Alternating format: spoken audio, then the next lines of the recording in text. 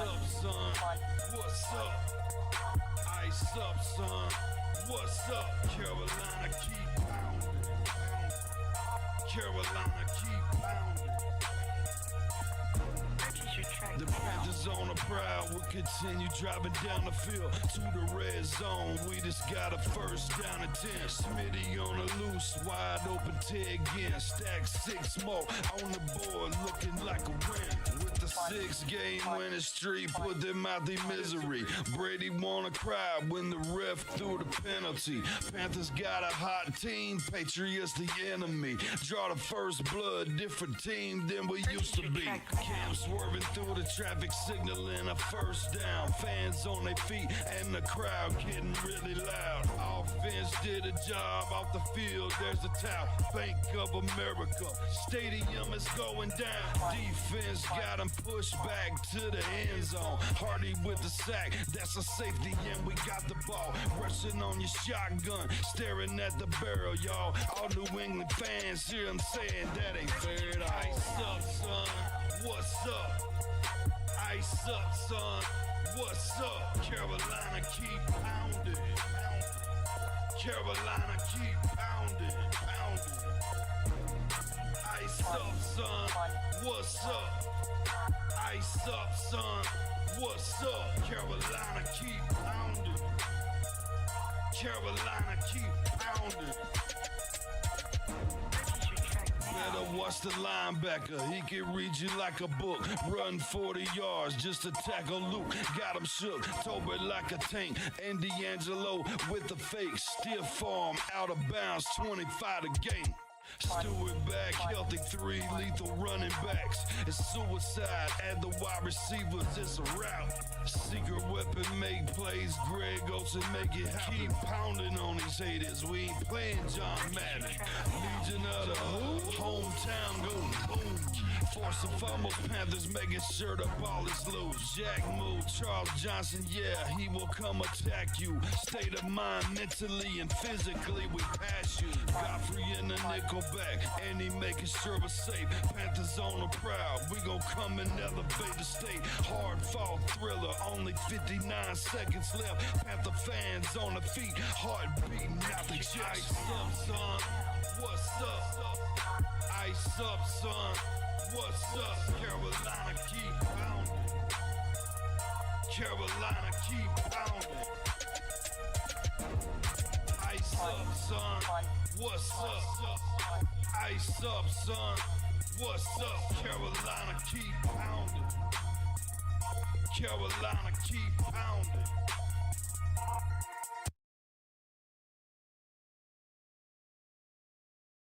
All right. Welcome to another stream here on YouTube. Hit that like button, hit that sub button, hit that bell, select all, leave a comment down below if you feel like doing so. And don't forget to check out the Facebook group page, Keep Pounding, in all caps, where in-game posts, polls, and opinions and reactions to NFL news, such as scheduling for the channel and news on the Yahoo Sports Keep Pounding Fantasy Football League. All right. We got the Chargers versus Panthers Week 2 preview coming at you right now. We're going to get Blitzball in here, and then we're going to get this thing rolling. He's already got off to a start for his stream, so we're going to get him in here.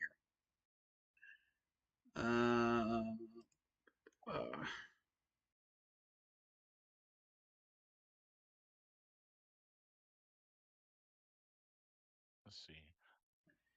What's up, man? Oh, hey, what's going on? Welcome on in, everybody. Welcome on in. Looks like Corey made it in.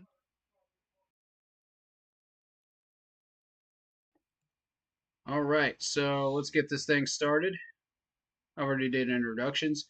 Shout out to David Screws. Can you hear me? What's going on, man? You might still be connecting. Sorry, tech issues, guys. Tech issues. One second. Had a busy day today. Okay. Minute. I can't hear you. So, if you're speaking, There I we can't go. hear you. What's up, man? Oh, there we go. There we Sorry go. about that. Tech issues. I've I've had a busy day, so I'm trying to get everything straightened out. No, There you're you go. good. You're good. So I came in a little late. David Screw Says, "What's up, guys? Keep pounding. We're coming off a major loss. Now let's go grind and keep pounding and get wins. Get a win this Sunday. We are 6-1 all time facing the Chargers. Let's play with a chip on our shoulder and get the win." That is correct. Yes, the Carolina Panthers' overall record against the Chargers is indeed 6-1, and we have the opportunity to go 7-1. First home game of the season after an abysmal loss against the Saints. They have an opportunity to head back to Charlotte, open up Bank of America with a victory. Indeed. When you look at the 6-1 record that we have against the Chargers, it seems weird, doesn't it? Because you're looking at a Chargers team that is typically second place in the AFC West and a very competitive AFC West. So I just find it really strange that a couple of those wins happen, with not so good Panthers teams. And not only that, but just, looking back over history, I really don't even remember us playing against the Chargers 7 times. It's one of those teams that Right. we rarely play against when it comes to whenever we go up against AFC teams. So I find it really interesting. Shout out Marcos Cash. He says, "What's up?" Hey, Marcos. Or your sound is echoing real bad. Yeah, I can't really do much about that. It's because I have to use this mic in order for him to hear me as well. So if I don't use the mic, he can't hear me on Zoom. So I apologize about the echo. I can't really do much about that. Let's see. Now, looking at this matchup, I found some very interesting info. So we may want to keep an extra eye on the Chargers defense. And the reason why I say that is since Justin Herbert has come to the league and joined the Chargers, when the Chargers can hold their opponents to 20 or less points, Justin Herbert is 21-0, undefeated. Interesting. When they can hold opponents to 20 points or less, Justin Herbert is undefeated, 21-0. Wow. Yeah, when I saw that, I'm like, that's a little scary. That's a little scary. And we only put up 10 points last week, so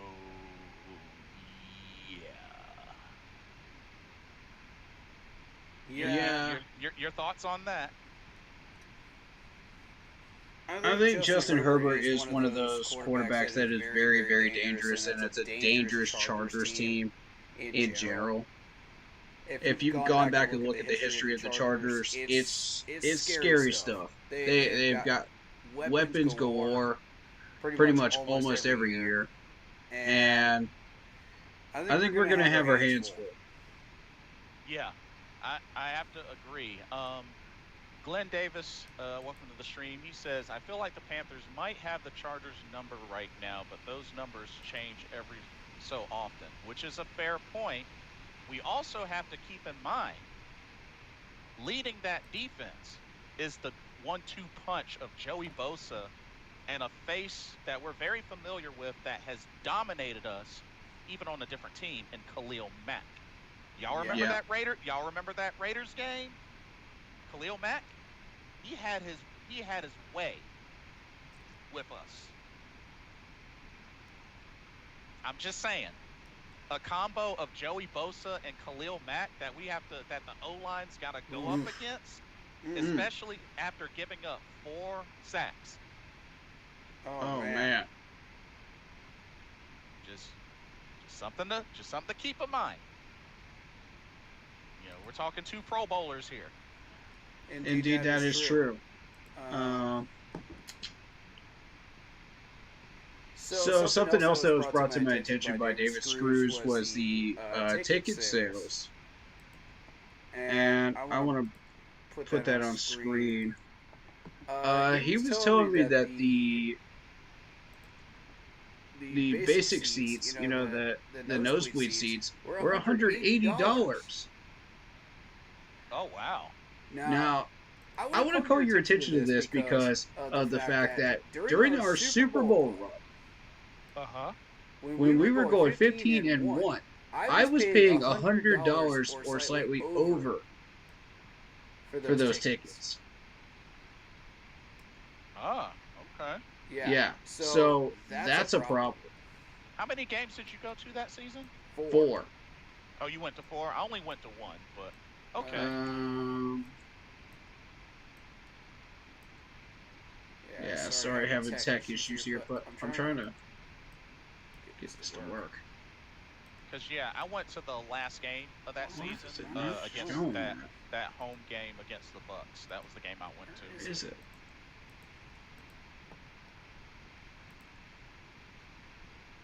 Yeah, I went to the Philadelphia, Green Bay,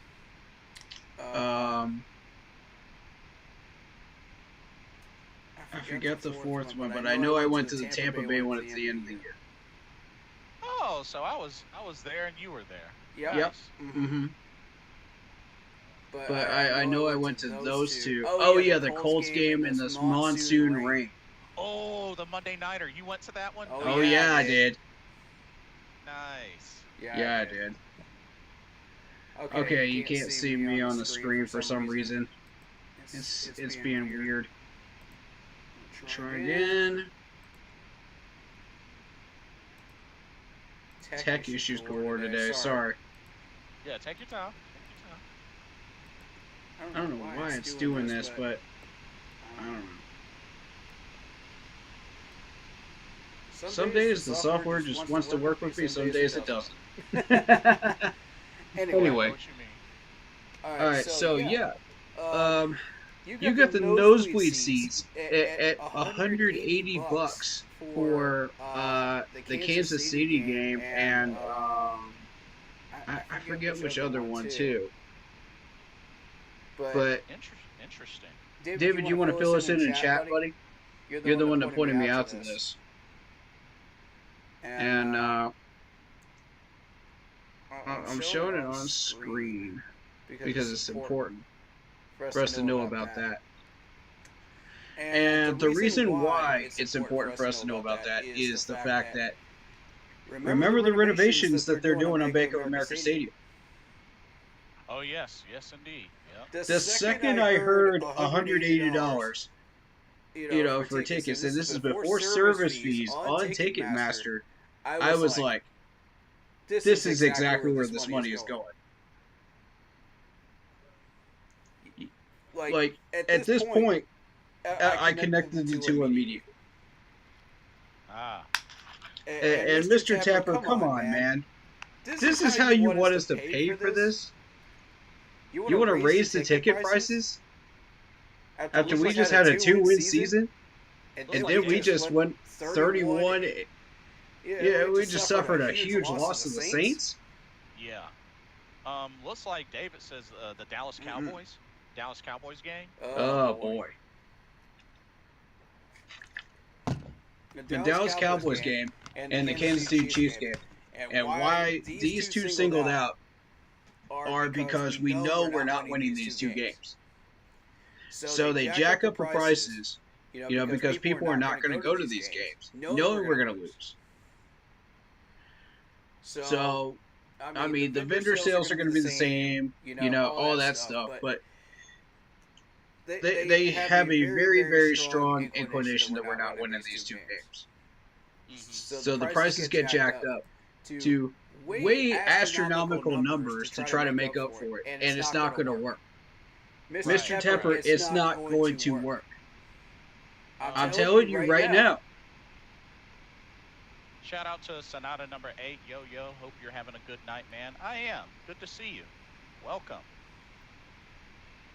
I mean, we could spend about a half an hour talking about the upgrades right now and how messed up that is, but I'm not going to do that. We don't have time for that. So another thing is, of course, as pointed out, we do have the overall series, 6-1 record over the Chargers. And I know it's been a little while since we played the Chargers. Last time we played the Chargers, we had Teddy Bridgewater. So it's been a while. But as I said, looking at the defense, I mean, Joey Bosa, Khalil Mack, Morgan Fox. That's another familiar name, Morgan Fox. Yep. Certainly is. I mean, you look at the offense. They got the combo of Gus Edwards, J.K. Dobbins, who had a great game. Ladd McConkey, their rookie wide receiver draft pick, had his first touchdown in that Raiders game. And look who we've got playing center for the L.A. Chargers. Look who we've got here. Does that name sound familiar to everybody? It should. Bradley Bozeman. Man. We've got Slater. Slater's name should be familiar to you if you are following the draft. So should Jemery Sawyer. Yep. Let's see. Who else? Joe Alt. And let's also keep in mind, Rashawn Slater is a Pro Bowler. Yep. Joe Alt should be familiar to people. DJ Chark.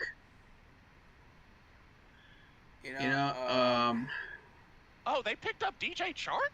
Indeed, they did. Oh, Lord. And they got Jarrett Patterson at running back. Should be third string. But keep an eye on him. If he gets any time, that's...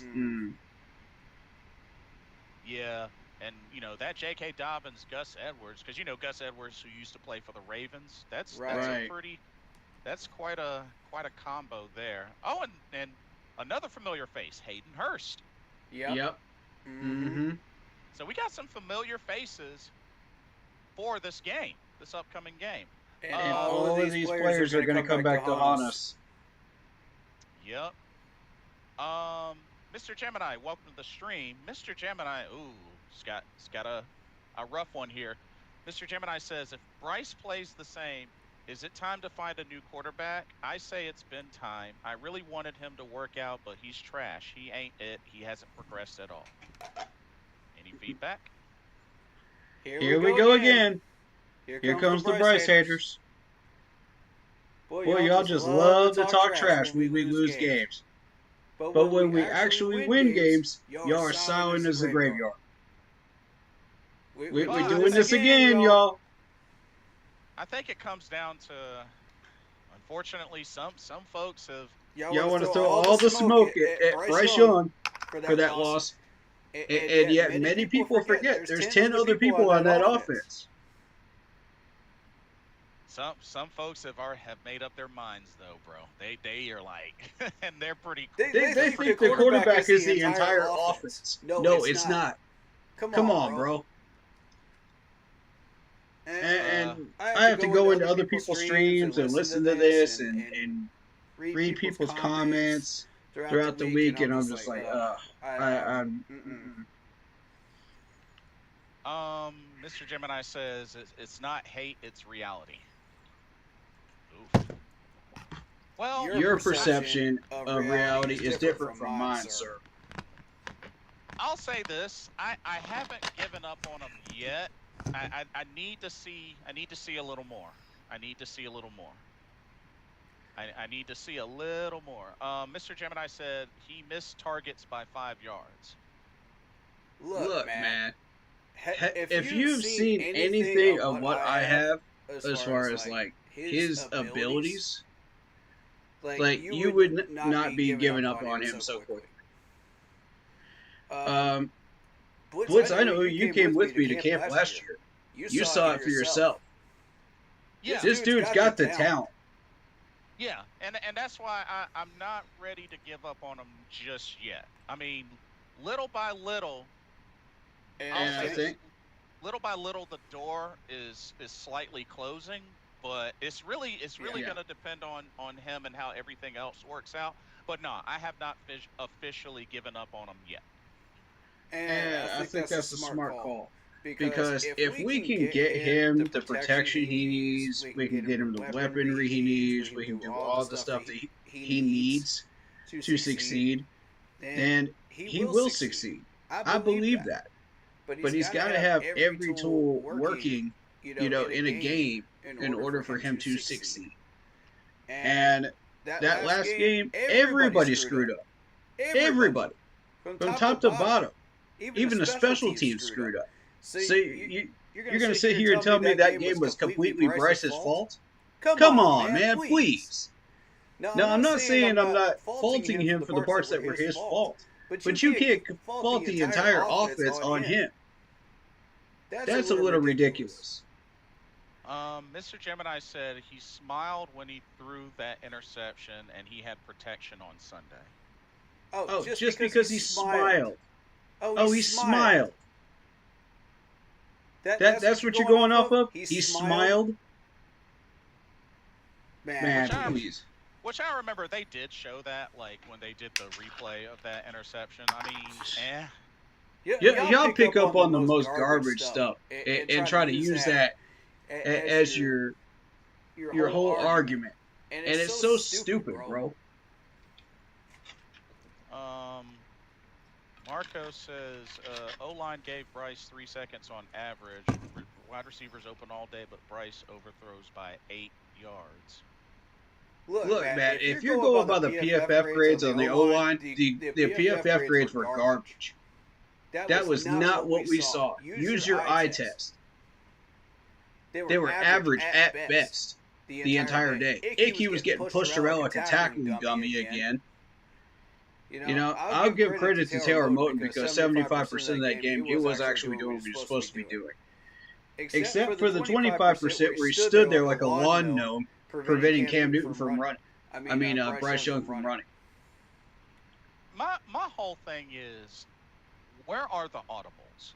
Like, I saw guys creep up, and there were no audibles, and like no audibles. There were communication issues with the headsets. In quarter number one, you could tell that.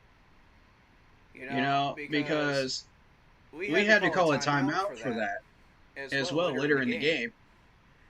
But we were taking forever to snap the ball too. Yes, I agree. And Bryce had to go over to the coach, talk to him, and try to figure out what the play was. So a lot of that was Bryce calling those plays and just saying, okay, we're going to have to make do today. And I don't know, they didn't mention it in any of the pressers, I don't think. But we knew it was going on because you could see the signs of it. Like, I don't know why they didn't just come out and say that. But people will use that as an excuse, to blame Bryce for all the stuff that's going on. They'll add that to the list and see that as just another excuse. Because that's what these people do. Speaking of the PFF grades, Mr. Gemini says the PFF grades were in the blue and green. What are you talking about? The pass protect grades were in the... Use your eye test, Mr. Gemini. That is not what you saw on the field, was it? Stop lying to yourself. Stop using the PFF grade as an end-all be-all. Use your own eyes. Use your eye test. That is not what we saw. If you're being honest with yourselves, folks, that is not what we saw. That was average at best. And what's really going to take it up a notch is, in regards to the O line, who they're going to have to be going up against. Of course, Joey Bosa and Khalil Mack, which according to the injury report, I believe Joey Bosa is questionable, but he returned to practice as a limited participant. And actually, DJ Chark is on IR. He's on IR currently. Okay. So that's one thing. Let's see. I think if you really look at it, what quarterback are you going to put in? What quarterback are you going to put in? Because nobody would have made a difference in that game. Not even Andy Dalton at his best would have made a difference in that game. Because if the O-line, if we're actually going by the PFF grades, that's a lie. I have trouble respecting the PFF grades sometimes. I go against it heavily sometimes.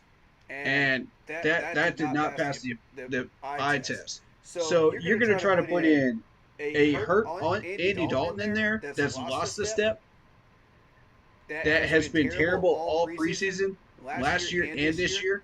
Oh, just because he won a couple of games, during the regular season, doesn't mean he's going to come in and make even a dent against that rough Saints defense. So you can't just automatically say, oh, well, let's bring in Jack Plummer, or bring in somebody that's on the practice squad. None of these guys would have made a difference. Glenn Davis says, I don't think Bryce is Joe Montana or anything, but I don't think he's trash. I think his performance last week, maybe not this week, is a symptom of other problems. I would agree with that. I can get on board with that. Okay. Because for a West Coast offense, we didn't even see that many West Coast plays. And that was probably because Bryce was calling. What type of offense did he run in Alabama? What style? Remind me again. Oh man, that's a good question. Because it reminded me of an RPO to a degree, but it wasn't totally an RPO. Yeah, I think you're right. And if you're trying to run college plays in the NFL, it's not going to work. I mean, we've clearly proven that. David Screws was saying, the argument of switch it up, like if C.J. Stroud was here and Bryce was with the Texans, that Bryce would have been good with the Texans. Yeah, he would have. Because it's a slightly better situation. If you look at the situation in Houston, you've got weapons, you've got a decent O-line that's not faltering still. You've got the money to spend to get weapons at wide receiver, and they've been doing it. That's why they made the playoffs last year. And I think if you put CJ in here, he would fuck too. And let's also keep in mind, Texans are right back where they started. They picked up a close win over the Colts, and CJ looked good. Yeah. CJ looked good, firing on all cylinders.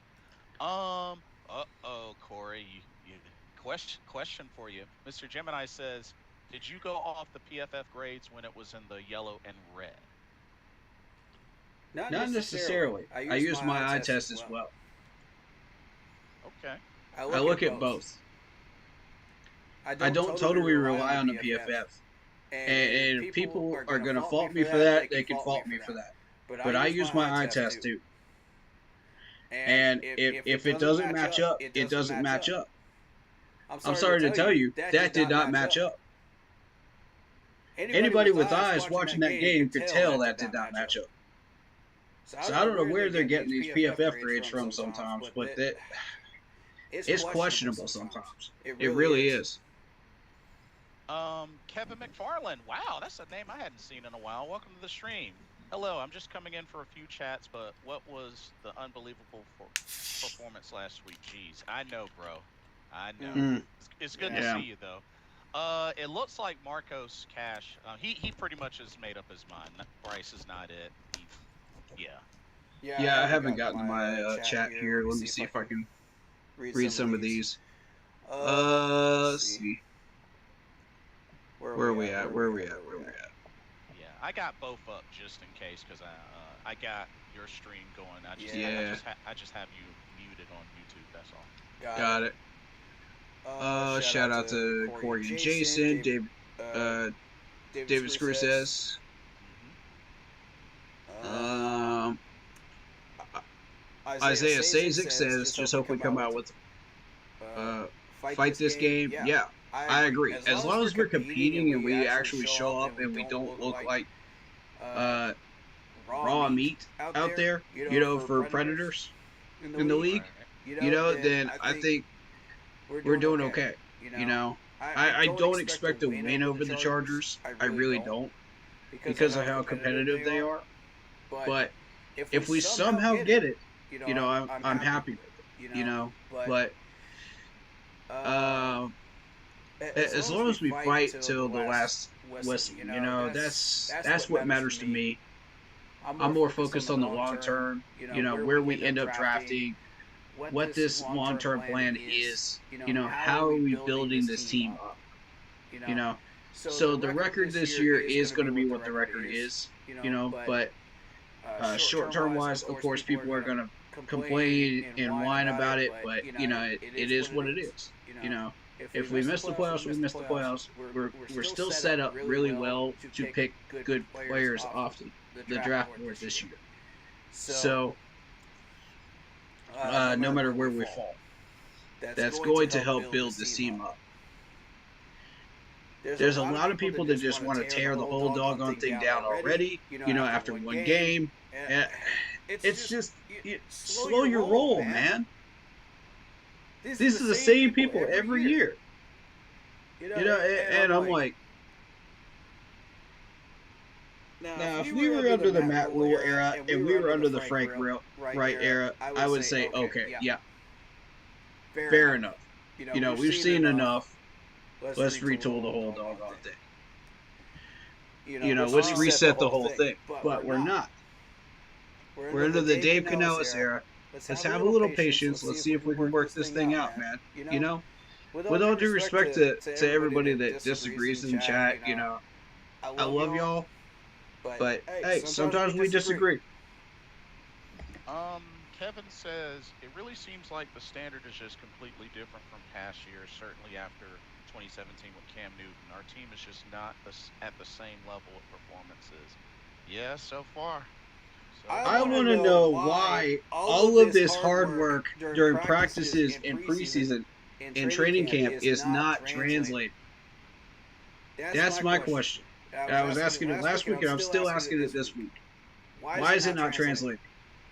And that's a good point, Corey, because, and we were talking about this earlier, we have to keep in mind, Bryce Young only had one or two series in the preseason and one preseason game. Remember, we had three preseason games, and we only saw Bryce in one or two series in that final preseason game against the twos and maybe the threes. And that's just not good enough. That's not enough of a look. They weren't ready. Like that, and it's like, and I say this is because a lot of people, like, if this continues, if this is the trend, a lot of people are going to look back at Coach Canales. Do you think he should have played the ones in all three games, even if it was a couple of series or whatnot? That's going to be an ongoing, continuous question, unless things turn around. But that's going to be an ongoing question. So it is. That's the thing that sticks out to me. Let's see. Kevin says a lot of players said training camp was easy. That is not a good thing. We need more serious players that care about the game. That's not what I heard. I don't know about that, Kevin. That's not what I heard in pressers, man. Matt, And through the news feed. feed. So I don't know where you're getting that from. Mr. Gemini says, "Can you name any positives?" He got the our touchdown of the game. Mm-hmm. I mean, that's all I got. Mm-hmm.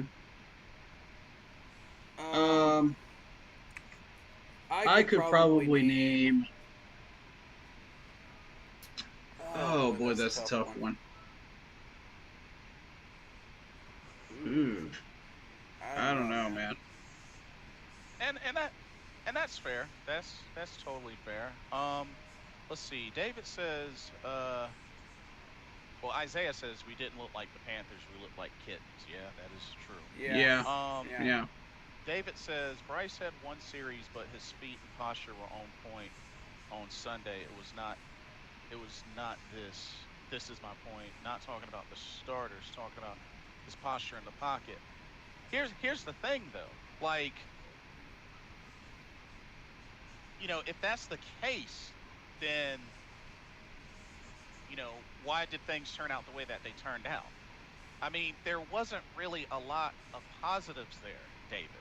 Like, that's the thing. There weren't really many positives. And it's like I said, it's gonna go back. It's gonna go back to practice and preseason. But with preseason, remember we were talking about, you know, the idea behind the preseason games, and we had 3 of them, and he only played in one series and one game. Like, how can you really absorb some things from that and fix some things when you're not put into live situations? Because as much as practice is practice and what it's there for, it's not the best simulation of a live game. Yeah. Agreed. Especially when you compare it to a preseason game. The main thing about a preseason game is that it's like a scrimmage game. It doesn't count, but it's a simulation of a live game. Real score, real timeouts, official. It's an official game that doesn't count. You know, that can go a long way, especially when it comes to chemistry and getting your reps in. Yeah.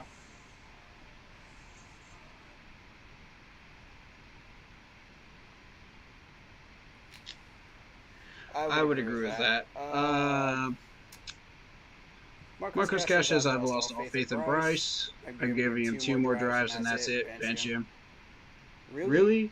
Just 2 more drives? Come on, man. Be patient with him. Like, most of what happened during that game was not even his fault. Chargers gonna send a lightning bolt up our butt. Marcus Cash says. Dang. He says J.K. Dobbins gonna run all over our defense. Unfortunately, he might. Yeah, he had a good game in that Raiders game. Kevin says one of the players said it. This was from another credible podcast. This was from Johnson, the Steelers wide receiver, and that he was saying our talent scouts needs to go because our players are just not on the same level, and you hear the frustration from vets like Robert Hunt, Adam Thielen, and the talent tends to end where they when they come to Carolina. You're usually doing better on the Panthers, and Baker Mayfield and Sam Darnold won their games, albeit a better team. I mean, I don't recall them ever saying that or hearing about that. They were more uplifting than anything else. Just about every presser you heard, they were positive about it. Mr. Gemini says, I'll give Bryce 2 more games if that. That's fair. Yeah. David says preseason is a live game, just an exhibition game. But what is more closer to a live game, a practice or a preseason game? That's the point that I'm making. I'm done debating that one. Like, if you can't tell the difference between a live game during a regular season and a practice, I'm done debating that one. With all due respect. Kirito, MVP 11, welcome to the stream. I heard Django Fett go to the Tepper office. Don't worry. Oh, man.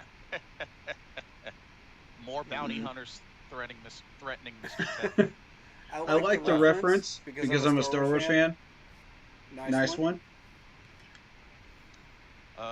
Kevin says there's a clip of Deontay Johnson saying it, apparently. Is there really? Must have escaped my notice.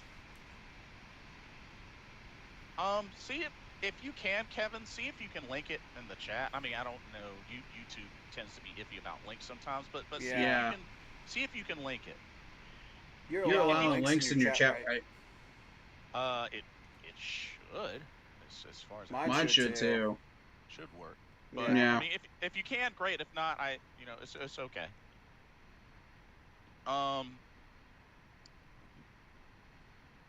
Let's see. Isaiah Sazik says that Bryce continues to play like this, you have to move on.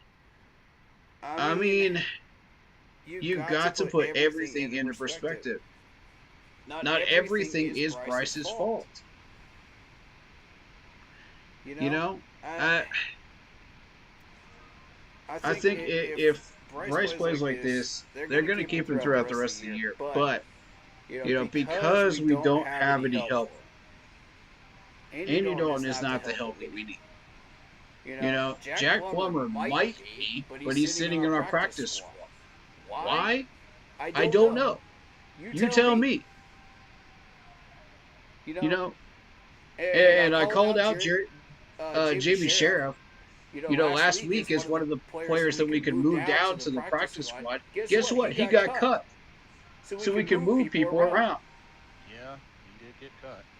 Okay, so now we got two others. We put another corner in our corner room on the 53. We don't even know who that is either. So we're still sitting at three players that we can move around and put Jack in. I don't understand. One of those three could be moved so that we can put him in. Why? If Andy is still hurt and he's still not playing like he normally does, why have we not already made this move? It makes no sense. But no, let's continue your mediocrity though. Because that's apparently what our identity is. And I'm sick of it. Mr. Gemini says, if we do draft another quarterback next year, who should we get? Evans or Ewers or Beck? Honestly, I haven't even thought about it. I haven't even looked at him yet. Yeah, it's still too early. Kirito says, oh, are you kidding? Millions of Mandalorians on their way to the Tepper office? Mr. Keep Pounding. Also, if I allow, continue, keep pounding. Yeah, keep pounding, indeed. Absolutely. There's a few things they could all go up there for. That $180 seats, that you're pricing those cheap seats at, for one. Right. And also the turf. Again, I got to call you out on it. This is stream number 6 now, calling this out. Stream number 6, Mr. Tepper. Change out the turf. We're going to get to 1,000, I guarantee it. Probably. You ain't lying there. Mr. Gemini says, and we're not saying that it's all Bryce's fault, but we're not in games because of him, though. He looks lost out there, and he doesn't sense pressure and doesn't set his feet. He makes some good throws in here and there, but overall he's trash juice. You gotta give him a chance, man. with a full game of being able to be protected with the weapons doing what they're supposed to be doing, and with the running backs doing what they're supposed to be doing, the tight end protection doing what it's supposed to be doing, and our playbook working efficiently. Give him a chance to have all those things happen because they haven't yet. Not only that, but there are a lot of folks out there that are pretty much deeming this season as Bryce Young's real rookie season. I know there's been a couple of analysts that have said that as well, which, I mean, I get it. The talking heads are going to say what they're going to say. We know who we are. Go out there and show them who we are. We prepared well. We set up well. We did all the stuff that we're supposed to do. Go out there and execute. It's really that simple. And I guarantee you Dave Canales is saying the same thing in the locker room after that game. Go out there and execute. Don't let this game bother you. Go back out there and execute. You know, he's going to call out a bunch of stuff on Monday during the film room. You know, and it's going to be, okay, this is what we didn't do right. This is what we can improve upon. Let's go out there, let's fix it in practice. Let's go and do this again. You know, that's how they approach this. Let's see. David says, I see what they are doing. Andy is a veteran. It does make sense, but at least have Plummer in the lineup. Yeah. Yeah.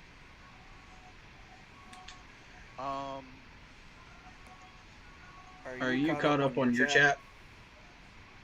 Not yet. Kevin says... Go ahead and catch up on yours, and I'll catch up on mine. Kevin says, just look up if you can, Deontay Johnson, end of training camp. He says it in the first 15 seconds, okay? Kevin also says, I say Breeze is more talented than Bryce. I want to watch that level. But, okay, why are you already making that comparison? There's no reason to do that. Like, what? Kevin, what? Why is that even... Really? If you're expecting every quarterback that comes out of college at number one that's a Heisman winner to be like Drew Brees, then your expectations are way too high, bro. I mean... Not everybody's going to be a Drew Brees. What's up with these comparing, like, second-year quarterbacks to, like, long-time... It's... What? It's their high expectations of quarterbacks because they think that every first number one pick quarterback has to be like Drew Brees or Peyton Manning or Patrick Mahomes. That's what they're trying to infer. And your expectations are too high. Not everybody's going to be like that. Not everybody's going to succeed in the NFL. You know, the chances of being that good in the NFL are very, very low. You know, I'll grant you, you've got generational talent, you know, but that generation is gone. They're all retired now. So I understand you're looking to replace that generational talent with more generational talent, but that talent pool is not as strong as the last few. Let's be real. I mean, yeah, you got Lamar Jackson, who was at the top of his game after that. You know, at that point. Yeah, you had Patrick Mahomes. Yeah, you had Justin Herbert. Yeah, you had a few of these guys, but it's not the same. It's not the same, man. The talent pool is gone down.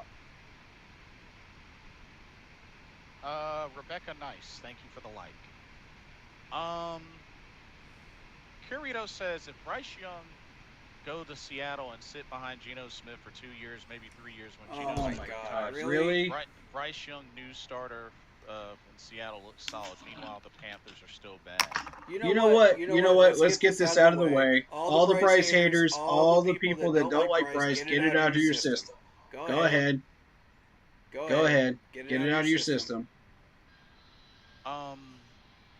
Mr. Gemini says, Mark Sherlereth, I hope I said that right, said we shouldn't be worried about a first round pick with accuracy.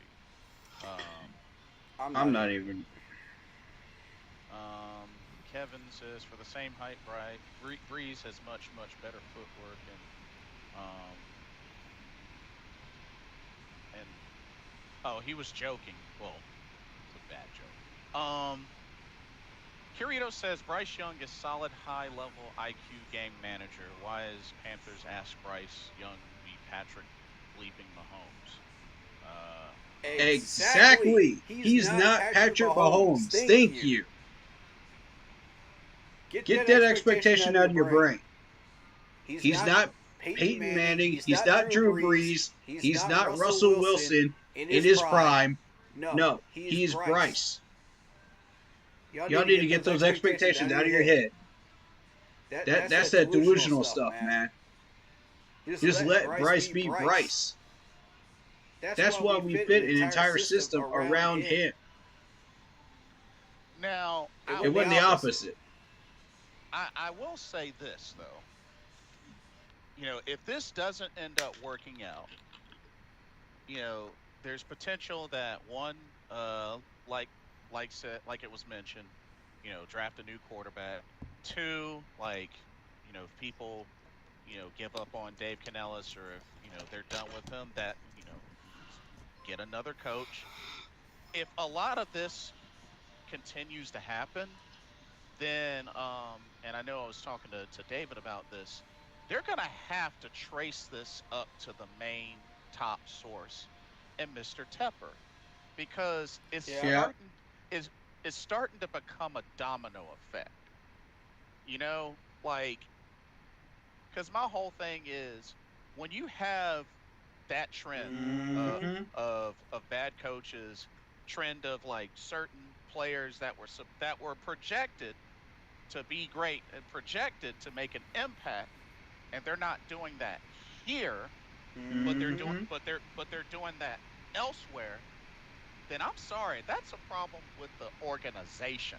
Ultimately, a problem, a big, ginormous, Godzilla-sized problem with the organization, and they're going to have to really do some deep, thorough examinations to get to the source of that. And I honestly think it ultimately points to Mr. David Tepper.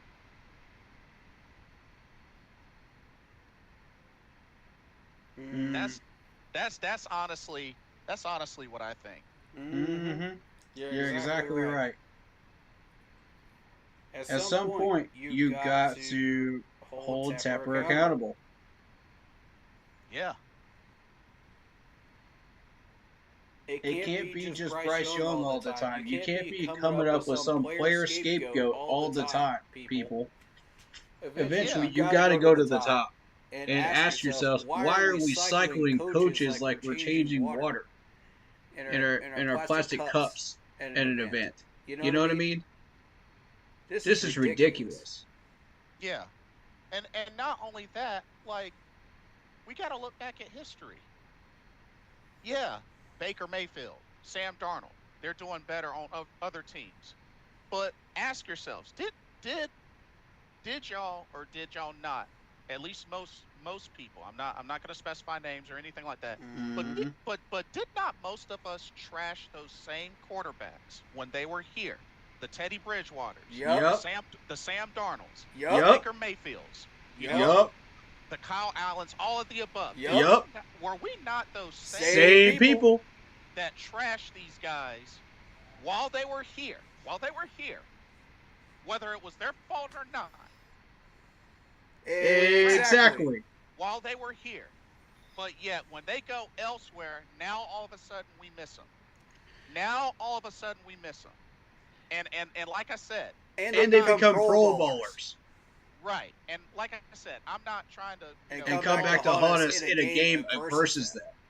I'm not trying to call out any names or specify anybody. There's a long list of players at this point. I know I have been guilty of that when it came to Sam Darnold. I'll call myself out. He's an example. Yeah. Fair on Sam Darnold, yes. Like, and then now Same here. Now all of a sudden, like, some of us miss these guys. Yeah. Like, we got to look back at what's the ultimate source? It's, you know, it's got to go all the way back up to the top of the food chain, and the top Yeah. of the food chain is David Tepper. Yeah. Yep. Because apparently he's not hitting on a lot of things. If this all continues to go the way it's been going, then he's not hitting on personnel. He's not hitting on um, players. He's not hitting on coaches. Yeah. Yep. If he's not hitting on all of those, he is ultimately the problem. And unless he gets addressed, none of that is going to get fixed. He's been the problem since day one. Like, He's honestly been the problem since day one. Look, we're talking about the guy who moved training camp out of Spartanburg, South Carolina when it was doing just fine. Tried to put it in York County, screwed up York County. You know, we're talking about a guy that throws a drink on an opposing fan during a game because he's pissed off that we're losing. Acting like a 10-year-old child. And now he wants to change up Bank of America Stadium for stuff that we don't even need. Half of it we don't even need. For what? $1.4 billion would it be? This is the same Tepper we're talking about, folks. Wake up! He is the problem. Oh, not to mention the turf, which I'm calling you out again, Mr. Tepper, for that. I'm just saying something ultimately has got to give. And now he's charging $180 for the cheap seats without the service fees? Oh, no. Mr. Tepper, no. When you were charging, when our management under Gettleman was charging about $100 per seat during the 15-1 year. Y'all want to pull this nonsense? Okay. We'll see how well that goes up with fans. Some people will still pay it. They are that ignorant that they will actually still pay it. And the thing that's royally sad about all this, really pisses me off. The really big thing that's sad about all of this is the big doomsday decision would ultimately be David Tepper selling the team, which none of us want, and I understand that. But actually most of us do. Let's be real, most of us do. And and like I said, I think one of the big trends that's been standing out here in the Carolina Panthers organization are players coming here and just straight up failing, but going elsewhere and becoming Pro Bowlers and thriving and being used consistently in the way that they're supposed to be. It's a pattern. Like, I've been trying to tell you guys this. Nobody wants to listen. Except for the people in my group, man, and yours. Nobody wants to hear it. And then the sad thing is, what do we do with the players that have thrived like the most with us? Up to that point, we get rid of them or we trade them. And what we get in return, I'm sorry, but it's not lining up. No. Equivalent to what we had before. You're right. It's not. And it's just... And we blame the star players that we already have. It's a cycle. It's a pattern. We use these great players that we still have as scapegoats. Y'all did it to Bozeman last year. We did it to CMC. Yeah. And it's like... We did it to Dante Jackson. Who's next? Come on, man. And it's like, I stress this so much because y'all look back on past streams, whether it's Corey's, mine, Big Cat, the variety, the majority. You look back at a lot of those streams, I'm willing to bet money a big percentage of a lot of these fans were the same fans that trashed Teddy Bridgewater, Baker Mayfield, Sam Darnold, like PJ Walker, all of them, Cam Yep. Newton, Yep. even in his last Yep. stint, are the same ones Mm-hmm. that are now saying, "Oh man, Mm-hmm. I wish we had them now." That's right. I'm just saying. I'm just saying, and that's okay. I get it. That's fine. I totally get it. I totally get it. But that's still I a fact. don't. I don't, and it's not okay. Because if we keep scapegoating players, nobody's going to want to come here. Which means no tickets are going to be sold. We're going to keep losing games. These players are not going to get paid. And we're going to turn into Detroit before they became a successful team. Is that what y'all want? Because some of y'all just love mediocrity. Some of y'all love to wallow in the darkness. And I know Twandon feels this way too. Some of y'all just love mediocrity. And he's actually got a point.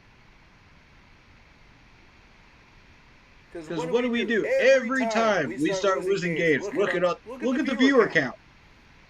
That should prove it to you right there. And then when we win games, nobody comes into our chats. Because y'all love the drama. Y'all love the negativity.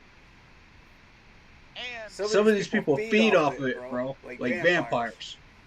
and there's something else I want to address as well, because I believe Marcos Cash mentioned it. I think David Screws mentioned it about Yeah.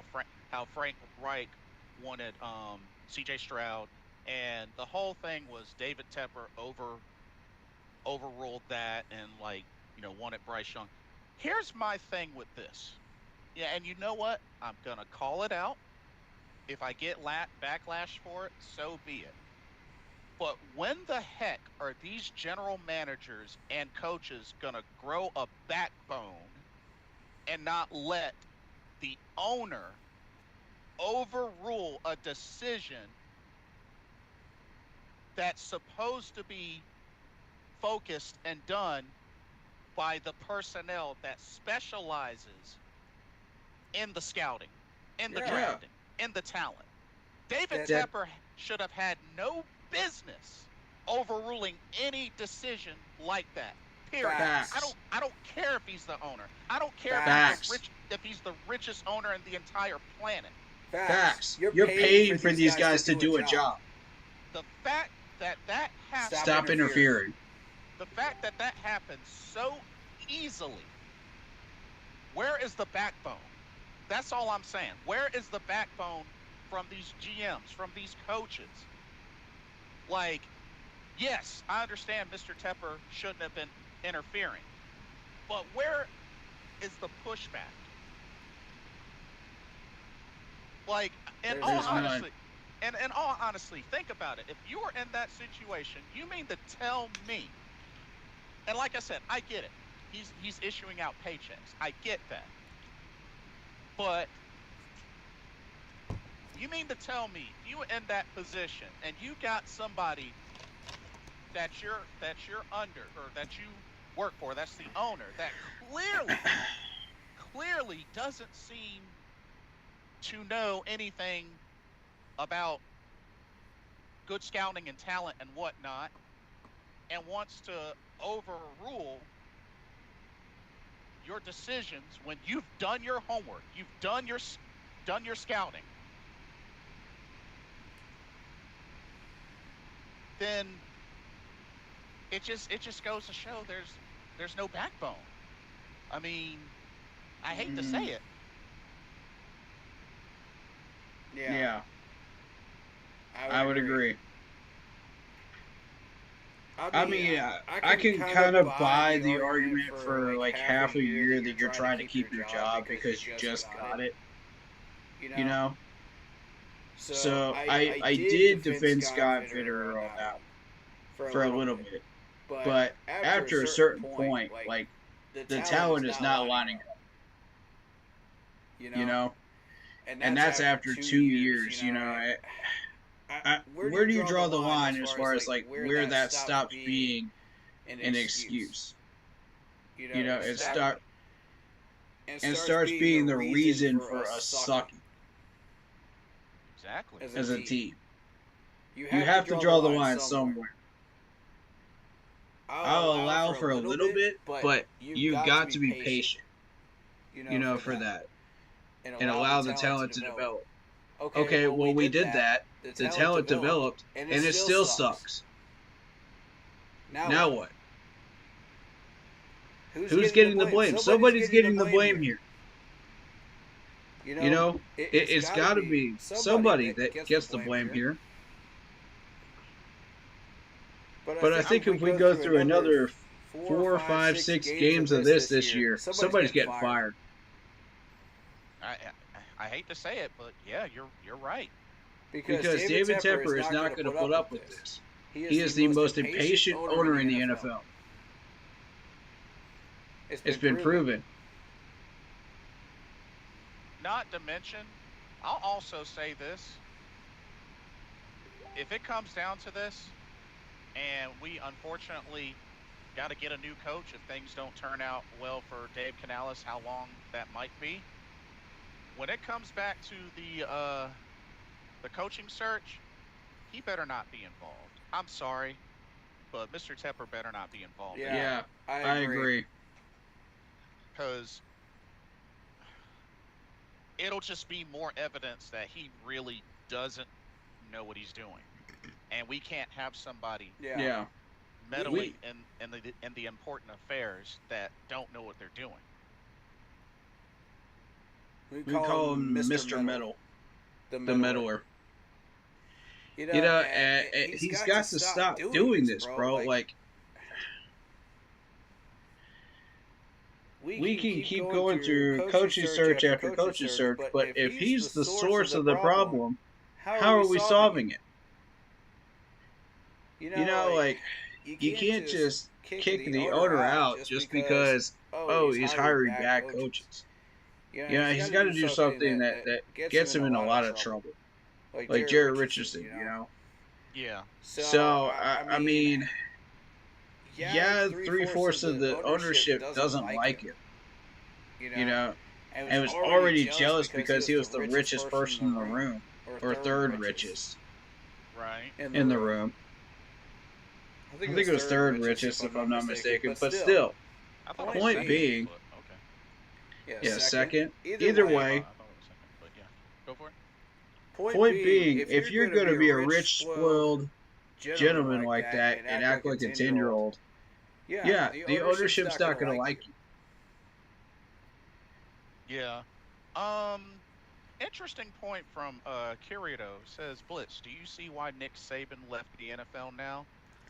Actually, Nick Saban left partially because of the reason of the college system changing, and the portal. Yeah, I mean, he had an okay first year with Miami, and then that second year was just, but I mean, it could just be one of those that he just thrives better in the college system. Yeah. Nothing wrong with that.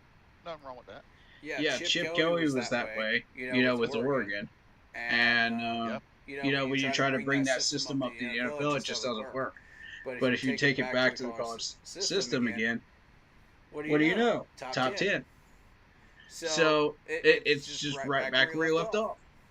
So, I mean, not all college coaches are set up to succeed with their systems in the NFL. Now, let me ask y'all this, and this is for everybody. What are they saying about Dave Canales lately? That he's the quarterback whisperer, which is understandable. Geno Smith, Russell Wilson, Baker Mayfield, a lot of evidence there. Now, he's got Bryce Young. If he's unsuccessful in sowing into Bryce Young and help turning things around, whether it's, this year, I mean, since this is his first head coaching year, or if he makes it another year or whatnot, then do you put the blame on Bryce or do you put the blame on Dave Canales? Bryce for not listening to him because he's had success with two lesser quarterbacks, Baker Mayfield and Geno. That's when it's time to replace.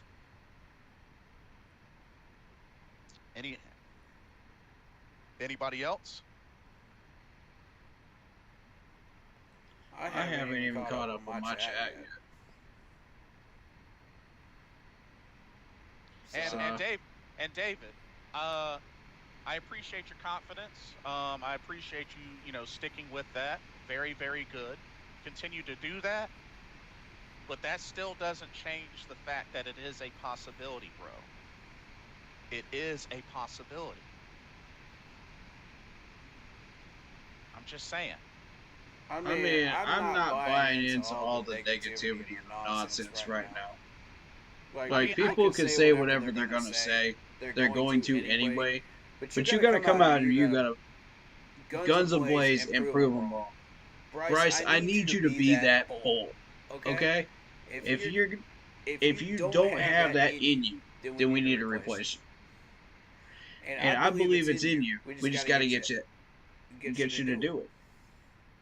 You know?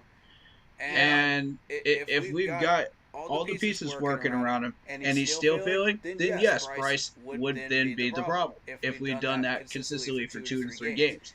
And it's established, okay, Bryce is still overthrowing and underthrowing, with proper protection, for 85% of the game. I think that's fair, for 3 games. You're not always going to have perfect protection throughout an entire game, because of the pass rushers in the NFL that are getting stronger and stronger to boot. But I think that's a fair percentage. Wouldn't you agree? That's when you start to blame Bryce. And Kirito makes a good point. He says, I say with the other 3 quarterbacks, he had better rosters with those quarterbacks. I get that, but it's not like we necessarily always had a trash roster under, some of the recent coaches that we've had. Otherwise, a couple of seasons ago, we would have never had the number 2 ranked defense. We had the number 4 ranked defense last year. So, you know what I mean? Yeah. You have to take into account the competition we're facing too, because now it's Khalil Mack and it's what's his name? Joey Bosa. Yeah, Joey Bosa. Here's the thing: Joey Bosa has not really been stepping up to the plate when it comes to fantasy numbers, but that doesn't make him any less dangerous. Yeah, he's still Joey Bosa at the end of the day. Yeah. And going back to the better Kirito's comment with the better rosters with those quarterbacks. I mean, you got to remember there has been a history of some quarterbacks that have excelled even with mediocre to trash teams. I mean, look at you remember when Deshaun Watson, his last season with the Texans, he finishes a top 5 quarterback, and that team had a 4-12 record. Well, part of that was Deshaun Watson being the talented quarterback that he is. And he finally dug that out of all the nonsense going on around. There's a lot of negativity, and there's another lawsuit on him as of this week, by the way. But still, this dude has the talent. I personally watched him on the field with the Clemson Tigers, so I know he has the talent. He's won a national title. He's done what he did, the numbers, and set records in Clemson. So he comes up to the NFL, and of course it's a different and new level. You don't have that type of talent anymore. You don't have that type of coaching anymore that you did. So of course you're going to struggle early on, but once he gets his feet on the ground, then with what he needs, of course he's going to do well. I also wanted to shout out Most Windu and Ernest Capu. Ernest Capu says we can win this Sunday. Most Windu he believes we should have given Teddy Bridgewater and Baker Mayfield another chance, and he believes we should bench Bryce Young before it's too late. I like the name, by the way. Another Another Star Wars reference, folks. Yeah, But I like this. This is good. But you really want to give Derek Anderson another shot? I mean, Andy Dalton another shot? Are you serious? Oh, he was saying Teddy Bridgewater. Baker. Oh, Like- okay. like- Teddy like- Bridgewater. like- Sorry, I missed it. Yeah, it's all good. It's all good.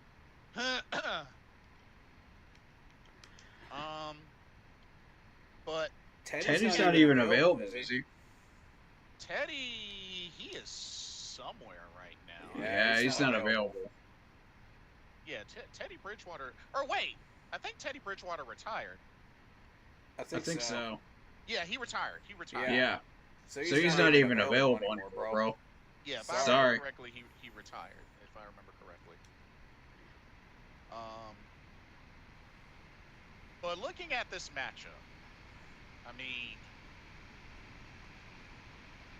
I got some comments to catch up on here too. oh, I'm sorry. Yeah, go for it. Yeah. Yeah, go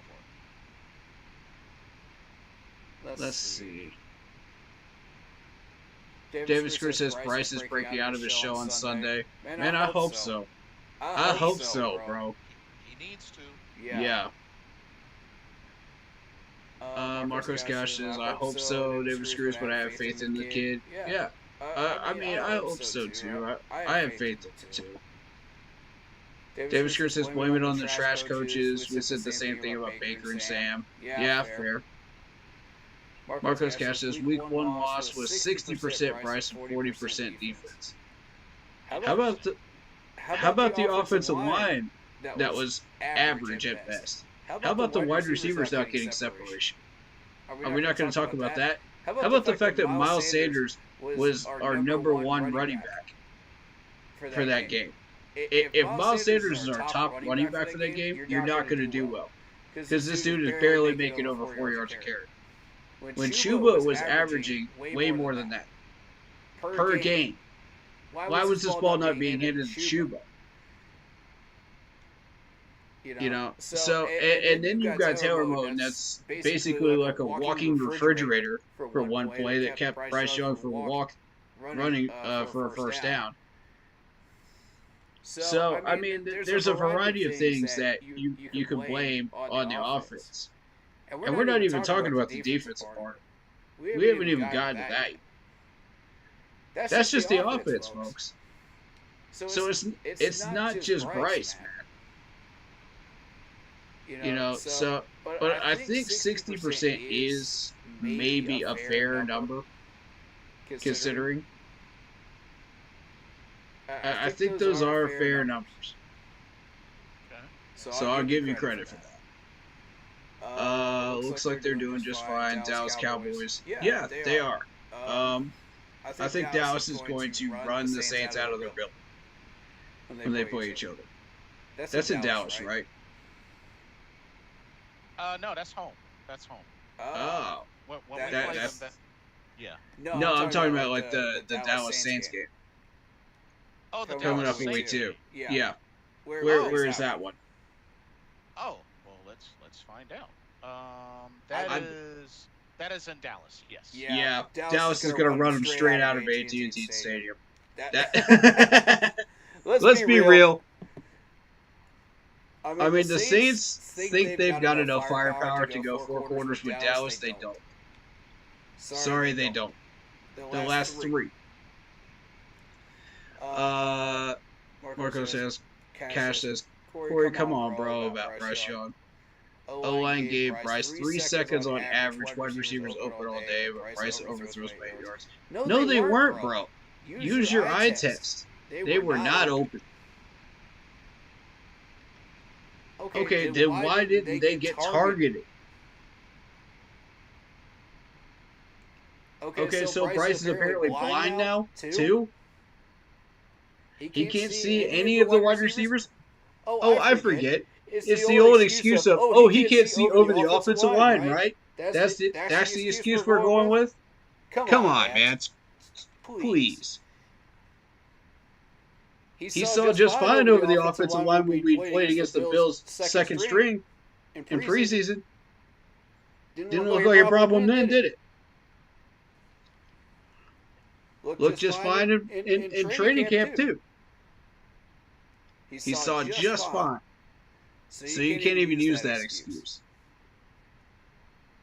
All right, so... But I'm going to... Half of those overthrows, I'm going to blame on Bryce. The other half, I'm going to blame on the wide receivers for not getting enough separation. Carito, no, he can't. It's I have 2 separate windows up. But just whatever messages you want to put in my chat, I'll make sure he knows them. If you want to tag him or whatnot, I'll make sure he knows them. So go right ahead. All right, keep going. Alright, so 3.01 seconds to be exact. This is what Marcus Cash said about that. And again, like, nobody was open. Why do you think it took 3 seconds back for him to do something? If there were people open, he would have thrown it to him. Or at least tried to throw it at him. David Screw says, my argument is any team, no matter the team, can beat any team on any given Sunday. Not necessarily. Not necessarily, buddy. I like the optimism, but no. I think it's facts. Alright, I'll get back to the whole facts versus opinions conversation in a little bit. I want to take a few minutes on that, but we'll do that later. Here's a good argument if it was flip-flop, CJ. Yeah, we covered that already. Yeah. Yep. Marcus Cash is Bryce is not it. Time to move on. Cannot change my mind. I still respect your opinion, Corey. And I mean, people are just locked into this opinion, no matter what. You can't change their mind. They're just bullheaded about it. You know? And, yeah, I respect everybody's opinions. Whatever they may be, I respect them. You know? So Carito is saying, this is for you. He's saying, I hate to say this for the Panthers fans, I think Bryce Young, to be successful, might need a new home. I hope I'm wrong.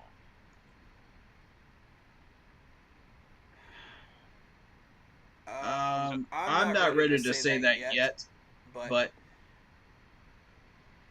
sometime down the line, if we can't get it together, then, you know, I'm not going to disagree. You know, it just depends on what happens next. There was an argument a while back by one of the streamers that say, you know, some of these star players should go somewhere else, you know, because of the fact that we're just not going to do anything here, and they'd be better suited to go somewhere else, you know, and find better homes somewhere else, and more success in their careers.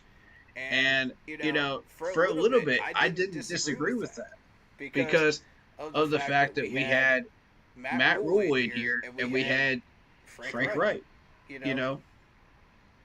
So, I mean, that argument was made during that time period. It's not being made now. But it will be if we continue to keep this downward spiral. So I just wanted to point that out and give respect to the people that actually pointed that out and said that. And the only other thing, Carito, I mean, that might be the case, but at the end of the day, that doesn't fix our problem, because that just ends up being another piece of evidence of someone not thriving here and going somewhere else and thriving. Correct. Which we've had that problem a lot. Mm-hmm.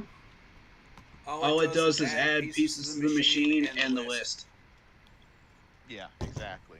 That are going to take advantage of us during games against us. And they're about to do it again. So, I'm telling you, even the kicker took advantage of us 2 years ago. Even the kicker took advantage of us and beat us. That we let go of. Our own kicker. That's the point I'm trying to make, man. It's gotten that far down the list, folks. That's just sad. That's just sad. That we can't stop this turnover rate. That is just continuing. And it's starting to pile up.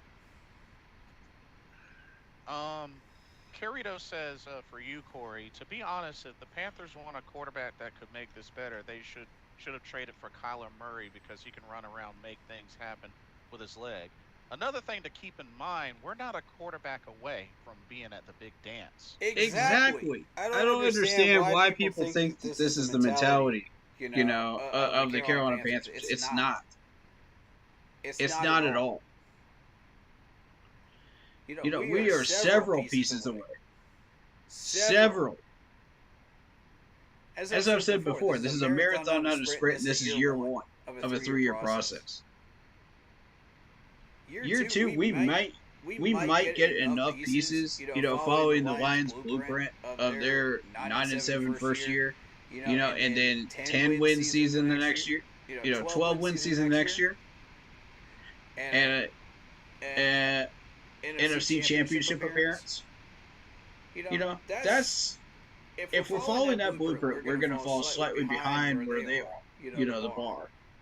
But we'll get, 7 to 8 wins this year, 10 wins the next year. We'll follow our own blueprint in that way. And make our own way. But still,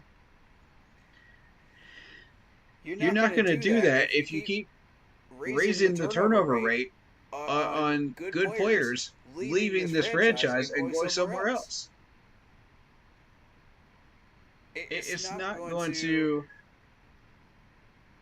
get us there. I think the strength and conditioning coach is also another big factor we need to question as well, because we keep getting injuries. We got to question why these injuries are happening during practices. 75% of our injuries are happening during practices. Not even on game day. In practice. And Derek Brown is yet another one.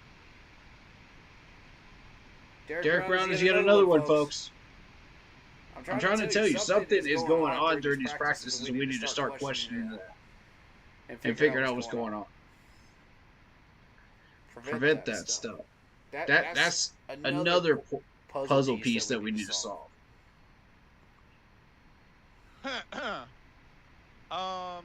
Kirito says, by the way, I'm not saying that they're a quarterback away.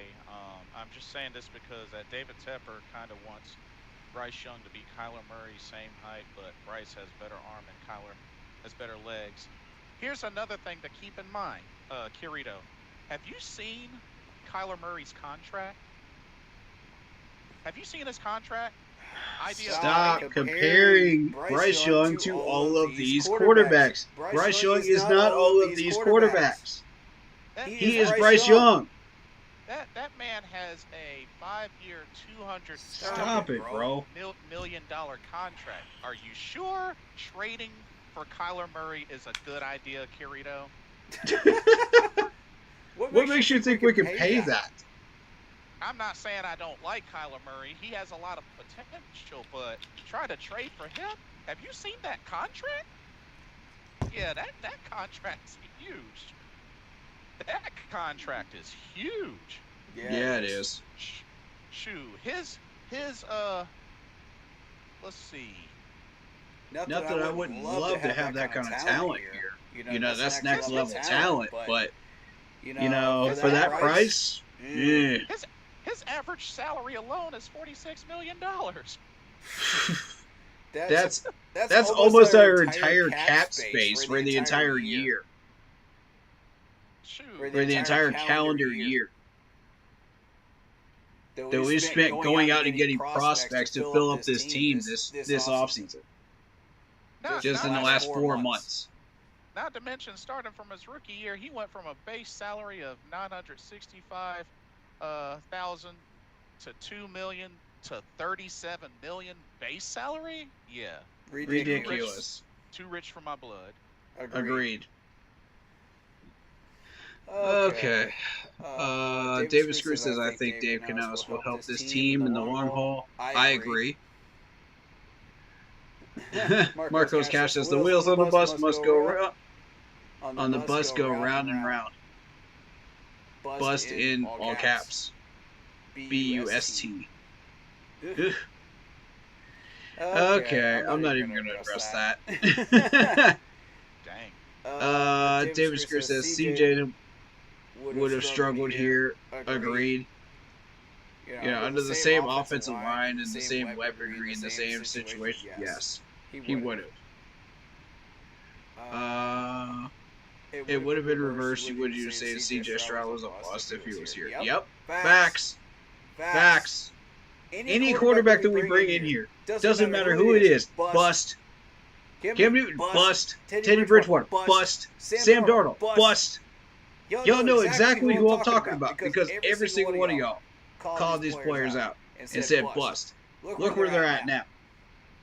Yeah. Cam Newton almost got us a ring, bro. Kirito says, I'm not saying trade for him right now. I'm saying on draft day before getting Bryce Young. You do also remember that he started the season off on the PUP list, and he wasn't activated until November, right? So he wouldn't have even been ready to play at that time, Kirito. Yep. He wouldn't have even been ready to play. Yep. Not until November. Man, all these players are bust though. But look where they're doing on other teams right now. Every single one of them you called a bust. Every one of them. Y'all just keep getting proven wrong, and it's not about who's right and wrong. It's about keeping these players here in Carolina so that they don't come back and haunt us later. I don't care who's right or wrong. What I care about is, can we retain this talent and use it? Right. Stop making it about you. That's egotistical. And half these people that say this stuff are egotistical, and they will never admit that they are. And I'm not trying to say, look in the mirror, blame yourself type stuff. No, I'm just saying, you're egotistical. I'm calling you out for what it is. I'm calling a spade here. Because it is what it is. Y'all keep doing this year after year. And it's hurting our team, bro. Don't y'all realize, with the thousands of subscribers that everybody listens to, that's what the management sees, and they say, okay, maybe we should listen to that. They come down to here to our little corner. They see the 500 subscribers that they don't pay attention to what we say half the time. And yet they follow the trends of everybody that's saying, oh, this player's a bust, this player's a bust, get rid of him. And then when they finally start listening to us and they start doing stuff, you can't be this, it can't be that. They come up with a bunch of excuses why these players are not doing what they think they should be doing. And they try to compare them to all these legendary players and pros and everything else. They're not those players. They are who they are. Yeah. And as David mentioned it, how big of a blow is it with Derek Brown being out for the season? I think it's a fair blow. It's a sizable blow, but it's not a gut-wrenching one. I think that it's next man up. I like our defensive tackle room so far. I think we can get somebody in there that can handle business, but it's not going to be Derek Brown, of course, to that caliber, but they'll get the job done, for most of the game. It's not going to be, Derek Brown busting through the offensive line to get a tackle for a loss or a sack out of your backup defensive tackle, but they'll get it done. So, it sounded like Kirito was saying that he thought originally the Panthers were going to draft Anthony Richardson when we moved up to the #1 pick, and he had Bryce Young actually going to the Texans. Which I'm sure many different people had many different picks. Just know that for the most part, Bryce Young was projected to go #1 for the most part. Yeah. If he doesn't go here, he's going to go somewhere else. And as far as AR, the numbers support exactly what I said, around draft time. This dude is a long ball thrower. He doesn't have the skills so much in short and medium range. And once defenses start figuring that out, they put all their players in the secondary to stop these deep balls. They take people out of the middle because they know he can't throw it there. So what you're seeing is an increased workload from the running backs. And a possible check down tight end. No Ernest. No Ernest. Ernest Capu, no. Stop. No. Nope. All right, keep going. But honestly, that's AR is exactly who I thought he was, and he's proving it. In that most recent game against the Houston Texans, if you look at the numbers, that's a low-scoring game, and it's not necessarily because of the Houston defense.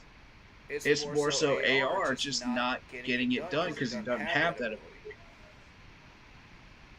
So I think you're going to see that throughout the year. As time goes on. The NFL has figured him out. I called this out day one, before he was even drafted, because I saw it during the combine. Yeah, I read it in the scouting report before I even saw it in the combine, and the combine confirmed the scouting report. So I was like, okay, if that's what we're looking forward to in Indianapolis, you guys are in trouble. Plain and simple. I warned y'all ahead of time, and now it's come to pass. So they went out and they got wide receivers that were deep ball threats. And they sort of neglected the short game. They got a slot receiver. They got a couple of slot receivers, but it's not. They're not talented guys. You know what I'm saying? As far as like what everybody else has in the league, they're about average. And the Indy coach, to his credit, thinks, okay, we can do something with that still. We can make something work here. And as a result, these guys only get like one catch a game. Because AR is trying for the deep ball because that's who he is. So I just wanted to point that out. And, again, it's not about being right or wrong. It's about trying to improve your franchise. So, I'm not trying to take credit for being right here, but I kind of was. So, going back into this matchup, the Chargers offense. I mean, I got a lot more here, but we'll get to them. The Chargers offense, I mean, they opened up with, not a whole lot of yards from Justin Herbert, but also protected the ball. I mean, 17 of 26, Yeah. 44 yards and a touchdown. Was only sacked once. So, I mean, This is a strong offensive line that we're looking at here. yes, and that's going to be a big issue, being that, and one of the things that pointed out, being that we only had one sack in that first game, courtesy of Iku Leota. And now with no Derek Brown, now we did bring in Charles Harris. Hopefully he, can help that line out. But now we're gonna have a challenge with the Chargers O-line. I mean, having Rashawn Slater, having Zion Johnson, having Bradley Bozeman, a familiar face, Trey Pipkins the third, like, and that was one of the main things that the Chargers beefed up in the offseason. I also want to point out Alex Leatherwood. Alex Leatherwood. Yep. At right tackle. Oh, okay. Yeah. This dude's a 6'5", 3-year veteran from Alabama, 312 pounds. Big guy. Started 17 out of 21 games in his career. 17 games with the Raiders, 4 games he was active in with the Bears. Uh-huh. So excuse me. And's a young guy, only 25 years old, and he was a first-round pick, 2021. So yeah, good call. I totally forgot about it. Oh, okay. Derek Brown got hurt during the game. I apologize. I didn't know that. Yeah, I didn't see exactly where he. Yeah, I didn't see that either. But interesting. I must have missed that. Yeah, very interesting. So yeah, the Chargers really went in on the O-line in the offseason, and then you look at the weapons. While J.K. Dobbins, is on the smaller side. I mean, only 5'10", 215 pounds due to shifty and speedy. And then you add a bigger body in Gus Edwards at 6'1", 238 pounds. Yeah. I mean, that's quite a combo there. Mm-hmm. Gus Edwards, I mean, I don't think he's known for getting you a whole lot of yards, but, going from speedy, shifty to, big power back has its benefits. Justin Herbert, who's looking to have a bounce back season. I mean, we got to remember this was somebody that was that opened up Offensive Rookie of the Year. Mm-hmm.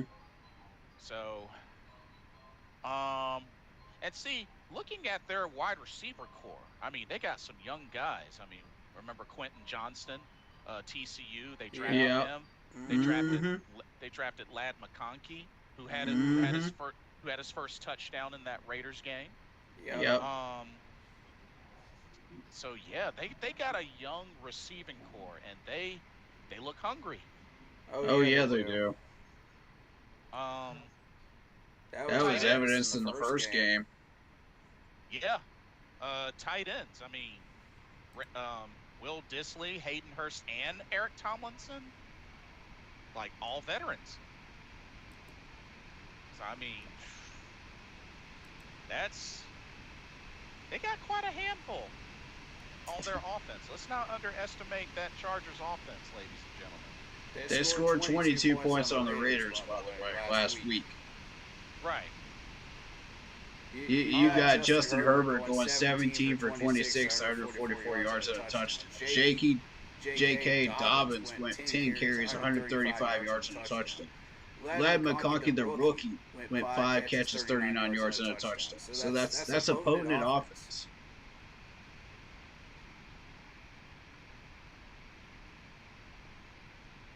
So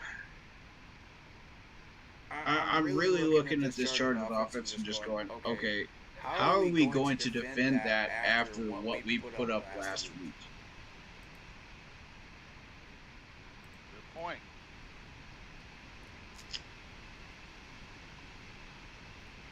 This is again a Chargers team that is competitive and in second place every single year. Right behind the Super Bowl champs.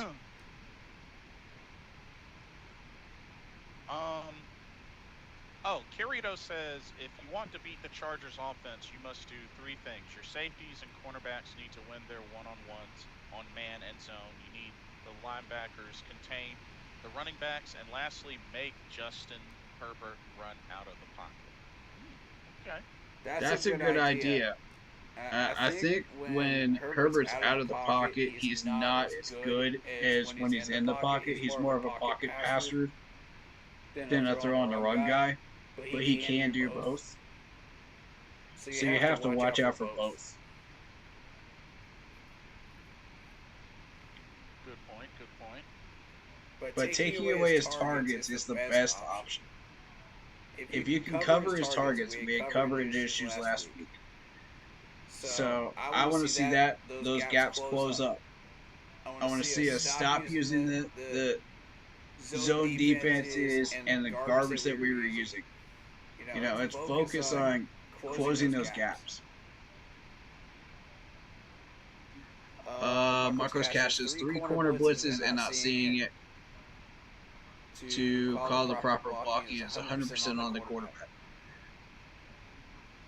Okay, well, first of all, you can attribute some of the blocking calls to the miscommunication because of the headset.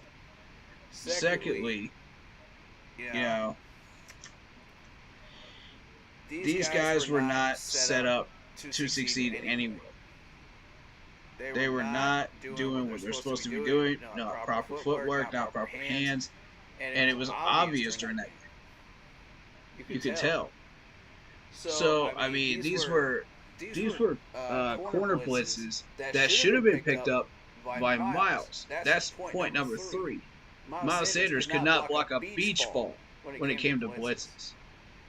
And if he continues that trend, we need to get him the heck out of there and put in somebody that can. Yeah. Because we got about, 5, 6 running backs right now? We have an overabundance of running backs. You mean to tell me nobody in this running back room can pick up a corner blitz? Come on, man. Not buying it. Alright, so if we're picking up one, who should we take?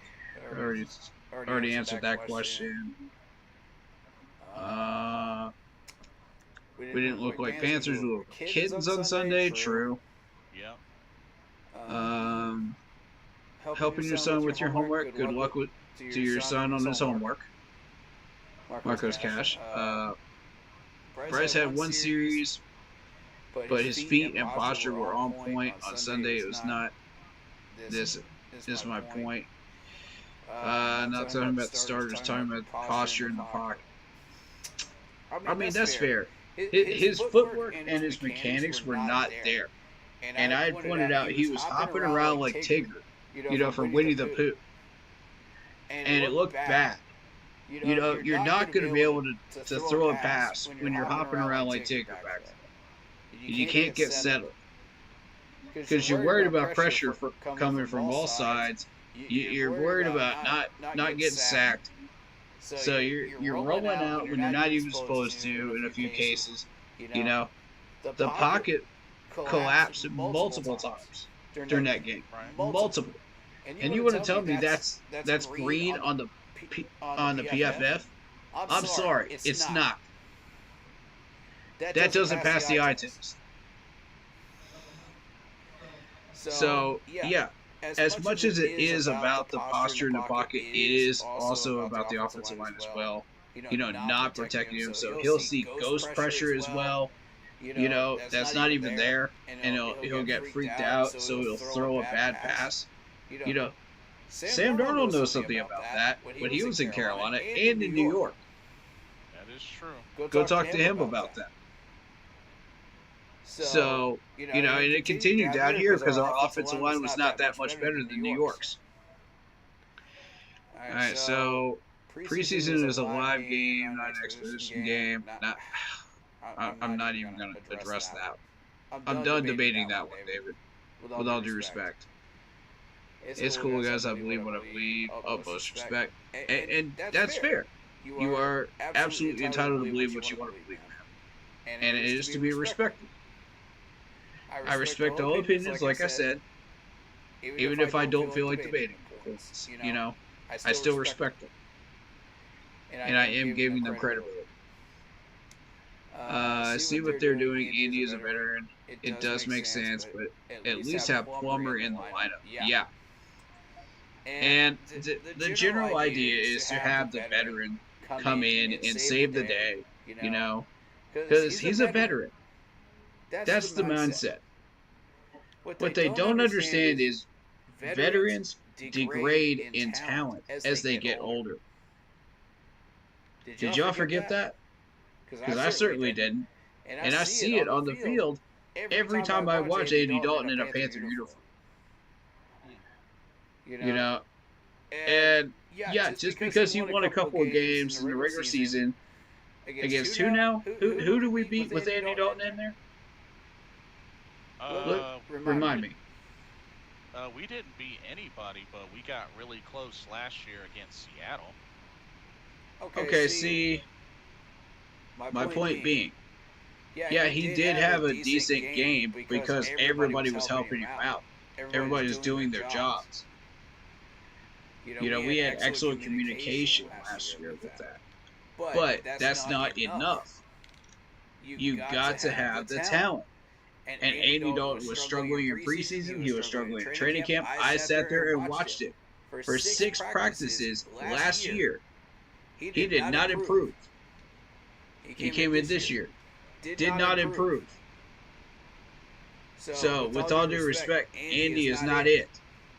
Just because he's the resident veteran does not mean he is the winner of solving all our problems. We tried that before, folks, remember? Didn't work. Alright, so we tried that in the form of Cam Newton in short yardage situations. Do you guys remember that? For $10 million? Oh, yeah. And he sat through most of the year. So that theory doesn't work. That's out the window. I just try to speak facts, and hopefully this season pans out how I envision. At least I believe in this team. Even if people disagree with what I say, I'm cool with it. I really am. That's what's up, man. You know, that's love right there. That's love.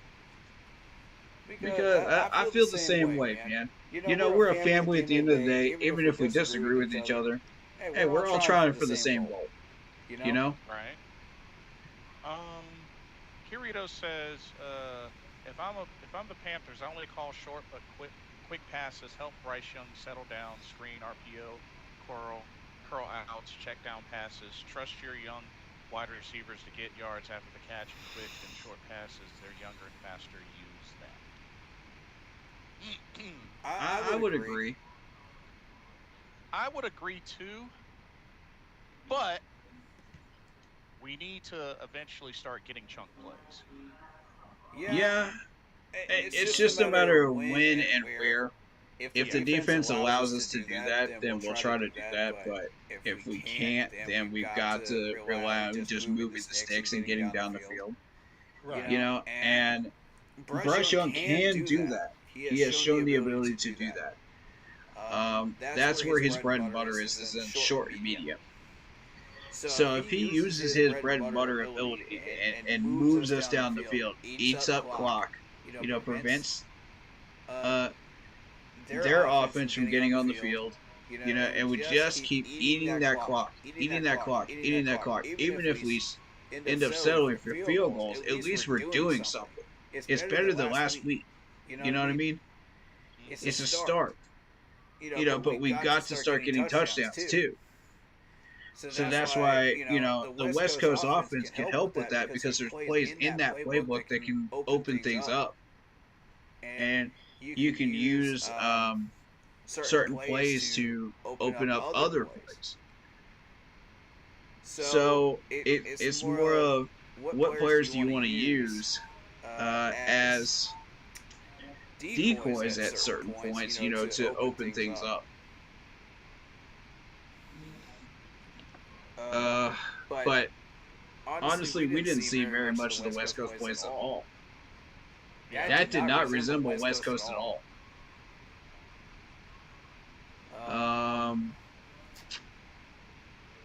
Oh man, I just realized something else. What's up? Man. Looking at the Chargers defense, not only Morgan Fox, Joey Bosa, Khalil Mack, another familiar name, Denzel Perryman. Oh yeah. Cam Hart is another one. Asante Samuel Jr. Yep. Derwin James Jr. Oh boy. Yeah. Bud Dupree. Mm. Yeah. Justin Eagerby. Justin Eagerby was the guy I wanted us to draft Mhm. because he was multifunctional. You know, he's a defensive tackle and a defensive end. That dude would have been a great multi-tool in our depth chart, but we passed up on him, and it's a doggone shame. I think he would have been a great Panther. But let's see. Kirito says, look back at 90 at Alabama. 95% of Bryce Young throws were short and quick passes, and trusting his wide receivers get yards after the catch, and it worked. That is true. That is true. Some of that can translate to the NFL. Some of it can't. Yeah, some of it. Some of it. But yeah. Heat 3 says, I think New England can beat Seattle. I think possibly, yeah. I'm sorry, continue. And also looking at the injury report for Carolina, some notable names that kind of stood out. Tommy Tremble was limited, so we'll have to see if he can get good and healthy by Sunday. Johnny Hecker, questionable. Both of our guards, Damian Lewis and Robert Hunt, questionable. Apparently, Jadeveon Clowney is questionable due to a ankle injury. He didn't practice today. That's another one. In practice. Yeah. And Yosh Nijman is questionable as well. So Nijman's been questionable since the beginning. Yeah. But hopefully Damian Lewis and Robert Hunt will be good by Sunday because we're going to need them. There were our two big signees to the O-line. But yeah, we're going to need as many folks healthy as possible against that attack from Denzel Perryman, Joey Bosa, Khalil Mack. Ooh-wee. Yeah. I'm afraid this might be one of those games that Sandy. Well, I'm used to calling them San Diego, but they're LA now. Yeah. That the Chargers might get back one on us, man. Honestly, I'ma keep it real. I don't think we're gonna do quite enough to win this one. Do I think we'll put up more than 10 points? Yes. But I don't think we're gonna do enough to win. I agree. I just don't see it, especially with what we're going up against and how they just did over, the Raiders. Like I said, it's not to ignore the overall record we have against the Chargers. That's great. That's awesome. That's cool. But this is a Chargers team that's starting off on the right foot. Justin Herbert's healthy again, which I understand. We have beaten Justin Herbert before. We beat him in his rookie season. I get that. But he still ended up winning Offensive Rookie of the Year. And, this is his third year, I believe? Yeah. Oh, that dude he's trying to have a bounce back career this season. So, I'm thinking dude's going to be rather hungry. And with the additions that they've made in the offseason, and I know we're going to be at home. But I don't know. And then you got to look at our defense as well. I mean, our defense severely dropped the ball in that Saints game. Yeah. So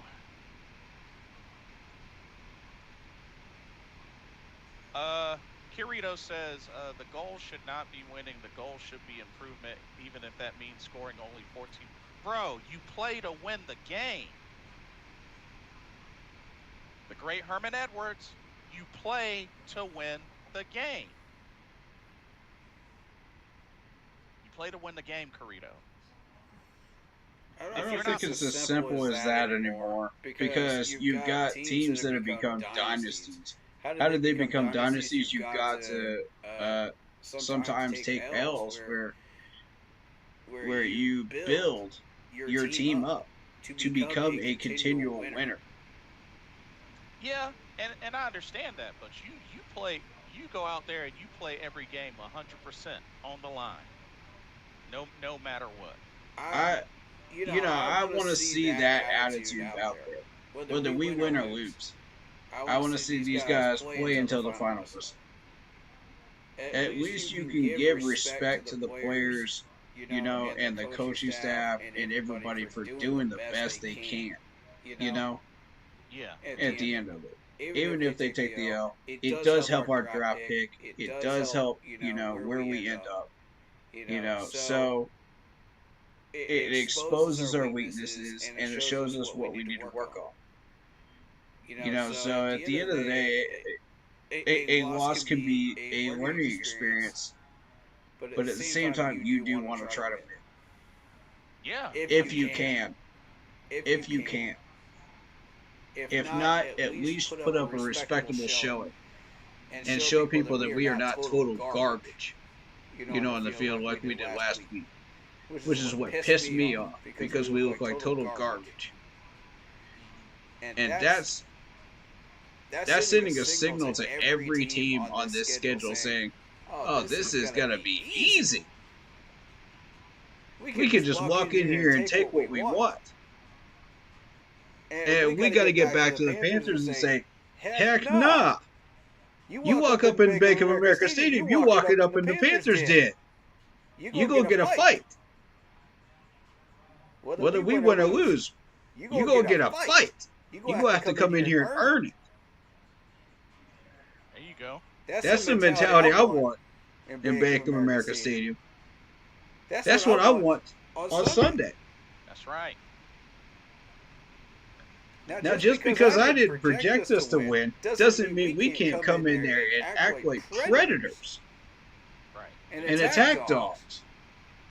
And say, nah, y'all gonna have to come in here and earn every inch that you get. You want this win? Go take it. Take it from us. Earn it. Agree. Definitely agree with you there.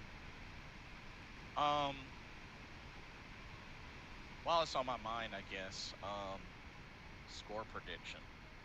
How close or how bad do you think it'll be? 27-14 Chargers.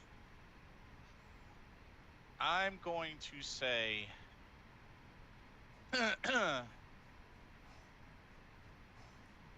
because of the weaponry we're facing. Right. I am going to say 24-14 Chargers. I think we get 2 touchdowns.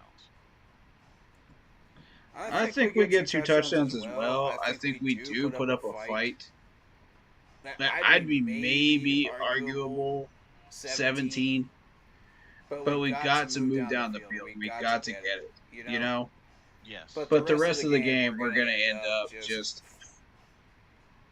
Carolina Panthers. You know what I mean? Yeah. And with the talent that they have, we can't afford to be Carolina Panthers. Right. It's just, this is not it.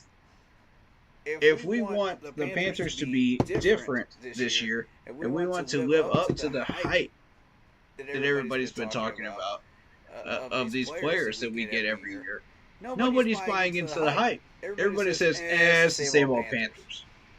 It's just new faces. New masks on the Scooby-Doo characters for a new season, right? Right. We've seen this before. We've seen these episodes. It's different character situations, it's different scenery, but it's the same Scooby-Doo villains each week.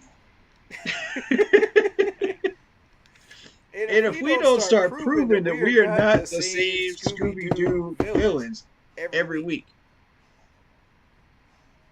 then who are we? We're just another guy in a mask. Another villain in a mask that everybody loves to hate. It's never going to change until we decide we want to change it. Right. You know what the media said in 2014 and 15 when we got up there? We were not supposed to do what we did. Right. We were not supposed to win, even though we knew we had all the talent. The only one typing us up were NFL Network, truly hyping us up and spreading positivity that I noticed. Everybody else was just like, oh, it's the same old Panthers, it's the same old Panthers. Well, guess what? 15-1. We went out there, we earned that respect. Yep. We made these major networks cover us. They had no choice but to spend 2 minutes on us. Because we did not lose. We fought for every inch. We did everything we were supposed to do. We built this team up from the ground up. And people respected us. They feared us.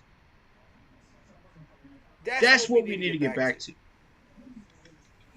Well, gotta give Kirito the credit for sticking to Star Wars references. He quoted Yoda, yes, failure most of all, the greatest teacher, failure is, Luke, we are what they grow beyond. That is the true burden of all masters. I love that. Kirito, you're one of my favorite people right now. Thank you. You gotta give him credit. He stays. I like this guy. He stays consistent. I like that. I do like that. I like this guy. I gotta give him props. That's amazing.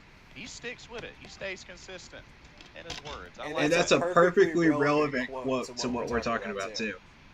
Yes. I like that. I wouldn't have thought of that, but you know what? I like it.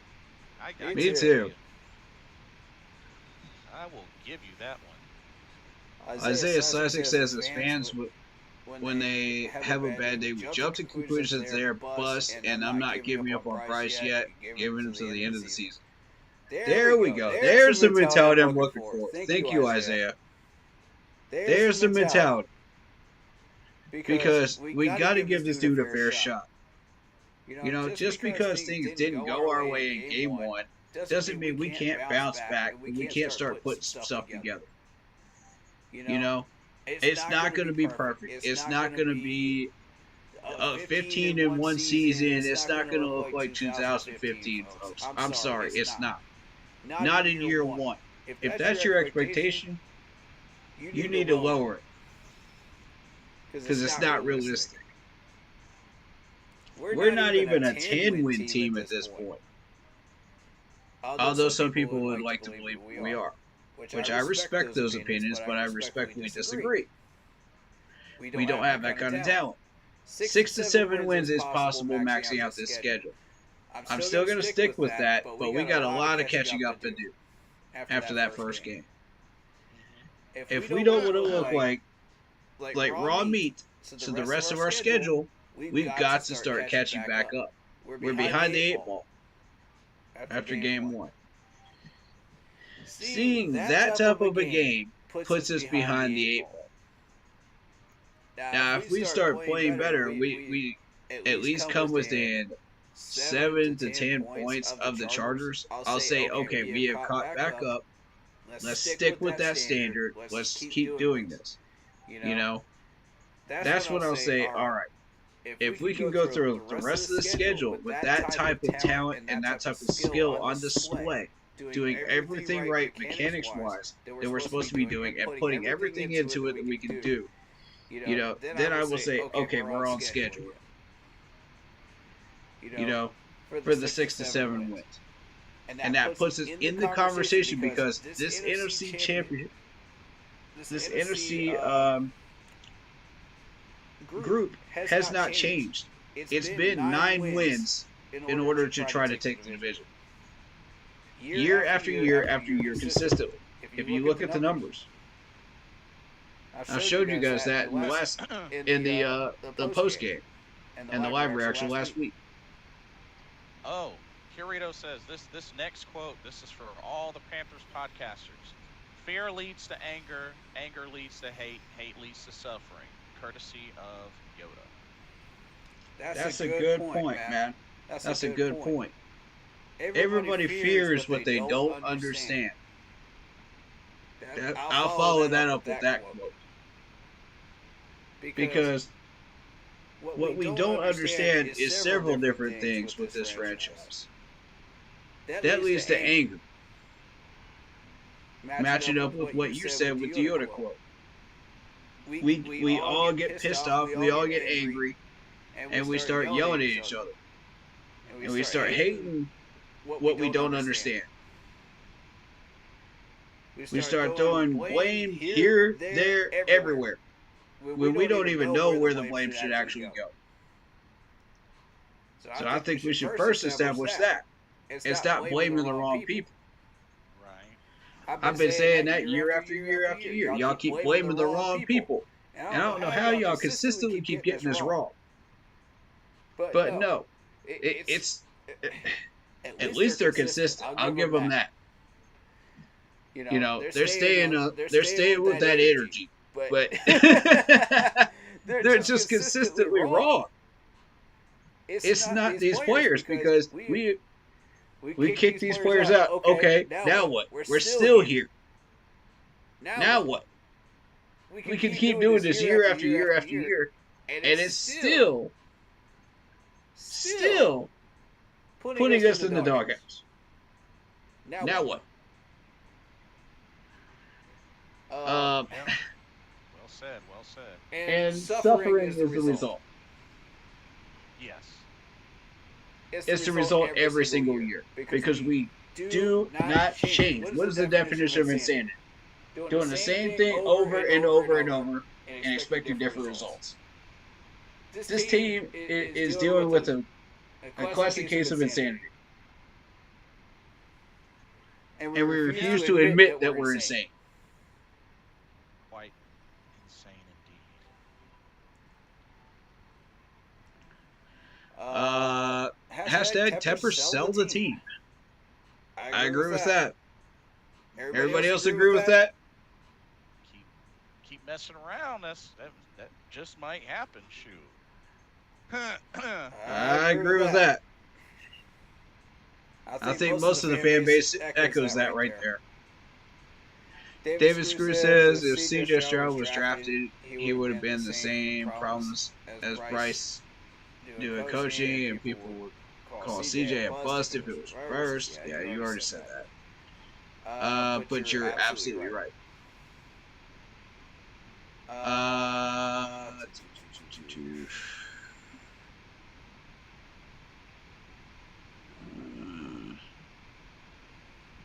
There's a lot here. I'm trying to catch up. Now, do you think? Marco says, not at all. Frank Wright wanted Stroud, and we would see a completely different product in the field. Nah, I disagree with Marco's Cash. We've seen the same exact thing. Yeah. All y'all would hate on CJ Stroud, and it'd be the same doggone thing. And I don't understand how y'all aren't seeing this. Okay? It's not about the quarterback. It's about the system. The system was trash. Frank Wright had no system. Every time people say, oh, Frank Wright's system, you know, in their conversation, I just laugh at them like, what system? What system? The dude had no system at all. Like, what system? Show me a system. Explain that to me. Because I'm lost here as to what we were doing with that year. No, Mr. Gemini, I did not watch the debate. Corey, did you? Nope. Nope. Not going to waste my time getting angry about stuff like that. I'm already... We already got enough politics going on in the Panthers fan base. Why am I going to watch an actual debate? That's fair. Hey, you got a point. About 3 or 4 of y'all's live streams are like a soap opera already. It's already political. Besides, for me, politics are depressing. I agree with that.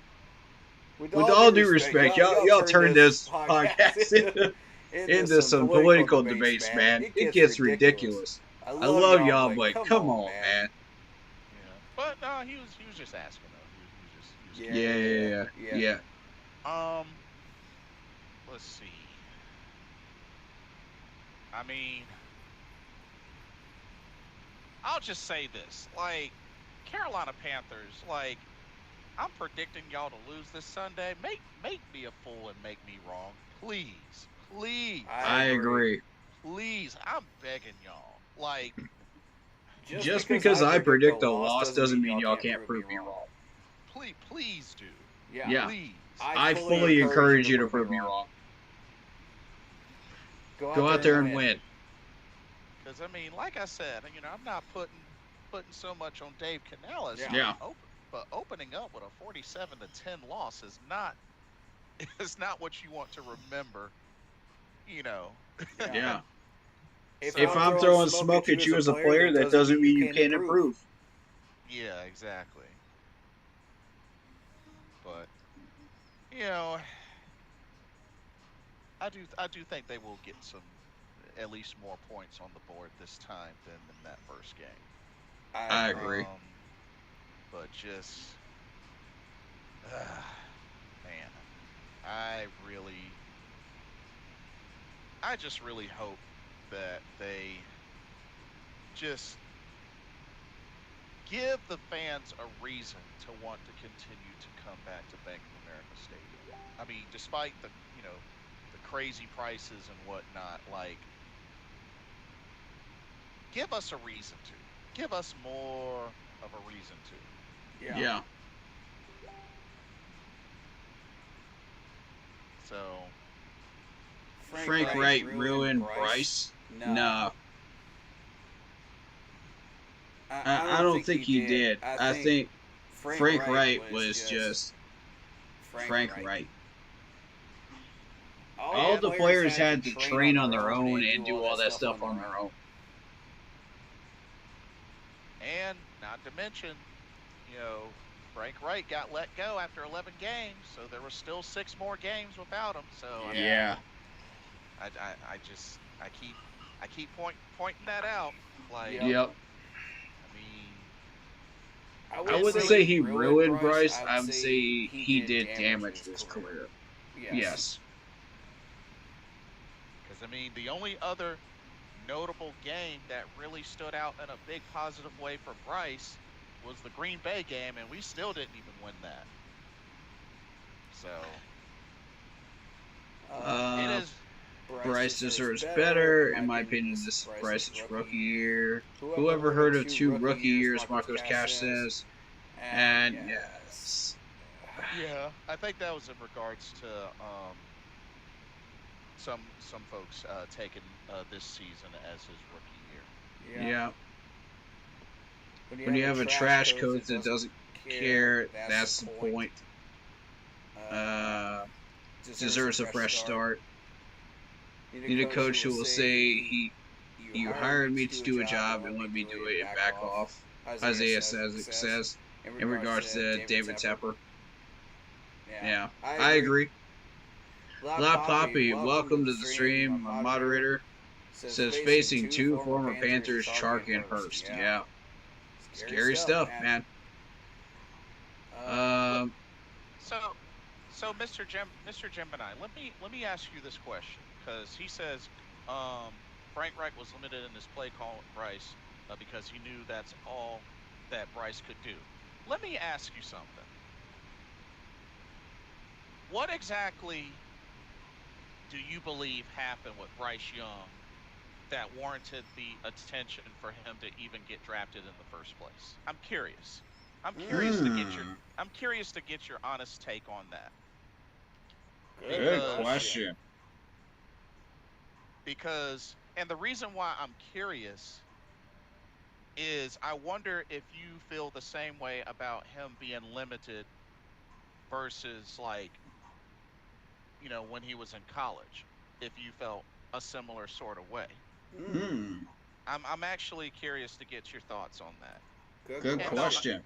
and the only reason why I say that is because I understand that, and this is a tree that I'm gonna keep kicking.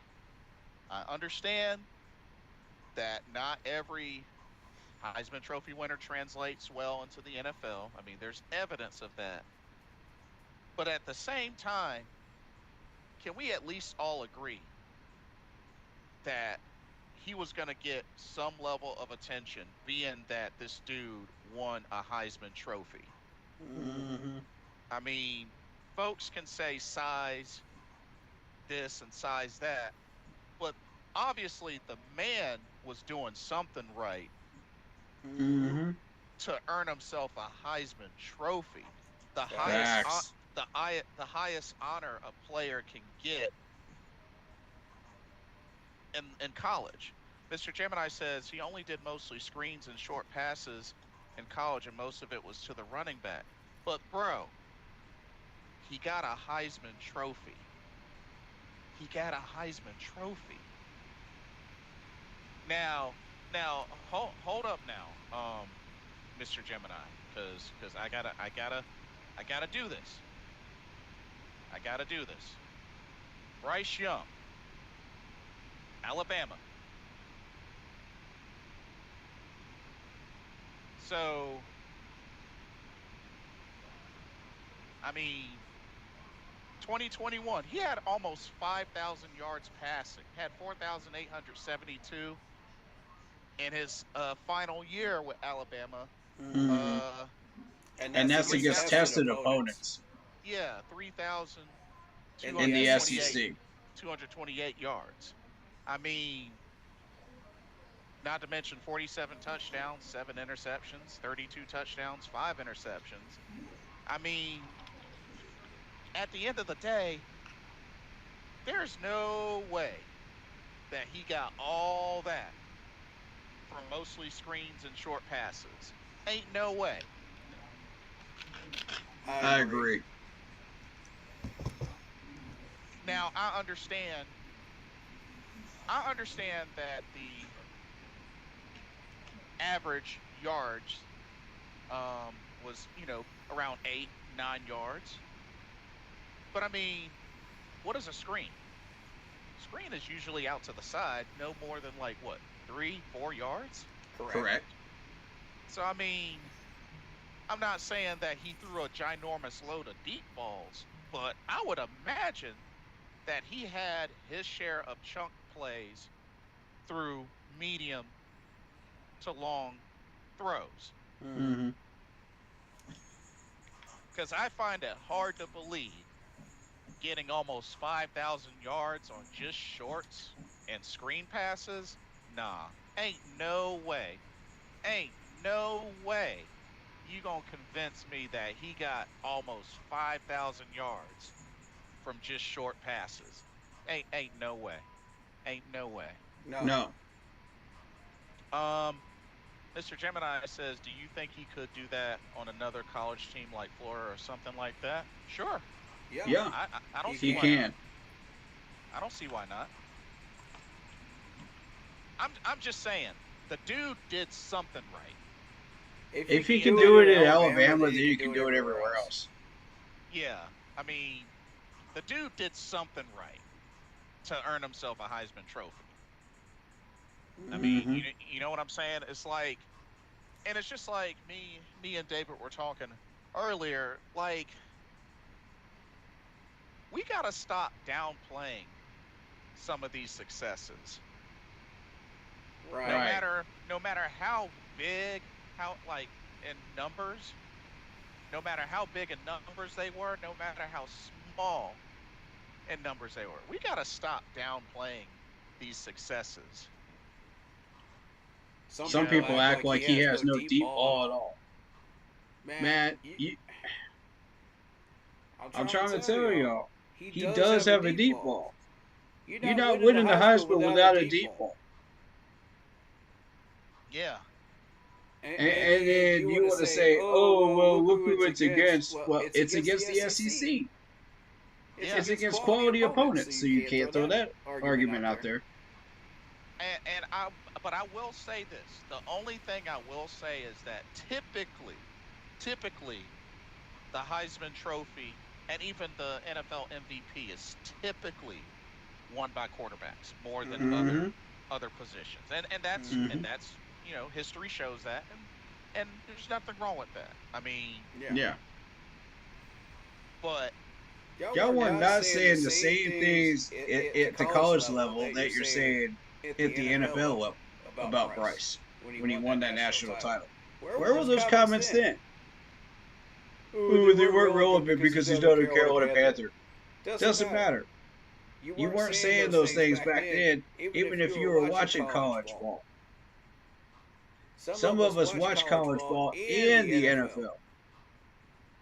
So y'all weren't saying the same comments. Oh, he's 5 foot, whatever, and you can't see over his offensive line. No, y'all were not saying that when he was in Alabama winning that championship. Oh, he doesn't have a deep ball. Y'all were not saying that when he was in Alabama. Where were those comments then? Nobody was putting him in Alabama thread chats or anything.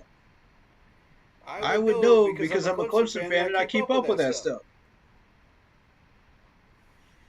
yeah, Consider we defeated Alabama for a national championship. From then on, I started paying attention to Alabama and everything that they were doing because it was relevant to us from that point on. So I checked all the threads. I checked all that stuff. When Alabama went for their national championship and won it, and none of y'all said anything about that. They were just happy that Alabama was winning. And they were praising Bryce Young. Imagine that. Praising Bryce Young for his actual accomplishments. And saying, you did good. Do y'all remember when y'all were trashing Cam Newton? And then nobody came in and said anything positive about Cam Newton? Not a single thing. When he actually started doing good. Yeah, he shut y'all up, didn't he? Guess what? Bryce Young is going to do the same thing if you give him enough time and enough weaponry and enough protection. In the right system, with the weaponry doing what they're supposed to be doing. He's going to shut y'all up again.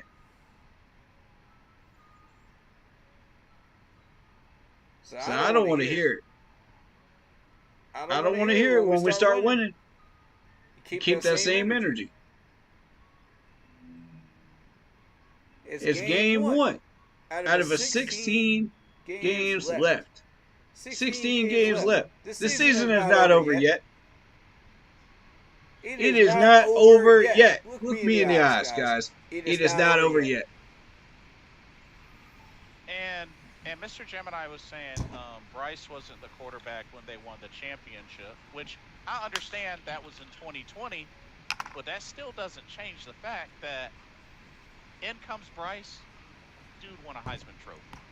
Facts. Like, the dude won, like, I can't stress that enough. The dude won a Heisman Trophy. Like I said, I understand it doesn't always translate in the NFL, but Mr. Gemini, I don't know if you remember this from the last stream. One of the things that I posed as a question: has there ever been a Heisman Trophy winner in history that has never been drafted into the NFL? I don't think it exists. Say it slower for people because some of these people don't comprehend it. Has any Heisman Trophy winner ever not been drafted into the NFL? And I want y'all to understand, you cannot take that question out of context. Answer it as is. All right? Yeah. I mean, there's a reason. The answer is no. There's a reason why college tends to be the main prerequisite before the NFL. I mean, it's been that way for years. Mr. Gemini said Bryce did have almost 500 yards and 4 touchdowns in the SEC championship against Georgia in 2021, though. And Mr. Gemini says no to the question. Exactly. There you go. There you go. So whether we were gonna get him or somebody else, he was gonna get drafted. Right.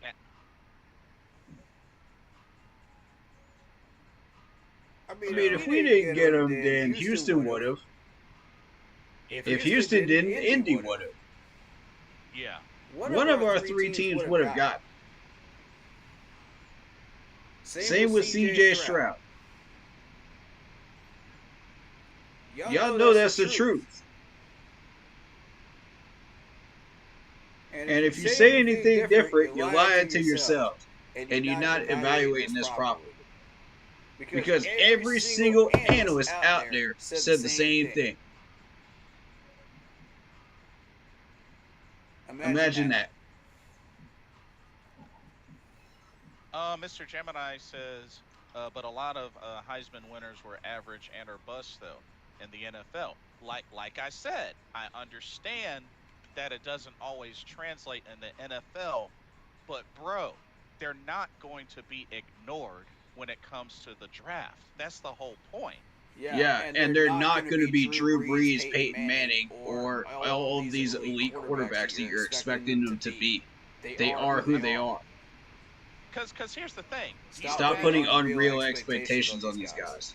Because here's the thing. Do you imagine a lot of scouts or analysts and folks looking at these folks and just claiming and saying, "Oh, they're gonna be a bust when they get into the NFL"?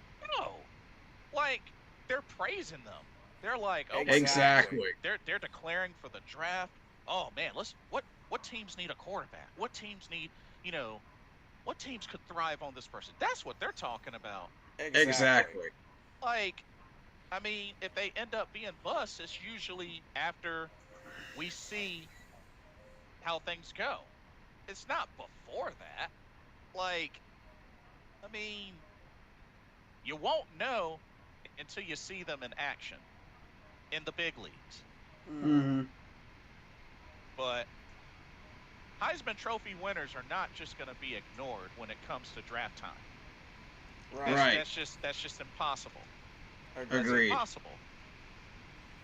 And and just with drafting anybody, you're taking a risk on them. You're taking a chance on them.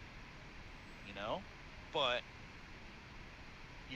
having a Heisman Trophy under your belt tends to stand out a little more than somebody that doesn't have one. I'm just saying. I'm just saying. No. It tends to stand out a little. It's a resume builder. Yeah, that's a pretty big mark on your resume. Marcos Cash says Bryce is broken. Oh well, he had potential with his confidence is shot. No, he hasn't. No, he isn't. He is not broken. Y'all need to stop that. Just because we had one bad game this year does not mean this man's confidence is shaken. David Screw says, I think Dave can fix this. I think Dave is honest and not fake and owns up to his mistakes. Dave will not be unsuccessful. I agree. Yeah, I hope he won't. I really hope he won't. And like I said, I mean, is his confidence shot? It might be damaged, but like I said, it's too early. Mm-hmm. It's still too early. Marcos Cash says, don't forget that Canales was the quarterback coach of Russell Wilson. Fair point. Right. Yes. So that's three. That's three quarterbacks. And also Ken Dorsey is the quarterback coach of Deshaun Watson. So I'm interested to see where this goes. And if you don't know who Ken Dorsey is, he was the quarterback coach of Cam Newton during their Super Bowl run. Mr. Gemini says he's cracked, so y'all don't think he looks lost and playing scared, be honest? I mean, I never said that he wasn't, that he didn't have happy feet or that he didn't look nervous. I'm sure he probably did, especially with how things were going. But Mhm. at the same time, there's not really a lot of positive that you can say when all three sides of the ball aren't going well. Right. Exactly.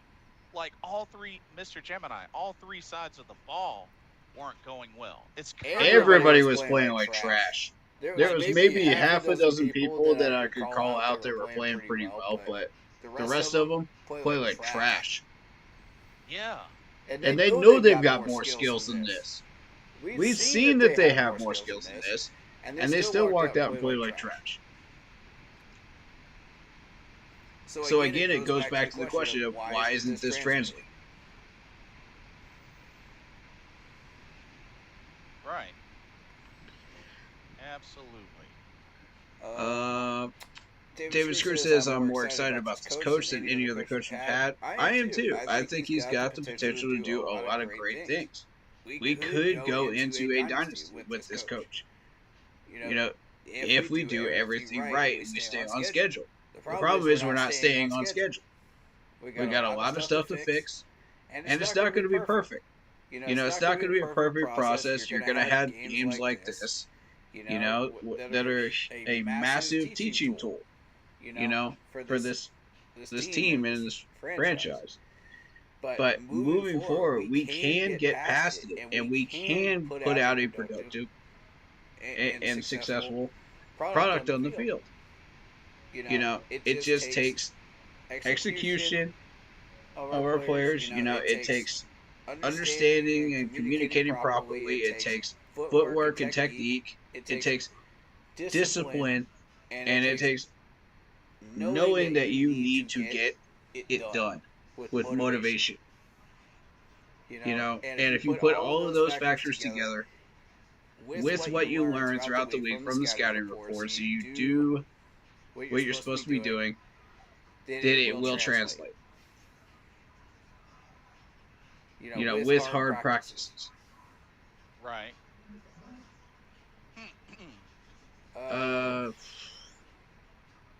We can agree to disagree. Okay.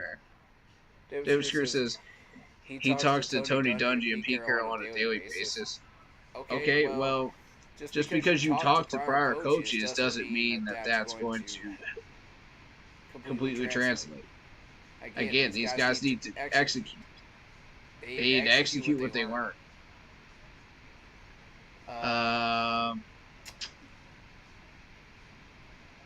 Let's see.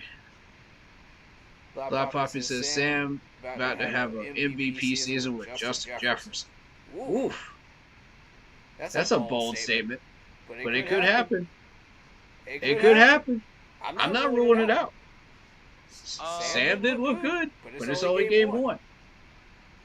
Kirito says Russell Wilson was a game manager and all he did was use middle, short, and quick passes and won a Super Bowl with that people. Yeah, Kirito, you know why? Because he didn't have to be anything more than that. You know why? Because they had a very complete offense, and when you have somebody like Beast Mode, you don't have to be the main one to go out there and put it all on the line on your back. I'm just saying. I'm just saying. Like.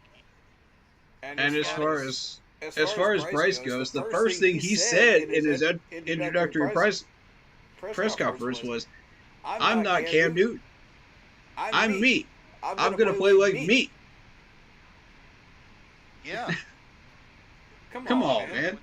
When you got Doug Baldwin and Percy Harvin and Marshawn Lynch, like Golden Tate, like, come on now. You're going to do well. Like, so what if he was a game manager? He didn't have to be anything more than a game manager. Exactly. When you got that type of talent, use it. And excel. The system was working. The play calling was working. The coaching was working. The schedule was going in your favor. That's all. The injuries were going in your favor. All of those factors make a difference as well. get the Super Bowl that he won. They Yeah. they obliterated the Broncos. Yep. Plus, Plus they had, guess what? Depth. Yeah, they straight up obliterated the Broncos. Especially Broncos Yep. had 4 turnovers. Yep. And when you're creating turnovers like that, you're going to win games. Period. Shoot. If what I'm doing, like, is enough to the point where I can be a game manager and everything else handles itself, why is that? Why would I consider that a bad thing? Mhm. Shoot. that just means less work. That's right. And if I got teammates that are gonna perform, that's gonna take it up a notch, that's gonna help make Put my the job ball easier. in the hands of the people that are playmakers, and they will do the work for you. Shoot. I'll welcome Let that them with do the open work arms. for you. I would totally welcome that with open arms, without hesitation. And that's what I was hoping would happen with Teddy Bridgewater when we brought him in. Because I felt like we had talent, and I said, okay, let's let him work with this talent, you know? He doesn't need to be anything more than a game manager at this point. You know, we're kind of expected to be more than that, but, you know, let's let him do what he does. You know, let's let him use the talent. Let's see how far we get. And use the talent and let them do the work for you. Shoot, speaking of game manager, shoot, I remember how much it was said about Brock Purdy being a game manager, and that dude played in 2 Yeah. Super Bowls. Yeah. That dude played in 2 Super Bowls. Yup.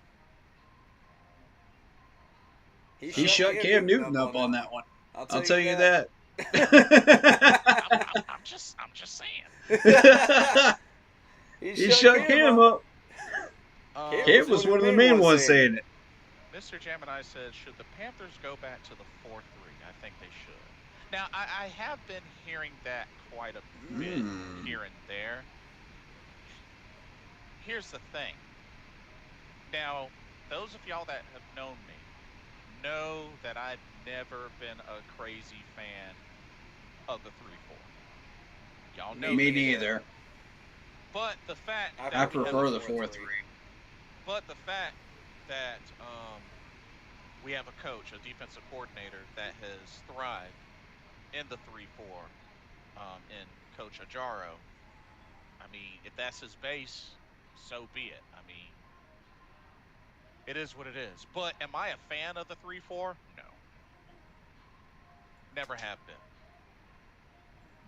Yeah, I've always preferred the 4-3 because, you know, you've got run stoppers on the defensive line.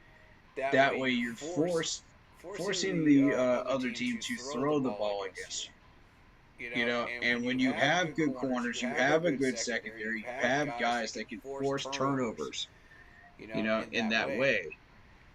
You know, pass deflections, interceptions, you know, forced fumbles.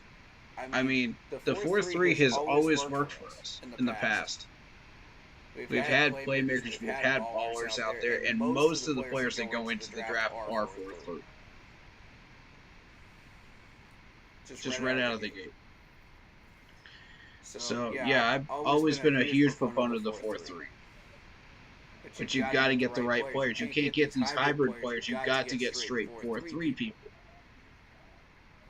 Occasionally, a hybrid player can help you, but you've got to put them out there, you know, in a 4-3 situation in order to make sure that you've got the right guys for these positions. Luke Kuechly, Thomas Davis, both were 4-3 people. You look at KK Short, 4-3. You look at Shaq, 4-3. Can you convert them to 3-4? Sure. But is it the right way to do that, you know? Because as Jordan Gross said, you know, back in the day when talking about switching from tackle spots over to the left to the right, you know, it's like changing how you eat, you know, with your fork and knife. Try doing that by switching out hands. It's the same thing with players switching from a 4-3 to a 3-4. I think he's really onto something with that, and that's that switching positions in general. That was mentioned in the radio show before the game, by the way. Love that comment. I know Corey disagrees, but the Miles Sanders bashing needs to stop. You need to understand that Miles Sanders does have the talent, and I'm not bashing him, except for the things that he was doing wrong. I'll say that again. I'm only bashing him for the things he's doing wrong. He has the talent, but he's not showing it. He's lost a step. He doesn't have the speed he had in Philadelphia. He doesn't quite have the strength he had in Philadelphia. But is he useful in this offense? Absolutely. You just have to use him correctly in kind of a fullback / running back situation. And that's what I was pointing out in the preview stream last week. Use him in a fullback situation, short yardage situations. He will be extremely useful there. He was averaging 3.3, dude. Even against that Saints defense that had heavy run stoppers, he was still averaging in short yardage situations when you hit him on a draw play or an ISO. Still getting 3.3. So that's how you need to use him, I believe, in order to get the most out of him right now. Right. Sure, can he go out and catch passes? Sure. But I would only use him in screen capacities right now, and I would not put him in blocking situations. Because he doesn't have the strength, like I said, that he used to. So the blocking ability is not there anymore. And that was evidenced in the game against the Saints. To where he did not pick up any one of those blitzes. Not a single one. And furthermore, he was looking the other way on one of them. He didn't even know the blitzer was even coming. I mean, pay attention, Miles. Come on, man. You're better than this. Show up, man. The only reason I'm giving you so much tough love and so much smoke is because I know you got more awareness than this, and I know you got more strength than this. And ability to take care of business. I wouldn't be showing this tough love if I didn't care about you, man. I know you got this in you. So go out there and do it.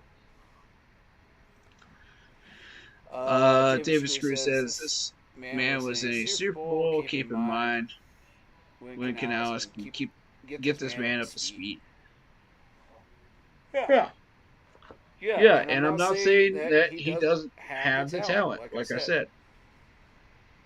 It's just he's lost a step, and you've got to use him in where he is now.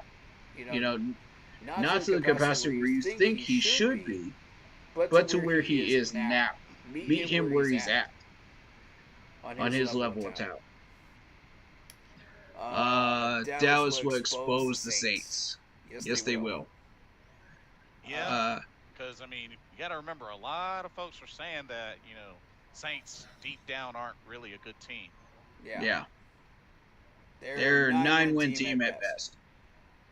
I'm still saying that's enough to compete for the division with our division at 9 wins, competing for division title every year.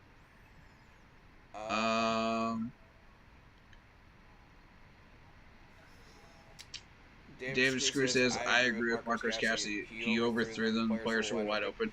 And sure, I am blaming Bryce again for the mistakes that Bryce made at the times when he made them. I'm being fair here, folks. Yeah. I am throwing smoke at Bryce. Just like everybody else, but not to the degree that everybody else is. I'm blaming him for what he is actually responsible for.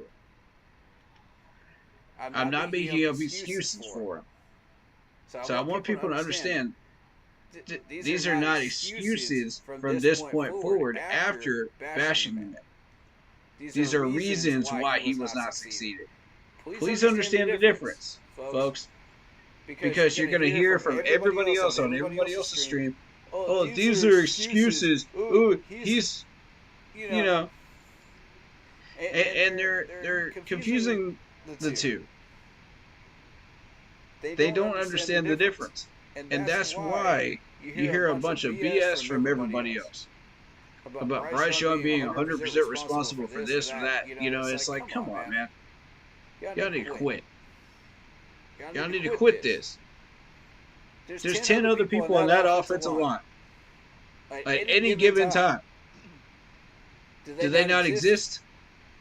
Are they paperweights? No, they're not. They're just as responsible for his lack of success than anything else.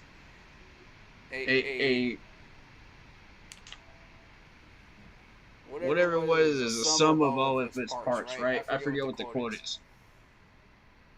A whole is only the sum of its parts. Something like that. Y'all know the quote. Y'all know what I'm trying to say.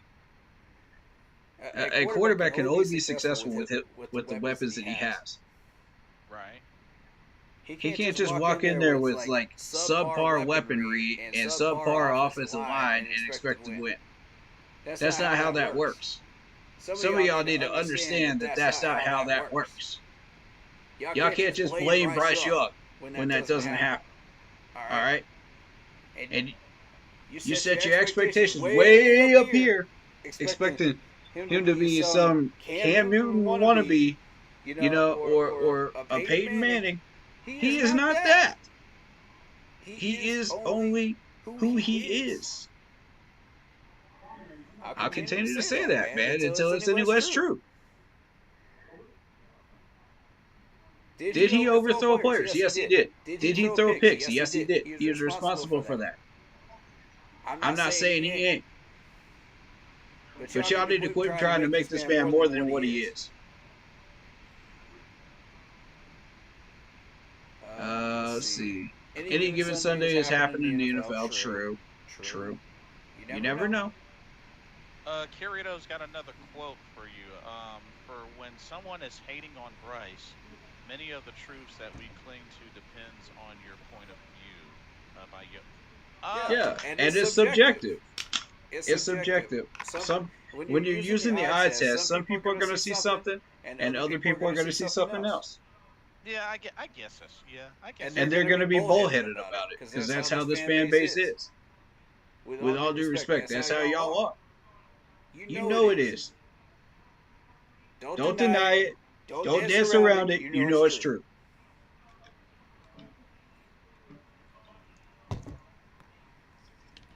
Because you do it every week. Every week. Davis Cruz says, keep this in mind. Also playing week 1 in the Saints' house in a very hostile environment, very loud. We gutted a lot of this team, got a lot of upgrades. Plus, it's Canales' first game as head coach. Fair points. All fair points.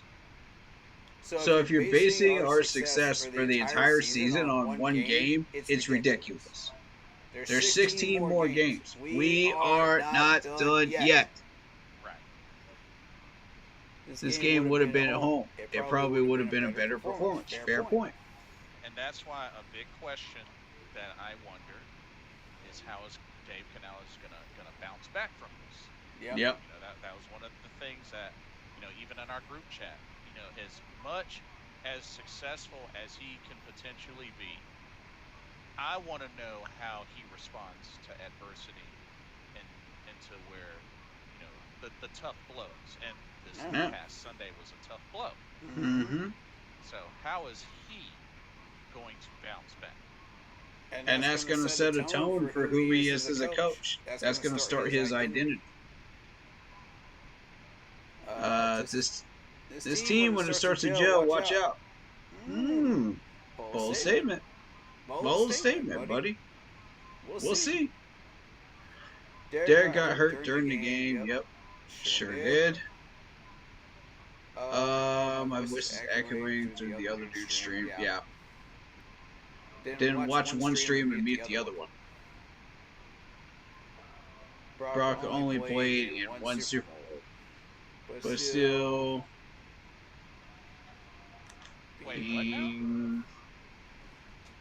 but still being the last pick in the draft. Okay.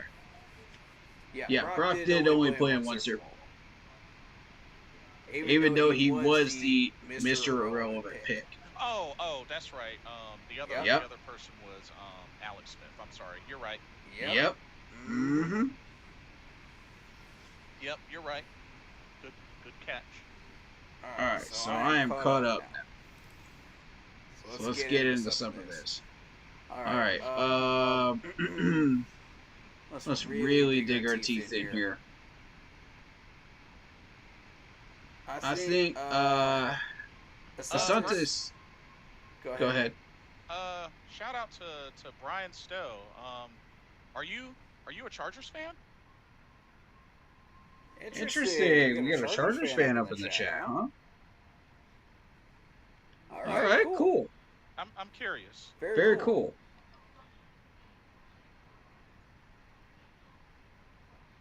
Yeah, I was a big supporter of the Chargers when they had Norv Turner and Ron Rivera back then.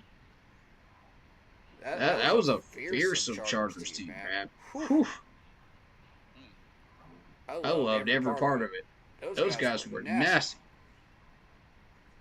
I was a huge Antonio Gates fan. Still am. And LT as well.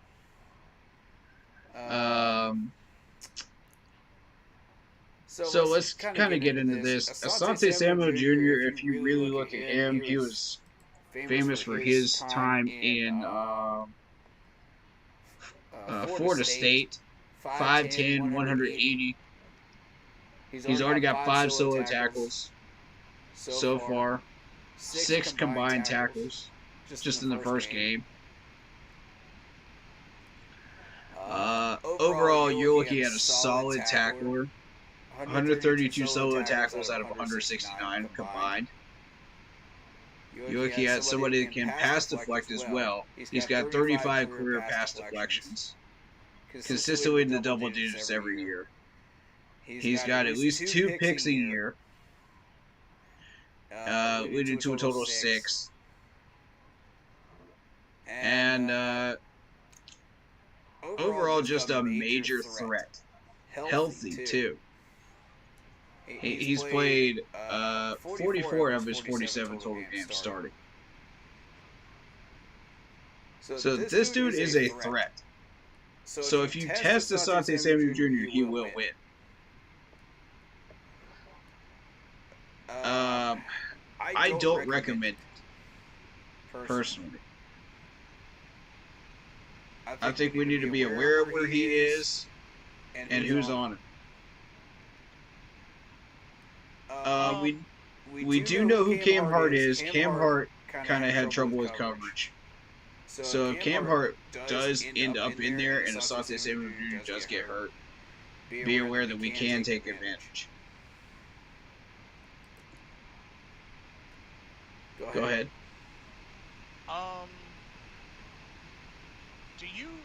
By chance, do you have YouTube also going on? Yeah. So, on the YouTube, I think if you mute it, I think that Well, if I mute my mic, I'm using a headset mic and a smaller mic, and the smaller mic is the one that the bigger mic is the one that is going to zoom. So if I mute that mic, you won't be able to hear me at all. No, I meant you said you have YouTube running. I was saying if you have YouTube running in the background to check out like chat or whatnot, I was gonna say mute that. That could be what the echoing is. But if No. I don't have any sound on that. Oh, okay. I was just checking. That's on my phone, so no, I don't. It's the second mic. That's what's going on. And there's not much I can really do about that. I apologize. Because otherwise he won't be able to hear me and we won't be able to fully do this, guys. But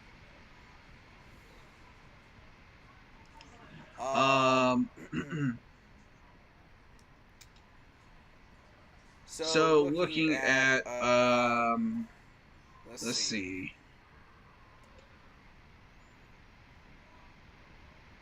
Let's look at Denzel Perriman since we're on the defense. Denzel Perriman, 5'11", 240 pounds, 10 years in the league from Miami. Already got 4 tackles so far. But again, we're looking at another solid tackle.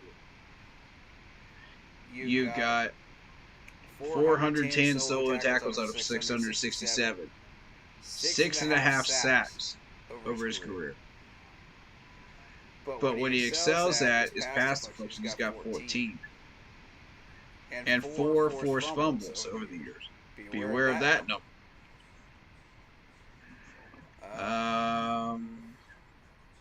5 interceptions as a whole. But that's not really the biggest concern at the moment. It's those sack numbers. That's the biggest one to pay attention to. Because if this dude gets in on blitzes, we're in trouble. Yeah. Yeah. Miles Sanders cannot block a beach ball at the moment. I invite him to prove me wrong, but right now he has not been able to block any blitzes. So I need you to start stepping up, Miles. If you're going to be back there in the backfield, block these guys. Okay? Yeah.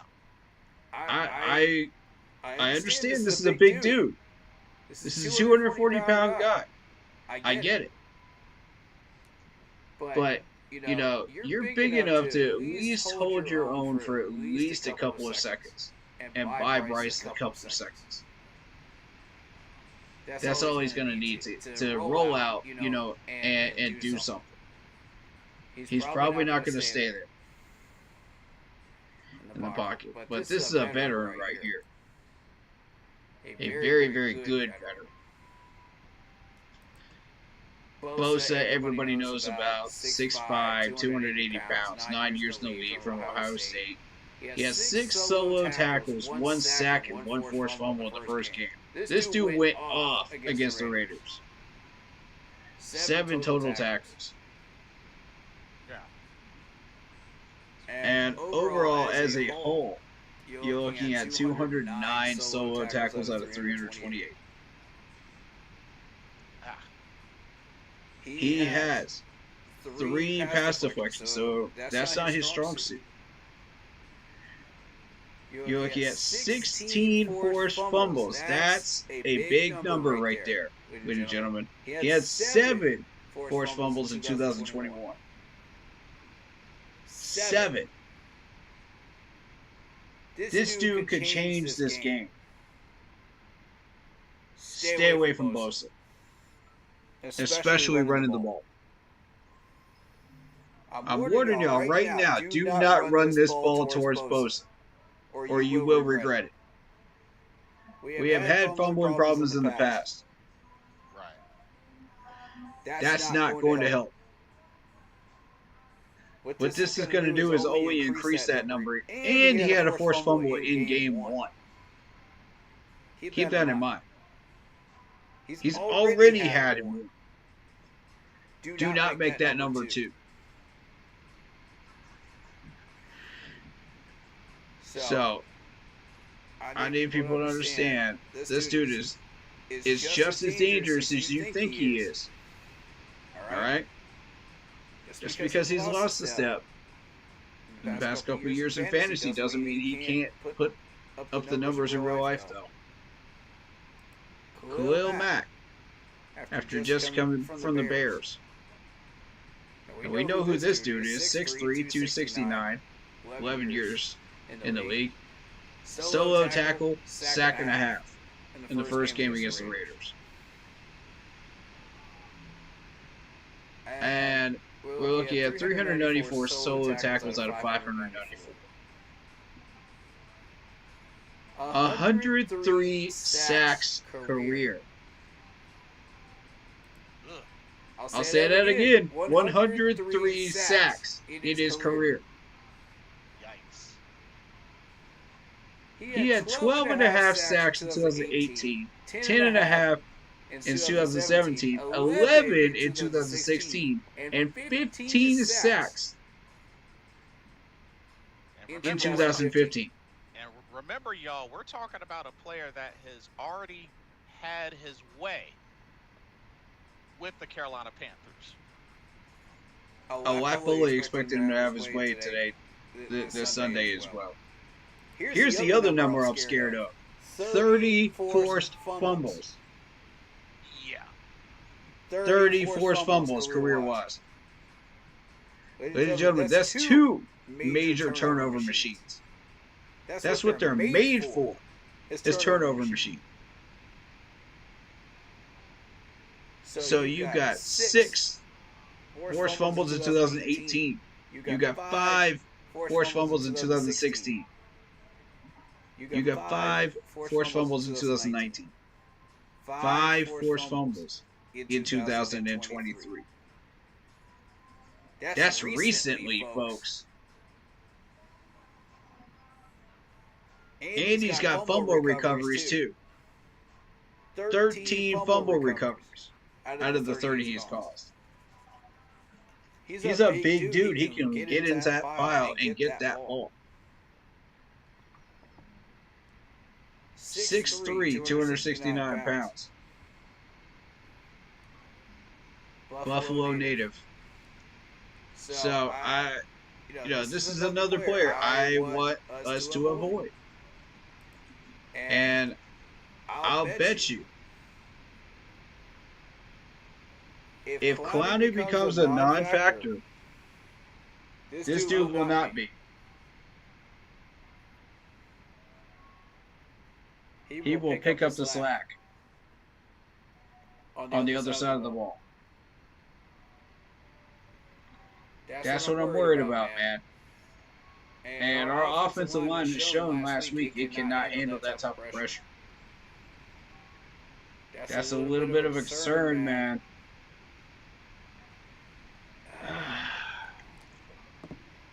I'm not asking us to check either one of these two players. What I'm asking us to do is slow them down. Do not put those run plays near these two gentlemen. Do not. Because I guarantee you, these guys did not get those forced fumbles from passing situations. After the receivers had the ball. No. These are defensive linemen. Yep. They took them right out of the running back's hands. Plain and simple. Robbed them. Right. Alright, so Denzel Perryman. We covered Denzel Perryman. Alright. So who else do we want to cover? Justin Eagerby. Did Justin Eagerby play? No, he did not. Okay. Still a rookie. But watch out for that dude, Matt. Let's see. AJ Finley is another one I recognize. Yeah, AJ Finley's been in the league for 2 years. 6 foot even, 188. He hasn't been in games per se, but he did get a forced fumble when he was in. Duly noted. Yeah. So keep that in mind.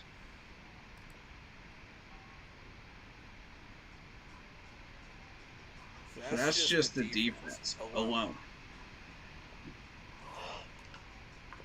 Is there anybody on that defense you want to look at that catches your eye?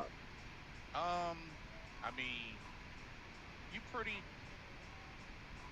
much said the main ones. Yeah, but Cam Hart, we can take advantage of that coverage issue because we know about Cam Hart now. So if he should enter into the game, we have his number. All right. Offensively, let's see. We know Bradley Bozeman. No reason to look at him really. And again, there's probably a couple of players I missed on that defense that were major contributors as well that are going to show up in the stat sheet. That happens every week because I don't recognize the names of everybody. So defense, I know Morgan Fox, Joey Bosa, Bud Dupree, Khalil Mack, Denzel Perryman. Let's look at Morgan Fox. I mean, just played with us. 6'3", 275, 8 years in the league, 30 years old, 3 solo tackles, half a sack. The game against the Raiders. 86 solo tackles out of 160. He needs help. So, product of the system, we can take advantage of that. We can put some moves on him. You know, if he doesn't have any help and he's one-on-one. You know, but if it's a screen situation, he's probably going to win. 2 pass deflections, that's really all he did with the Rams. And that was it in that category.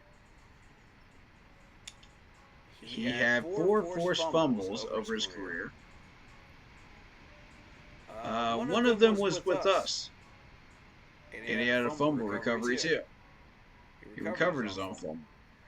So what he did with us is 14 combined, 34 combined tackles, 14 solo, sack and a half, in about 9 games started.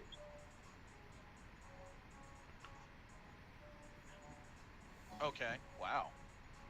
Yeah.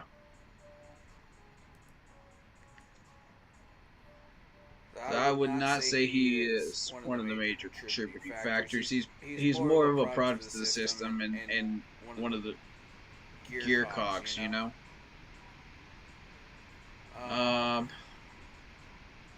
That doesn't mean try to run at him, you know, because you do have Puna Ford here. And Puna Ford is 5'11", 310 pounds. This dude will shut you down.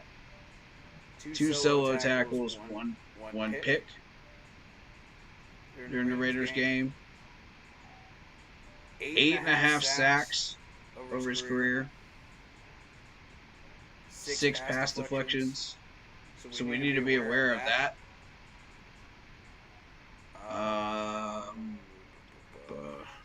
Let's see. 94 solo tackles out of 193. So again, he needs help from his counterparts. 1 pick, 1 forced fumble. And interestingly enough, the 1 pick he had in his career was against the Raiders just this past Sunday. He has had no picks before that.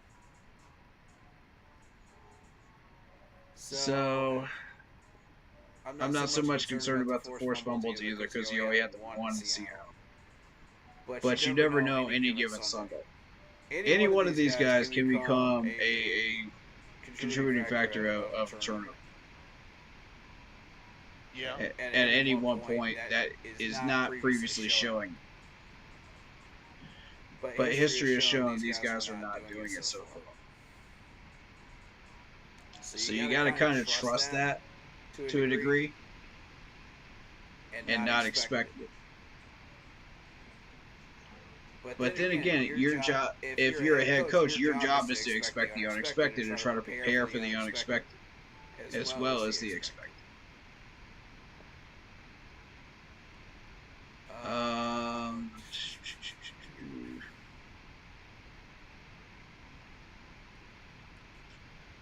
I'm going to move on to the offense. I don't see anybody that we really need to push on defense there. So offense, I mean, of course, J.K. Dobbins, Gus Edwards, that 1-2 punch combo on the ground. Yeah. Of course, wide receiver, Quentin. They got some young guys. Quentin Johnson, Lad McConkey, who had a touchdown in the previous game. Correct. Joshua Palmer. Mm-hmm. Like I said, not a whole lot there. It still needs a lot of work. Even for the Chargers.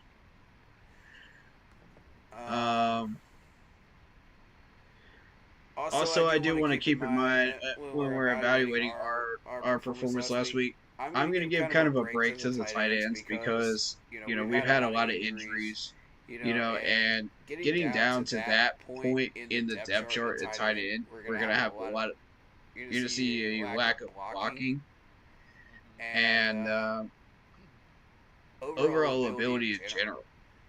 We got down to Felipe Franks, who should not even have made the practice squad, much less the 53. So this dude's been a camp buddy since last year, in my opinion. And it proved my point when we waived him this week. We discovered who he was during the live game. Okay, waived. It's just like, well, why didn't you waive him when we were building the 53? That's my whole point. You got enough tight ends already. Why do you need to go down to that one? Plus, we can find somebody on that free agent list that's better than Felipe. With all due respect. I like the guy personally as a person, but as a player, just doesn't have the skills. With all due respect towards him, and the people that support him. I'm a big promoter. I'm a big believer in uplifting players, as people, not just as players. So, if I say, a player is garbage, then I'm just talking about your skills on the field. You can improve those. That's not an overall outlook of who you are. You might be an awesome person off the field. You might handle yourself really, really well at press conferences. But on the field, you just don't have the skills. So that's where I'm coming from when I say that stuff. It's not a personal attack against you. It's just saying you got a lot to work on if you want to get back to where you need to go. So, Felipe Franks, skills-wise was garbage. And everybody knew it, in the coaching staff, yet somehow he made the 53. I don't know how. It just baffles me. These types of moves just baffle me. Kirito says, played basketball in high school. I was praised about being the adult in the locker room. He says that he should be the GM of the Panthers. Already know what first thing to do as a GM of the Panthers. You sure you want that job, Kirito? Dude, I wouldn't even want that job. Are you absolutely sure? Kirito, are you sure you would want that job? Think about it now. I wouldn't even want that job.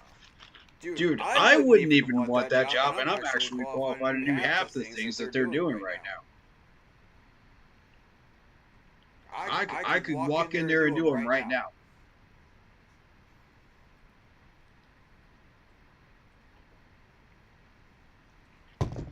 I'd hire somebody to handle contracts, of course, but, that's a rabbit hole I'm not dealing with. Y'all can have fun with that. Just tell me who has good contracts, who doesn't. I'll go from there. But yeah, there are a good handful of things that GMs can do that are responsibilities that I could probably walk in there and do. I'm not going to deny it. He says he's He says, I'm a hiring a therapist for coaches and players, and I would kick the owner out in every meeting. Well, I mean, that's one positive. Yeah, I mean, Yeah. Common sense nowadays. Common sense with David Tepper, anybody would kick the owner out. So I give you that. Yeah. I Yeah. give you that. But a job with that load of responsibility, it's not meant for everybody. That's for sure. I mean, I look at me as a pro wrestling fan. As much as I love pro wrestling, I would not want to own like my own promotion and run everything. Right. Like on paper it would be cool, but it is not as easy as many may think. Oh yeah, it's very complicated. And it takes a lot of intelligence, it takes a lot of skill. And sometimes some luck. Yeah. I mean, if I was given the opportunity, I would do my best, of course. Yeah. Yeah. Yeah. I'd be very nervous. But I think anybody would be. You know, to have that kind of power. If you know what you're doing with it, fair enough. If you don't, you're yeah. And a lot of people think that they're couch GMs, and a lot of people think they're couch head coaches. And they think they know what's best. And I look around at some of the comment sections. I think if half these people were actually given that type of power, they would run us into the ground. We'd be in so much debt because they think it's Madden. Where they can just rack up debt, get all these players without consequences, do all this nonsense that you can do in Madden, but you can't do in real life. And then once the consequences come home to roost, if you actually had that power in real life, you're going, yeah. You can't be going, in front of this fan base after that point, because they will fire you in 0.5 seconds. Shoot, if it was as easy like that as in Madden, I think every last one of us would have general manager jobs right now. My goodness, man. They would be chewing you out and spitting you out. I think we would all have jobs. If it was that easy, Right. And I actually understand half of what a GM actually does. And I could do some of the things that they're doing. Because I have a business degree, I actually understand accounting, I understand, marketing, advertising, I understand, how to evaluate these players, using the eye test, not just the PFF. I understand a lot of the things that these guys are doing in GM jobs. Now, do I want that power? No. No, I don't. That is too much responsibility. Because the heat that comes on you when you fail is immeasurable. Look at Marty Hernum. Look at Gettleman. When he fell, you don't want that kind of heat, bro. You don't want that kind of smoke. Sit back and enjoy being a fan. As YouTubers, we take a lot of heat when we're wrong. But at the end of the day, we're just people behind a camera and a mic. Anybody could do that. But a GM job, that's taking it 1,000 times higher, responsibility-wise, and what you have to do.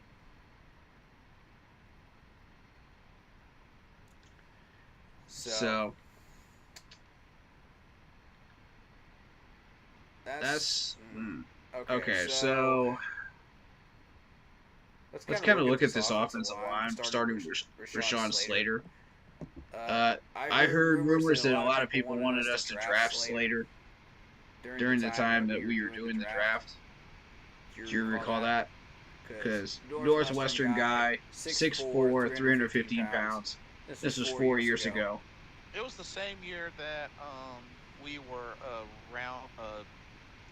pick away from getting Panay Sewell. That's correct. Yeah, Yep, same year. and we And the still Lions and got we Sewell, and a we pick still had before a we were able to and, pick. and even after that, we still had an opportunity to get Rashawn Slater because he was still available for a little while. That's correct. And a lot of people still wanted us to get it. And we didn't. So, I mean, overall, he's been a solid offensive lineman, but, you know, not getting any accolades as of yet in the 4 years that he's been around. He started all 17 games last year. He started 16 games in 2021. But in 2022, he only started 3 games. I want you to keep in mind, maybe that was probably because of an injury. I think so. I think you're right. If it was, we need to be aware of what that injury might have been, and, you know, if that should rear its ugly head again, take advantage of it. Oh, so Carrito would not only kick the owner out, but he would kick the owner out wearing Boba Fett armor and sit in the owner's. Oh, okay. So almost kind of like Mandalorian style. more like the Boba Fett series, but I like it. Or like Boba Yeah. Fett. The Book of Boba Fett. Yeah. That could work. I like it. I like it. Have Fennec Shan sitting next to him. Have Fennec Shan sitting next to him. Absolutely. Which I have to give credit. Ming Na Wen, even at age 60, like incredible actor. It was like she was like age 60, Incredible actor. And nailed Fennec. Absolutely nailed it. This is exactly like the comics. Yeah, and I got a chance to meet her, and I tell you, she was awesome. Not only that, when we went to pose for the picture, she did a fighting stance pose, and Oh, that's so cool. Yeah, I let her pick the pose. I was just like, you know where you're. Wow, you actually met her? Wow. Yeah, Lucky. GalaxyCon last year. Oh, wow. Oh, dude, when she was announced, I'm jealous. When she was announced as a special guest, I was like, yeah, she's top priority. They had Chuck Norris up there in North Carolina when I was up there. Yeah, but he was pretty expensive. Oh yeah. Yeah, that was pretty wild. I did not expect. This is exactly where I got that Greg Olsen side helmet at too. Oh, nice. Yeah, I was not expecting to run into this. $125. And a Julius Peppers pennant. Hall of Fame pennant, ladies and gentlemen. That is fire. Oh, I saw this and I just had to have it. I had to have it. I'm a pennant collector. You know, I get championship pennants from like pretty much every team that I support. And my favorite one is the Chicago Cubs, and I got that one from the actual Wrigley Field in Chicago. Oh wow! My neighbor went up there to Chicago and got me one from their team store. Very nice, very nice. Yep. And it's interesting, Kirito, you mentioned that because I really enjoyed the bond and the established trust between Boba Fett and Fennec. Yeah. Sean. Especially after he, saved her life. But yeah. And you can kind of translate that to the team here and say, we've got to have an established trust between your quarterback and your wide receivers. You got to have an established trust between your quarterback and your offensive line. You got to have an established trust between the coaching staff and your quarterback. You got to have an established trust between the quarterback and the tight ends. In order to make it work, and it's all got to connect. Right. So, oh, Ming Na Wen, she was 57 Wow. when Book of Boba Fett. 57. Wow, man. Crazy. Crazy. And she did all those scenes and stunts and such. Like, that is crazy. We should do a Star Wars podcast. That would be fun. I'm down. And Tamura Morrison, he was 60. I'm 100% down. And and he's the original Boba Fett as well. Oh yeah. So that's man. Idea for the future? Huh? We'll see. I wouldn't be against it. I'm pretty sure you have me well beat in Star Wars knowledge. But I mean, I'm not against it. I'm not against it. It's an idea. We'll bounce it around. Yeah. But I'm just saying, you might have to be the one that leads the charge on that one. Sure. I'll do it. So, so when we look at the wide receivers, you got Quentin Johnston yeah, from TCU. And this is interesting because this wide receiver came from the TCU during the time that TCU was actually really good. correct. 6'4", 215 pounds, 23 years old. So far, he's got 3 catches, 38 yards. Against the Raiders, last year, he racked up about 38 catches, 431 yards, 2 touchdowns. Oh yeah, his rookie year. Yeah. And started 10 games. For an average of 11.3. Okay. I mean, not bad. I mean, I know he wasn't the top target on the team, but Yeah. not bad. They had Keenan Allen at the time, so it makes sense Yeah. why he was the number 1 target. But now he's kind of getting his opportunity. You know, the wide receiver room is kind of slowed down a little bit. You got DJ Chark on the opposite side. Yeah, but he's on IR currently. Yep.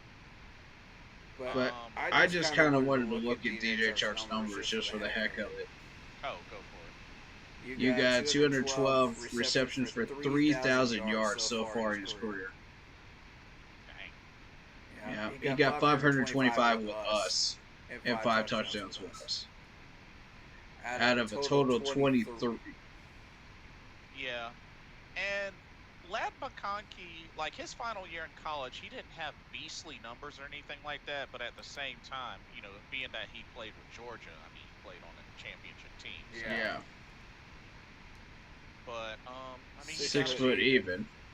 Got his first touchdown this past Sunday. So 5 catches, 39 yards. Yep. I'm excited for him, and I wish him the best of luck. I'm excited to see what he does.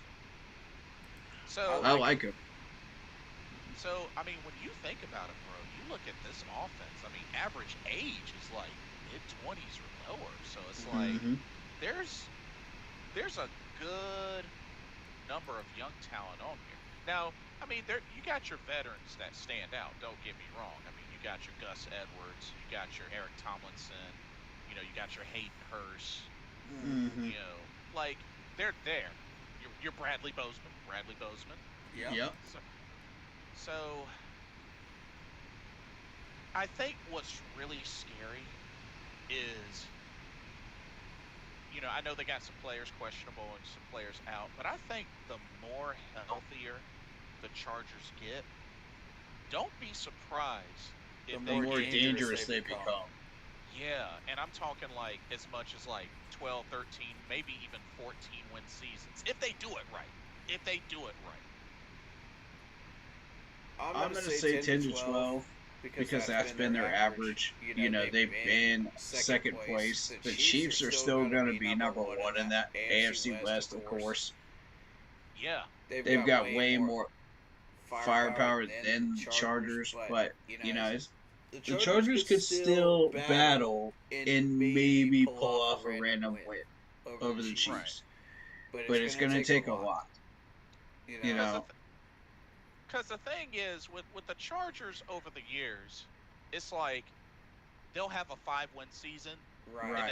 and then they'll have like a 8 or more win season for like maybe the next 2 or 3 seasons, and then Right. they'll have another 5-win season, and then they'll have like a 12-win or 11-win, you know.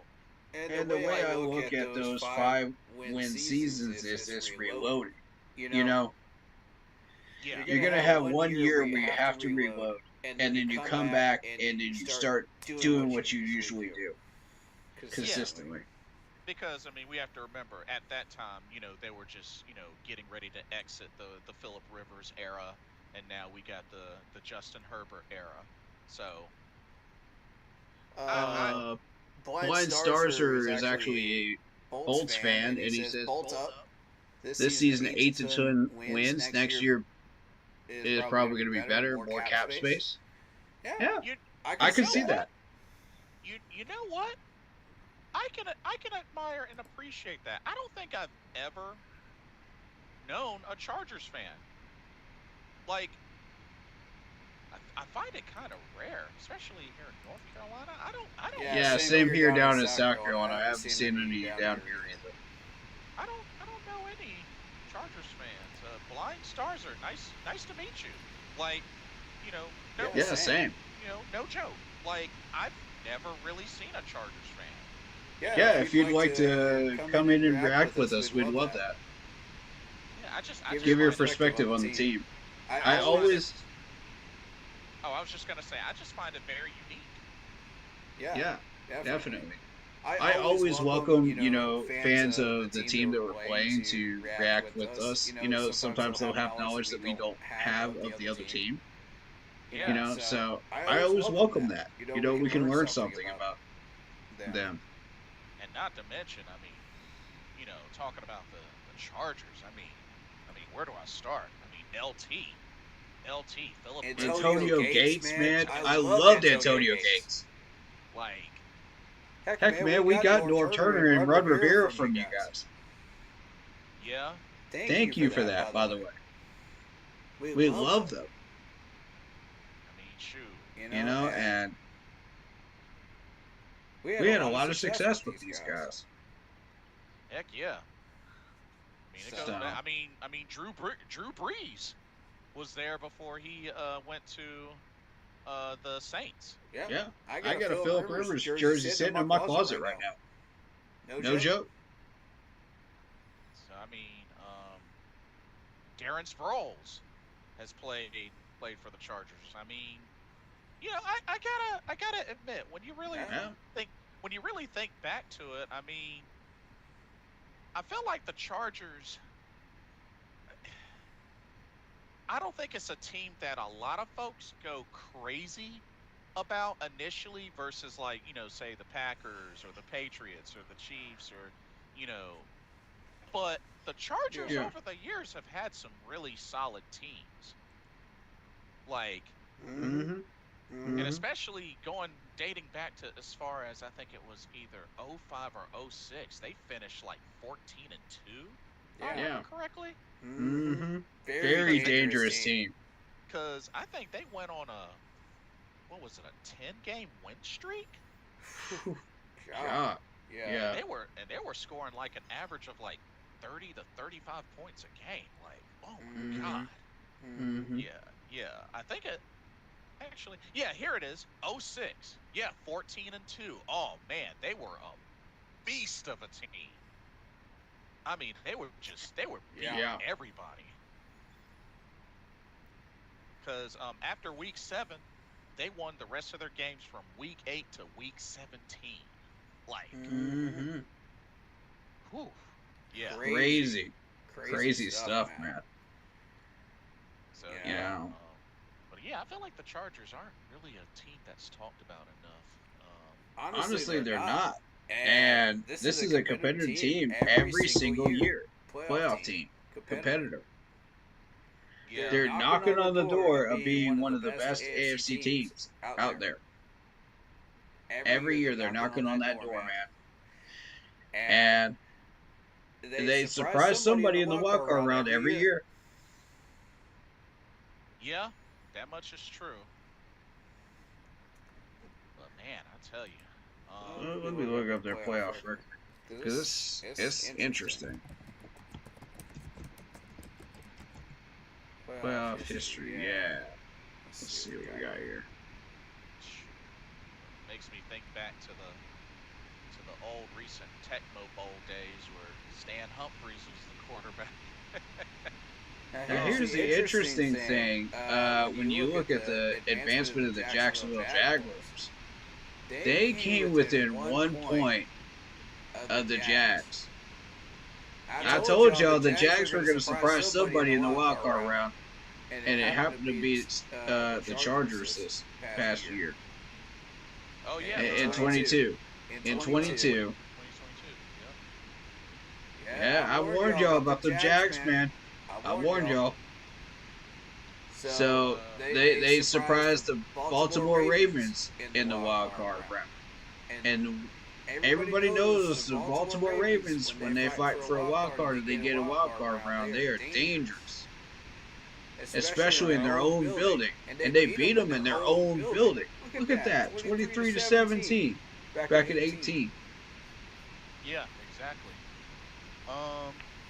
And just looking, I figured I'd humor myself.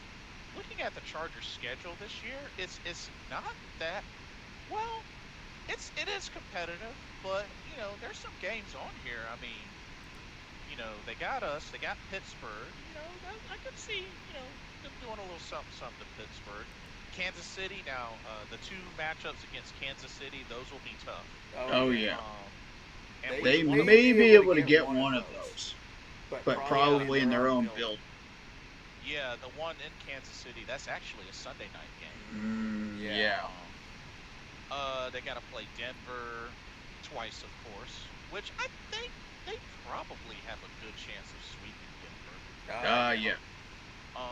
They got to play Arizona.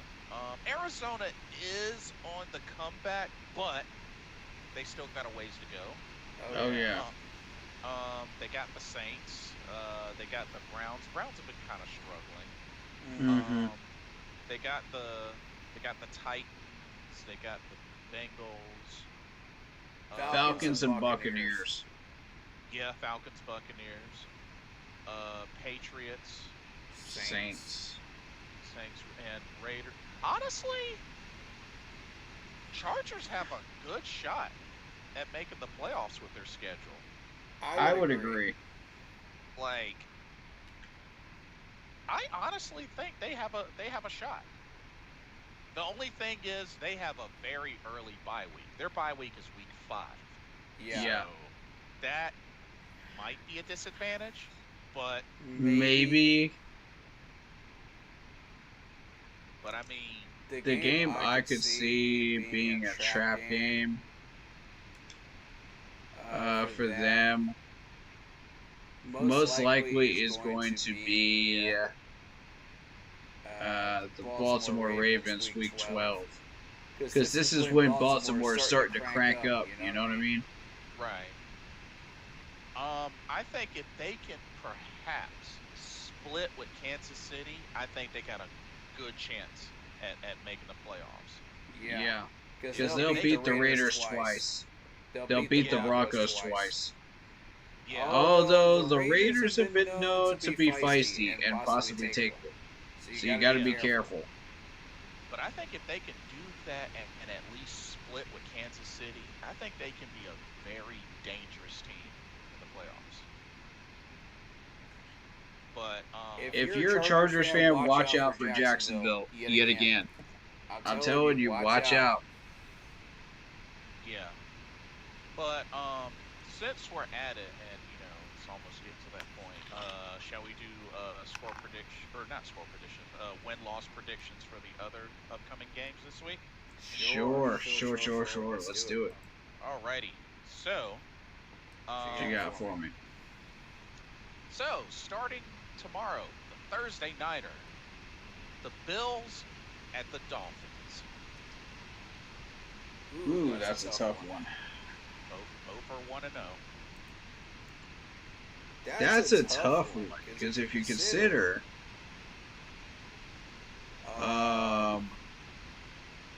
what each team did last Yeah. week, Yeah, Josh Allen got off to a great start. and the Dolphins actually beat the Jaguars, which is a playoff team, playoff competitor. So they finally broke past the hump of beating a competitive team, Right. you know. And last year, if you look at last year, they were not able to do that. Yeah, Tyreek Hill had a great game too. 130 yards receiving and a touchdown. Yeah. So who goes to? Oh man, this is a tough one. It is. Because the Bills did not beat the Cardinals easily. It was only 34-28. Right.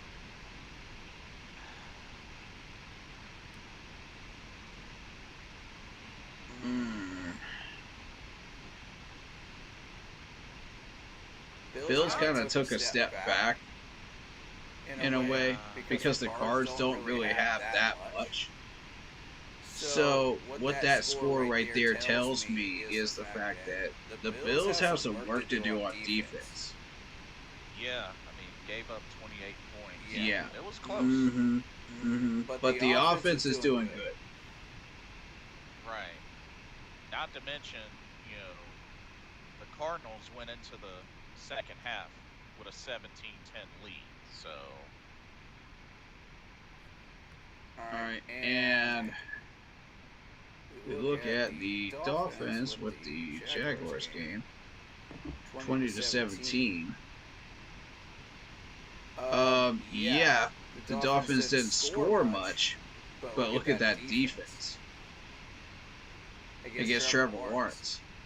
A healthy Trevor Lawrence and a healthy Travis Etienne. Right. And all the weapons that they have in Jacksonville. So my whole thing is that defense is going to win them the game. What, the Miami defense? Mm-hmm. Because the Bills defense needs work.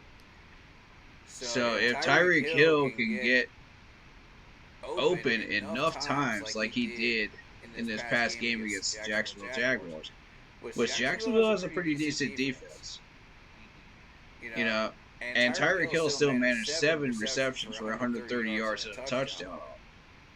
So if he can go off like that again, and Tua could put up numbers like that, 23 for 37, 338 yards and a touchdown, Miami should win that game.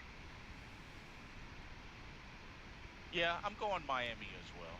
Yeah. You've convinced me. You definitely convinced me. If that Miami defense plays like they did last week, that should be a win for Miami. Right on. But anything can happen though, so we'll see. So that's the Thursday nighter. Then we get into our Sunday 1 p.m. games. Saints at Cowboys. Cowboys. Definitely going Cowboys. Saints will hang on for 3 quarters, but that'll be it. Fair enough.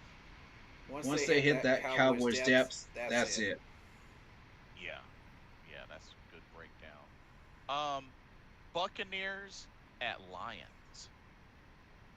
I've got to go. Oh boy, hold on. Because now, if the Lions were playing like they should be playing, what did they do last week? Okay, they beat the Rams 26-20. Yeah, they won in overtime. Okay. See, that offense is doing what it's supposed to be doing. That's a division game. And they took care of business. So,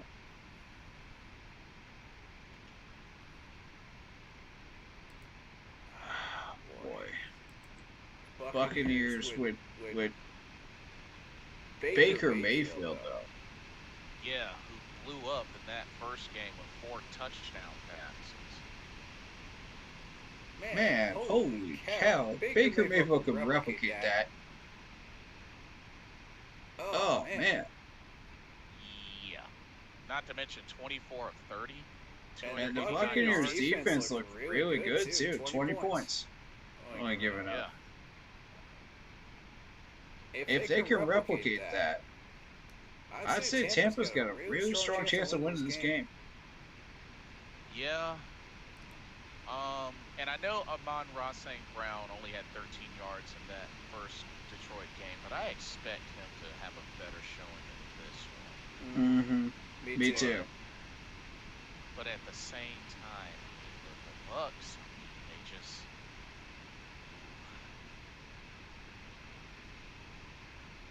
I'm gonna have to, I hate to say it, but I'm gonna have to say the Bucks.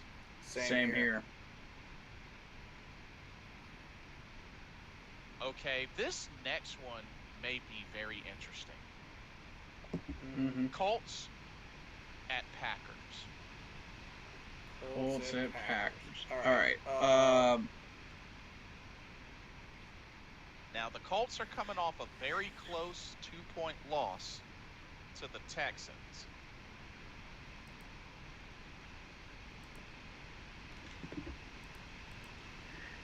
And Green Bay is just coming off a close loss to the Eagles, 34-29. But they also lost Jordan Love. He got injured. He's most likely going to miss this game. Ooh. Who do they have as a backup? Let's find out. Malik Willis. Malik Willis. Okay.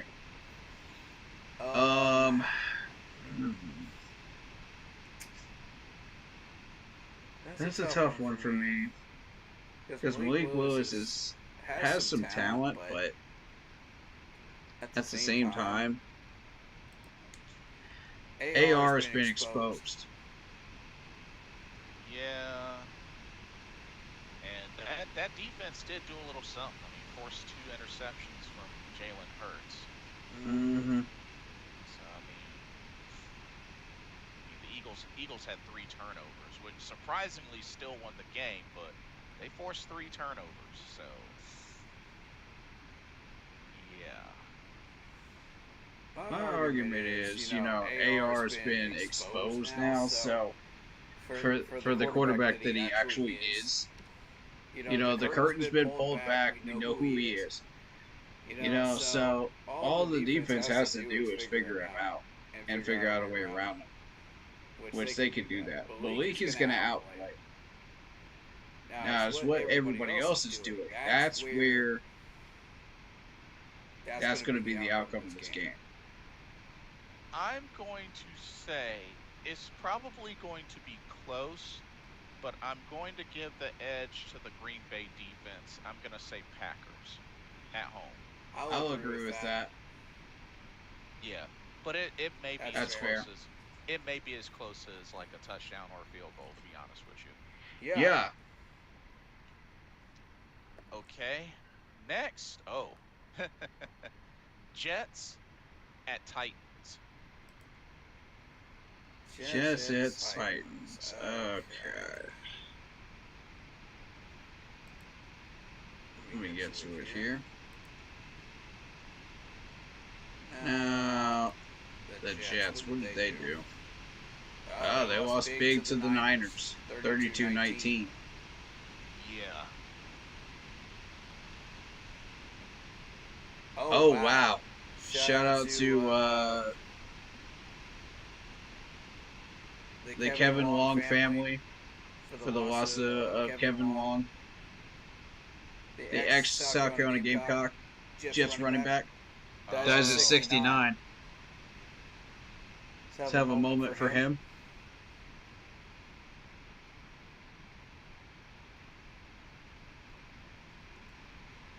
Thank you. All right. So, that in mind, I think the Jets traditionally haven't been that great. They haven't improved, really. Yeah, even with the addition of Aaron Rodgers, they still, I mean, he was 13 of 21, 167, and a touchdown and an interception. Like, You do have Mike Williams, though. true. And, you know, Alan Lazard, Garrett Wilson, Brees Hall. Mm, I mean, Vera Tucker's interesting, but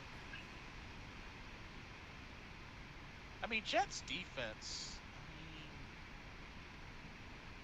I look at Braylon Allen, the new running back that the Jets acquired, and I could see Braylon Allen just being groomed for that starting running back role. Right. So it's not going to take him long. And the Titans, they lost to the Bears. And, you know, Will Levis struggled.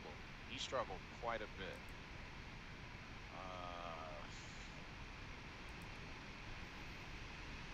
Let's see here.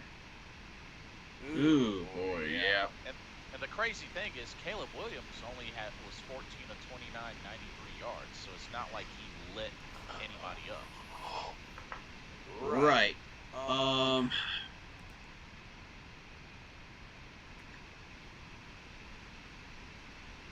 I'm waiting on Calvin really to start ripping it up, man. And then again, Titans had 3 turnovers that game, so Mm-hmm. with the turnover battle. You know what? I'm actually gonna go Jets. I think I'm gonna go Jets.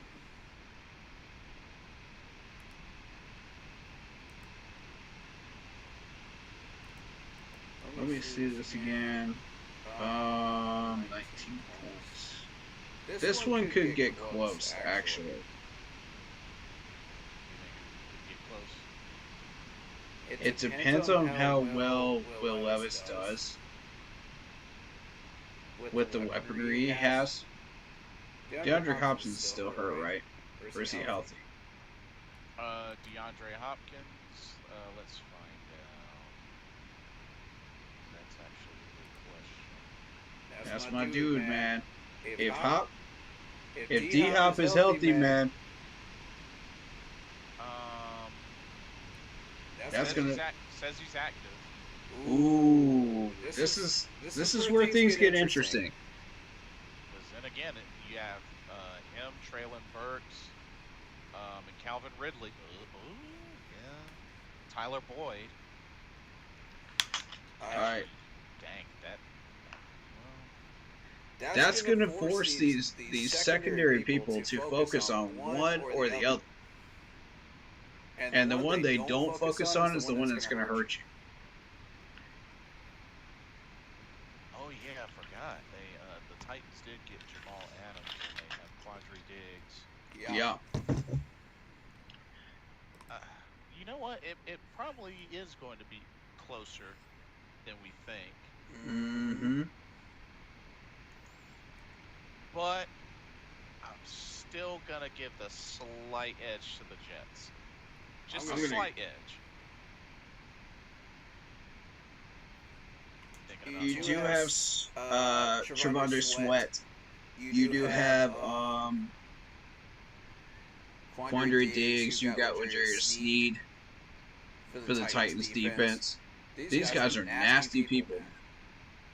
Yeah. And I would not be surprised to see them make a major impact in that game. You're thinking Titans? I think Titans by within 7 points. Okay. I think it's going to be close, man. But the Titans have traditionally won games like this recently. If you date it back to 2023. Yeah. They won games like this. And Will Levis will have a chance to bounce back. So, hey, I can dig it. Well, we shall see. Should be good. Really good. Yeah. The Titans actually beat Cincinnati last year. Yeah. Yeah, they beat let's see. They beat Miami. They beat Jacksonville as well. Right. and they won in overtime against the Chargers. So I mean, this is a feisty team that can sneak up on somebody with the weaponry they have, and they added to it. So be careful. Yeah, good breakdown. So you're going Titans, I'm going Jets. Yep. Okay. Now it's about to get even more interesting. 49ers at Vikings. While I like the Vikings' weaponry, it's still not enough. Yeah. I gotta go Niners. And against that Niners defense, I don't know if Sam Darnold can. Sam can do some damage against the Niners defense, but it won't be enough. Yeah. I'm going Niners as well. Okay. Seahawks at Patriots.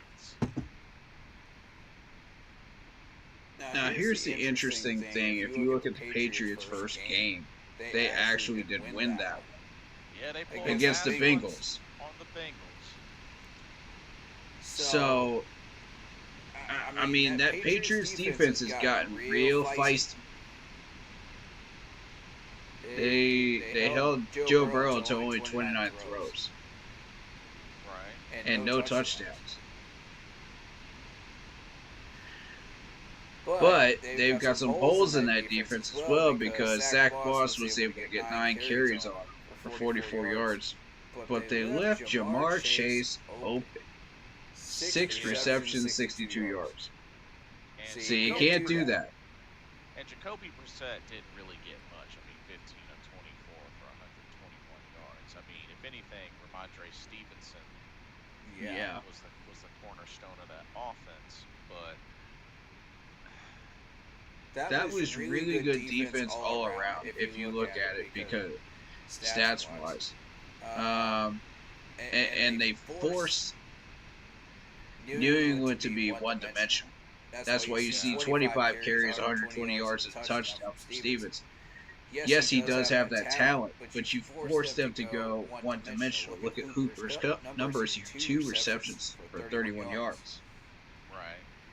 And that's what's going to be interesting in this game. Can Seattle create that one-dimensional New England offense and replicate that like Cincinnati did? I know they got the close victory over Cincinnati, but honestly, I just think Seattle has a little more, and I think what they can do on offense and defense. I mean, New England, they do a little something, but I don't think it's enough to seal the win. So I'm going to go Seahawks. I'm going to agree with that. I mean, New England can't limit Tyler Lockett. They're not going to limit DK Metcalf. They've got to guard one or the other. Right. And the other one is going to hurt them. And don't forget Jackson Smith-Jigba. Smith-Nigma, yeah. Yeah. One of those three is going to hurt them, no matter what they do, because they got to put one of them one-on-one. Exactly. And don't forget, you've also got LaVisca. Yep, Laviska Shenault. Yep. Yeah. He's in Seattle. So that's a fourth option. And Farrell Brown at backup tight end. So they've got some weapons. And even if Geno goes down, you still got the North Carolinian, Sam Howell. Yeah, that is true. So he's got some talent too. So this offense is not going to slow down. It's going to keep going. Well said. This next one. Division game. The Giants at the Commanders. Okay. I want to immediately go Washington, but they did lose again. Yeah, but they did not lose as bad as the Giants lost to the Correct. Correct. I've got to go with the Commanders. Yeah. That defense is feisty. Yeah. Although Baker went off on that defense, it is better than that 37 points they gave up. And they know they are. Not to mention, Daniel Jones got sacked 5 times in that Vikings game. So, yeah, I just... Washington knows their defense is better than what they showed in that Buccaneers game. They just have to come out there and play like it. You know, you're going to have some coverage issues still, but if you come out there and play well, you shouldn't have a problem. Yeah, I think main thing with Jaden Daniels, you just don't turn the ball over. Right. Jaden is the problem. Yeah. And, you know, he had 2 rushing touchdowns. So, I mean, he's a dual threat mobile quarterback. But then it didn't really help that the defense gave up 4 touchdowns to Baker Mayfield. So You've got Austin Eckler to throw to, so, you know, make use of it. But I'm gonna say the Commanders. Yep, same. Okay, and we both were in agreement that Chargers beat Carolina. Unfortunately, hate to say it. Yep. The Browns at the Jags. This is an interesting one. If Watson fails to produce again for the second week in a row, that Jaguars defense will eat him alive.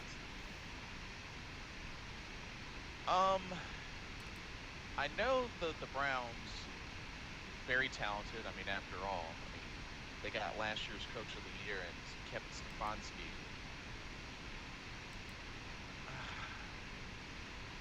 Who's a 2-time Coach of the Year winner, actually.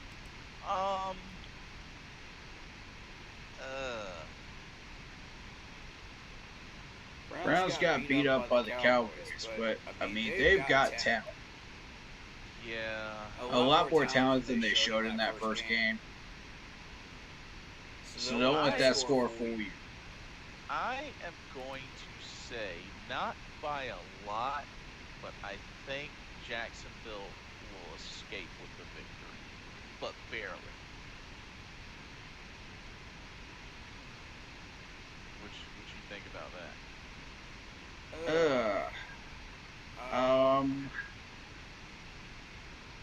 Oh boy, that's a tough one, man. Yeah. Jacksonville did beat the Dolphins. No, they lost to the Dolphins. No, That's lost. right. Yeah, by 3. Yeah. By 3. So in allowing a team that has struggled to beat a major divisional opponent to beat you like that in the first game is not a good sign for the Jags. However, they do have a lot of talent as well. Right. I'm going to say for now, I think Jags. Jacksonville. Okay. Because of that defense. If Watson fails again, Trevor Lawrence will outperform. Right. And that's going to be the difference maker. Alrighty. Raiders at Ravens. Because it's early, that's what makes this an interesting game. I'm going to go ahead and say Ravens. I think they bounce back from that tough, close loss to the Chiefs. I think they get back on track. I'm going Ravens. Yeah, the Ravens have a lot of talent here. And the Raiders, yet again, are staying stagnant. Losing to the Chargers. Staying in third place like they usually are. You know, staying in their lane. Which, I mean, if you're a Raiders fan, you're like, don't stay in my lane. Don't stay here. Don't stay stagnant. Do something. You know? You got more talent than this. Why are you still here? You know, they thought Derek Carr was the problem. Nope. It's not Derek Carr. Newsflash. You know, you bring in Gardner Minshew. Gardner Minshew. Why? The last time this dude was relevant was in Jacksonville. That was a long time ago. I mean, come on, man. I don't see. I don't understand why. They think that Derek Carr was the problem. Derek Carr was keeping them alive. And now they're about to get worse under Minshew. So, yeah, this is an easy one for me. Ravens. Good call. Good call. Now we get into our 3-4 o'clock games. Rams at Cardinals. Now, here's the question I've got for Arizona. Do you believe that this team is better, is as advertised, when they played last week? Or is this overinflated? That's a good question. They came very close, but wasn't able to beat the Bills. Are people overanalyzing Arizona? I think this game may be closer than we think. I mean, Rams coming off an overtime loss. At any given day, Matthew Stafford will light it up. Mm-hmm. Although they just recently lost their receiver, Ika Mufwa, to IR. So. Ooh. Interesting fact for Rams fans: the NFL set the ratings. NFL ratings record for that game against the Washington Commanders of 21 million viewers. Ooh, wow. Yeah, so that's interesting. Yeah. I am going to say.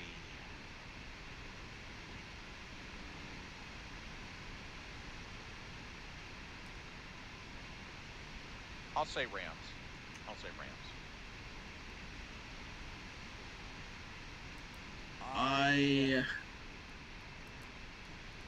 I may have to agree with that. I'm not buying this new Cardinals team that almost beat the Bills. I'm not buying it. I need to see a little more before I. Right. I agree. But that wasn't a terrible start though. Right. They almost won, but they weren't able to get the job done. But it was not a terrible start. Kyler Murray by himself is good, Yeah. but you need more. Right. And the Cards don't have more. That's their problem. I mean, you're dealing with Marvin Harrison Jr. Yes, that was a number 1 draft pick, but he's raw. You got Michael Wilson, average. You got Greg Dortch, average. Zach Pascal, average. No one even knows who Chris Moore is.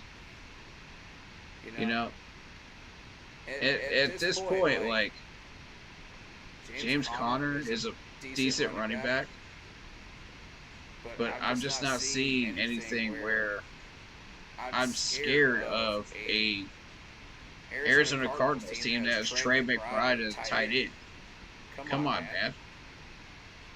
I mean, and really, I'm not. When it comes to the defense, really the only names that stand out to me are Buda Baker and Sean Murphy Bunting. Right.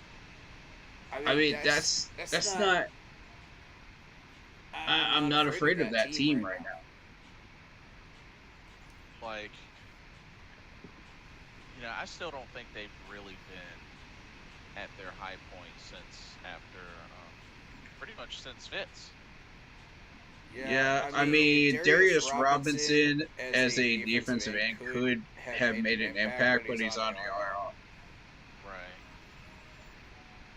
Right. But otherwise, that does not scare me at all. Fair enough. So, both in agreement, Rams. Yep. Okay. Now it's about to get interesting again. Steelers at Broncos. looking like it will be Justin Fields again to start. That's what it's looking like. Hmm. And of course, Denver had Bo Nix, which he had a really rough start. I gotta go Steelers initially here. They got a tough one against a division opponent, which is the Falcons here. And the Falcons have traditionally been in the wild card race every year, or at least talked about in the wild card race. And you look at the Broncos haven't been relevant for quite a while, even after the Russell Wilson failed experiment. Right. And, you got Bo Nix, you got Zach Wilson. I mean, it's this Broncos team just doesn't strike me as anything that I should be afraid of. I mean, I like Sutton.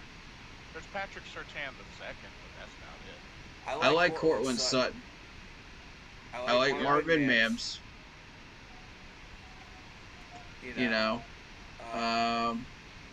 On defense, Zach Allen is dangerous. Yeah, Patrick Surtain for sure. We almost drafted Patrick Surtain. Right.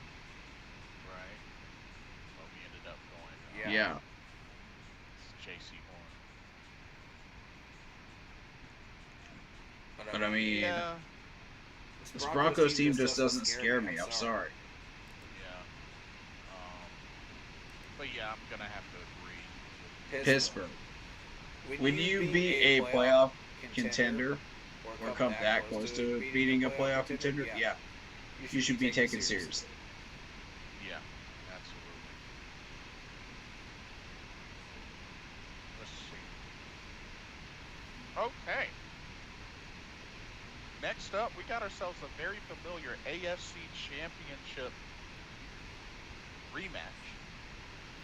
Bengals at Chiefs. You already know my choice.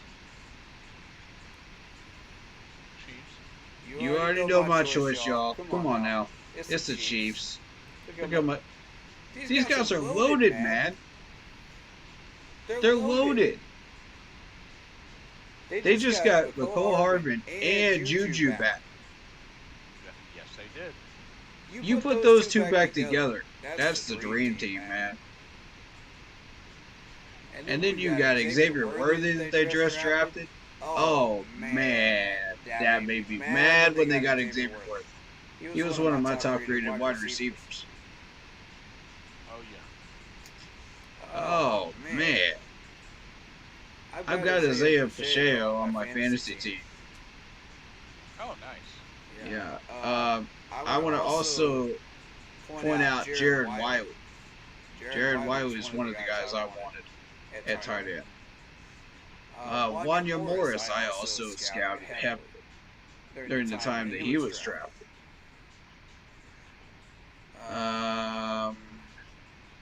Drexel's a new one, right? I believe so. Yeah. Offensive tackle. Okay. So, be aware of Justin Reed. I managed to get him in fantasy. You guys made a mistake. You let me get Justin Reed. That's going to cost you. Oh, yeah, I forgot. They picked up Sheldon Rankins with the Bengals. Mm-hmm.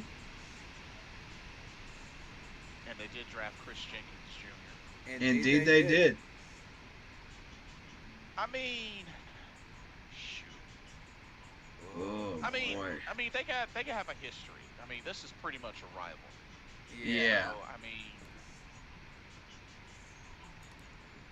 I'm still gonna go with the Chiefs, but Bengals are gonna put up a fight. And I know they just are coming off a loss to the Patriots, and I know this is a much tougher game, but after all, we have to keep in mind that Cincinnati's played in a Super Bowl before, so T. Higgins is a monster. Jamar Chase is a monster. KC's defense is going to get all they can handle in this game, but it's not going to be enough. Right. But when you look at Cincinnati's defense, this is where their strength starts to disappear. You know, Logan Wilson is dangerous. You got a few other players, Von Bell. But Von Bell's in the later years of his career. Right. He's lost a couple steps, but he can still do it, though. He can still make an impact. KJ Henry is dangerous. And, you know, their last meeting, Kansas City won. Yeah. They've got some nasty pass rushers. Cedric Johnson is good, too. But, Chris Jenkins Jr., man. Everybody wanted us to get Chris Jenkins Jr. Oof. Oh, man. Yeah, it's not going to be enough. Casey wins.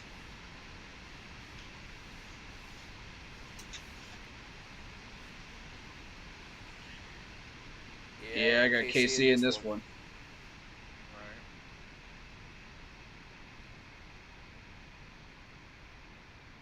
I think Bengals will put up a good fight. I mean, they're going to be hungry to really, you know, bounce back. But I just it'll be a good measuring stick to see where they're at.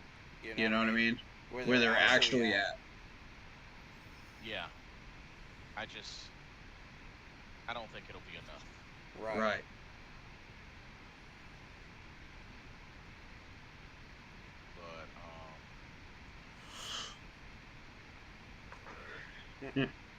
They can take that info and learn from it and use that. So. Yeah. All right. Okay.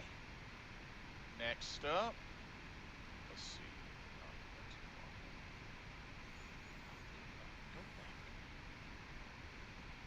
Okay. Next up is our Sunday night game. Bears at Texans. I'm gonna go Texans. Me too. Yeah. Actually, the Cincinnati and KC game is Sunday night as well. No, it's not. No, it isn't. You're right. It's a Yeah. We're starting to settle into the regular NFL schedule now. Yeah. Where we got one night game, you know, and one Monday. So we're both going Texans. Yep. And then the Monday nighter. Oh man, this should be an easy one. Falcons at Eagles. Eagles. Yeah. Eagles have a lot more firepower. Yeah, I know they had some turnovers in that Green Bay game, but they still put up a lot of points that game. Oh yeah. That's a nasty offense. Yeah. So, especially Saquon Barkley going. Yep, they just got him. Oh man, he's fitting in nicely in an Eagles jersey. Man. Even though I'm a Panthers fan, shout out to my man Ray McLeod, finally getting active. 4 catches, 52 yards. Way to go, Ray. Proud of you, man. I love Ray. Wait, is he a Clemson Tiger? Indeed. Oh wow. I love my man Ray, man.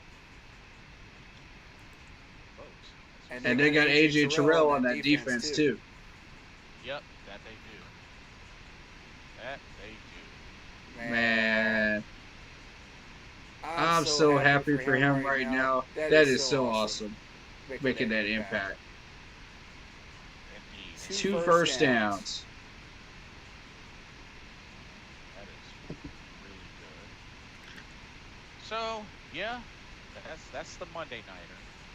So yeah, quite an interesting week, but we'll see how things go. Yeah. Like I said, we open up at the first home game of the year, week 2 against the Chargers, but hopefully they will prove us wrong.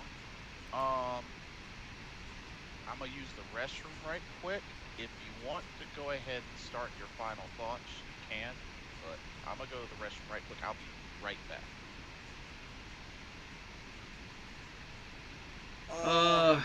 I just want to say, I think that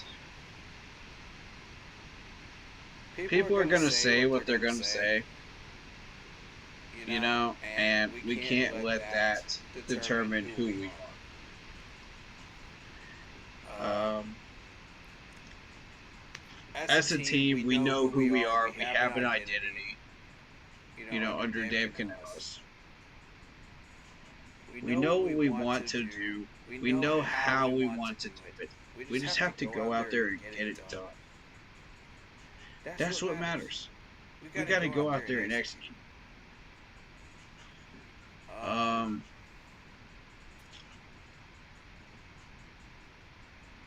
I mean,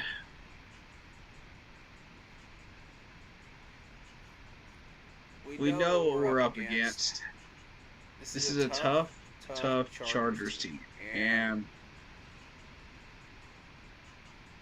I don't expect to win. I expect us to put up a good fight. So that final whistle. You guys show me that, I'll be satisfied.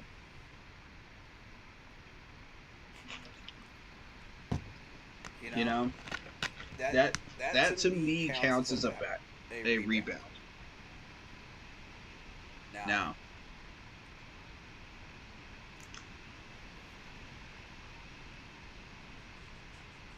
all these players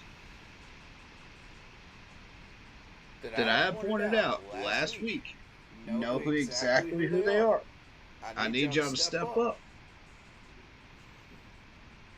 I need y'all to step up, man. For real.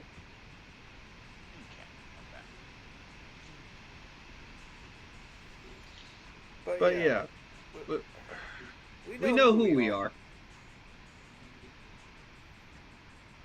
Just get it done, man. Just get it done. Go out there and do your jobs. Don't let these people tell you who you are. We are the Panthers. Go out there and show them who we are. Yeah, I got respect for everybody out there that has a different opinion than me. Yeah, woe is us. Woe is us. We're going to be terrible for the rest of the year. Oh, let's replace Bryce Young. Listen to them all. Listen to them all. You ain't even got to reply to them. Just listen to it. It's the same nonsense every time. Same nonsense. And every time we take a big loss like this, they get ramped up. Here we go again. Here we go. You want the opportunity to shut these people up? Go out there and play some damn football, man. Excuse my language, but go out there and play some football. Do it. It's that simple. Go out there and play football. Do your jobs. You know what you're supposed to be doing? Man, I'm looking at all these people that want to walk up in this building on Sunday and say, oh, woe is the Panthers. let's get Dave Canales fired after one game. It's one game. It's one game. Did y'all forget we got 16 more? We got 16 more. I want chats, both chats. I want y'all to look me in the eyes when I say this. This season is not over yet. Say it with me. This season is not over yet. Use your nuggets. All right? It's a 17-game season. Are we eliminated yet? Are we eliminated yet? No, we are not. So I need y'all to get your heads in the game. We got a long year. If y'all already giving up after one game, man, bye. We'll see y'all next year. But the rest of us are sticking around, man. The rest of us are loyal. And I'm trying to tell you, man. We're painfully loyal, but we're loyal. And the ones that are stuck around, man, we've stuck through heaven and hell just to see this team succeed again. It is true. There is no other glorious, beautiful way to put it. That is exactly where we are. We have seen the bright light. We have seen the flames of hell during these games. And we have seen the suffering that entails when we keep losing. It causes anger. It causes hate. It causes suffering. It is time to start ending the cycle. I don't know about y'all, but I'm tired of this. I'm tired of going into every single week and debating Panthers football with a losing team like it's politics. What? Y'all gonna walk in here every week and just feed off this darkness. Just feed off this darkness like vampires. That's what some of y'all do. Those are the people I don't want. I want the people that are going to come in here and support this team no matter what. Be optimistic like David Smooth's here. That's the attitude right there, man. Even despite having this loss happen with the Saints. Did y'all read what this man said? He is sticking with 10 to 12 wins. Still rocking it. That takes spine right there.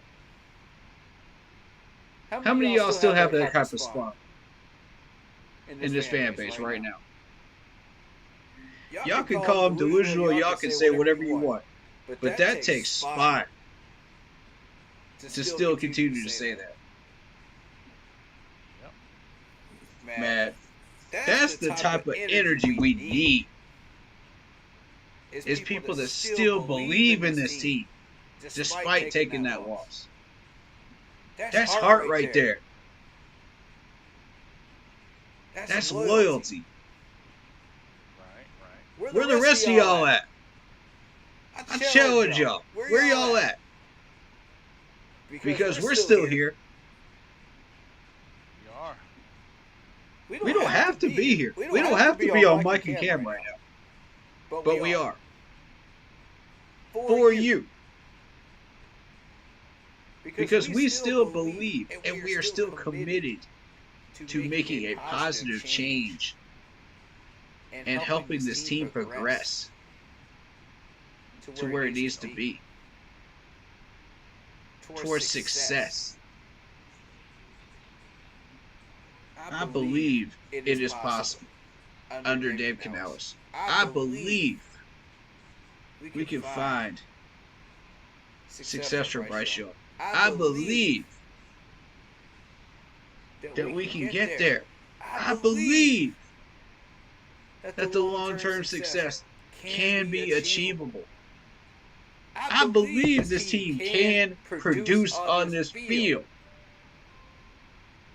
I believe we can get some of these wins. Now, I didn't say all of them. I said some of them. Right. Whatever this record looks like at the end of the year, it looks like. I ain't worried about that. What I'm worried about is your progression. How are we moving ourselves forward and progressing right now as a team, as a franchise, so that we are not sitting on the bottom anymore? Do y'all remember we were the worst team in 4 different sports last year? 4 different sports, major sports. That cannot ever happen again. I want y'all to use that as motivation. Use that as your motivational fire this week. There we go. Let that motivate you. Let that fuel you. I want to see every single rep be motivated by that. And that anger and that frustration from being that number, that worst team in 4 different sports. I want that to sink in. Sink in. And don't let it despair you. Let it piss you off. Feed into that. And I want to see every single play that you make during this Chargers game count towards something. Whether you've been here for 1 year or whether you've been here for multiple years. Every rep, make it count. Till that final whistle. I am sick and tired of watching Panthers games where these guys do not put in the full effort. And that Saints game was exactly that. Do not show me that again. Show me the other side of you that I know you have in you. Show me that hunger. Show me that chip on your shoulder. Show me that discipline. Show me those mechanics. Show me those skills that you have, that we know you have. Don't let the media tell you who you are as players. Don't ever let them do that. They don't come to these practices. They don't come to these games. They see a 6-second highlight reel and they say, oh yeah, that's the Carolina Panthers. No. Heck no. That's not us. We play with fire. We play with passion. We play with energy. We play with determination. And when we're in our house, we protect our house. Come in here and protect your house. Do not let another team say, oh, we could trample these guys in their house. Screw that. Let them try to earn it. We're the Carolina Panthers, dig it. Act like it. Come in there with a fire. Come in there with a passion. Come in there and execute. Be who you are. I don't want to ever see that lazy excuse for a game again that I saw against the Saints. Never again. Show me who you are. How much do you want this? Come out there and ball out.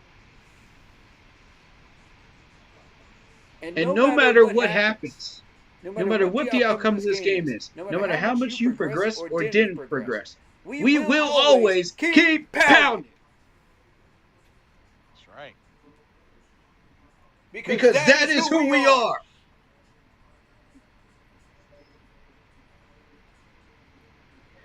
Blitz, you have the floor. Okay. For me, Carolina Panthers, y'all better do yourselves a favor. Don't lose at BOA this Sunday. It is in y'all's best interest to not lose at BOA this Sunday. This is our first home game of the season. We're home. Now, we just had an abysmal loss on the road against the Saints, which Inexcusable. Which, let me remind y'all, we didn't win a single away game last season.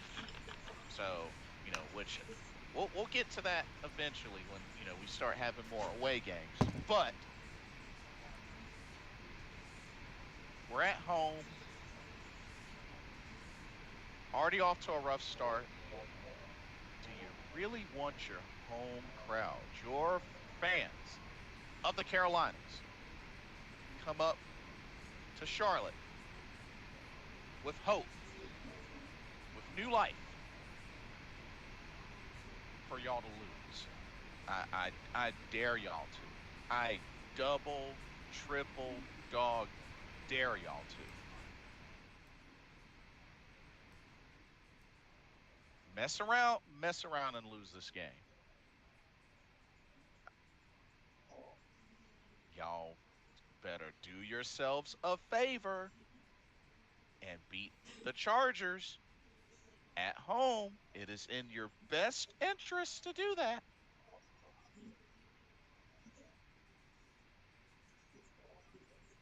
We've beaten these guys before. We have the series record against these guys. Now is not the time to be a doormat, to be walked over. Oh, but everything's all over. Derek Brown is out for the season. And sucks that it happened. We had something like that happen before, handful of years ago. And what happened? Yep. We went to a freaking Super Bowl. Preach. Now, Carolina, I say this every time. How bad do you want it? How bad do you want it? You already know what a lot of this fan base is saying about y'all. You know it. You hear it. You hear it more times than you really want to hear it, but you hear it a lot. Mm-hmm. So what are y'all going to do about it? Mm-hmm. Are y'all just going to keep hearing it and just be like, oh, that's the norm? That's just the norm. We suck. That's the norm. Taylor, we're talking to you. When are y'all going to do something about it? If you're tired of hearing it, do something about it. Facts. David Tepper, you're tired of the mediocrity? You're tired of seeing the same old song and dance? What the heck are you going to do about it? If you care enough, what are you going to do about it? Man, don't ask Tepper to do something about it, man. I'm just saying, just everybody's got to do their part in order for this to all pan out into success, and then build on that.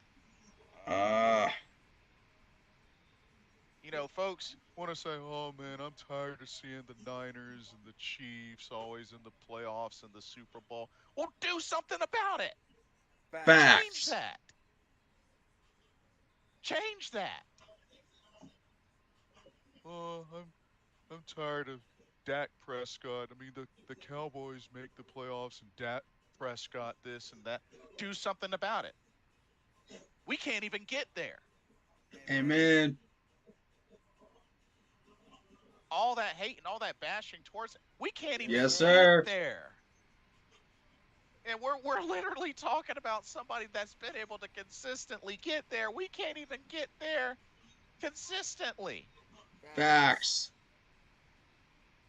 We have no room to complain. The last time we even poked our heads in there was 7 years ago. Mm-hmm. It's like, come on, yeah, come on now, Starting to look Carolina. like a mirage. Like, how much are y'all gonna keep increasing the gap? Just little by little, you're just increasing the gap. Dave Canales, listen, I know it hurts. Shake that loss off. Shake it off now. Mm-hmm. Refocus. Yes, this was your first game. Look, shake it off. It's over. It's out of the way. It's over. You Mm-hmm. can't go back and change that. One of my main questions is how are you going to handle adversity and how are you going to bounce back from the bad to the good? I'm sure I will get my answer this Sunday. But Dave Canales, what is it going to be a positive answer or is it going to be a negative?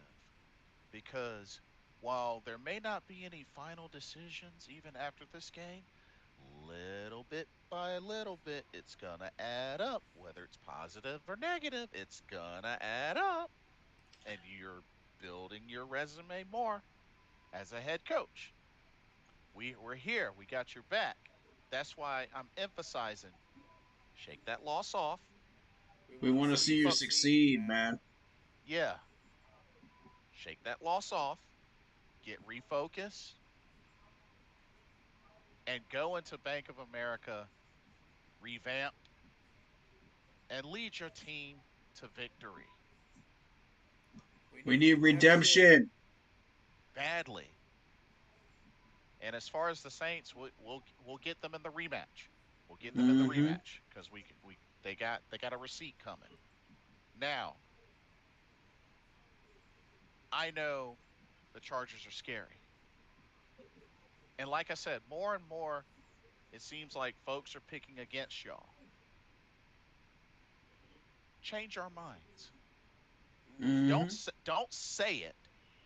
Do it. Don't say what you're capable of doing. Do it. Facts. Put your words to Okay. action. Like talk is nice. It carries some weight, but not as much as action. Mm-hmm. Not nearly as much as action.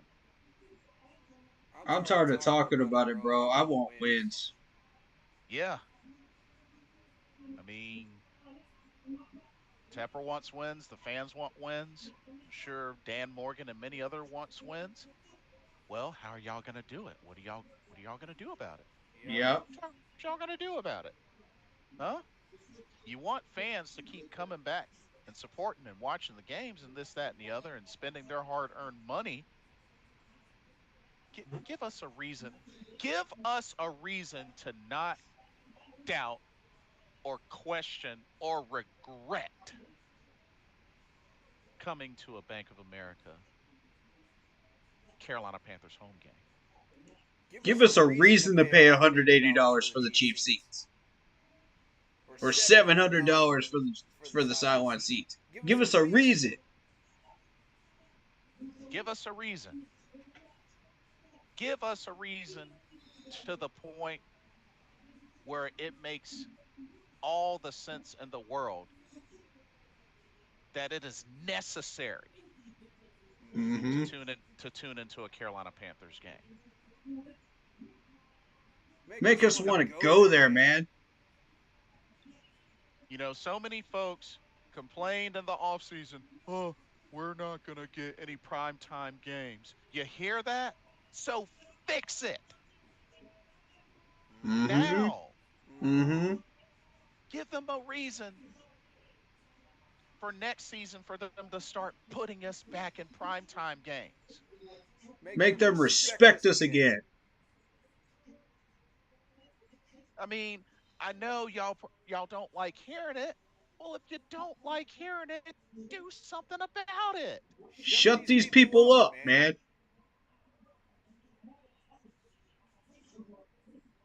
Grow a spine and shut these people up. I mean, Janet Jackson has a hit song. What have you done for me lately?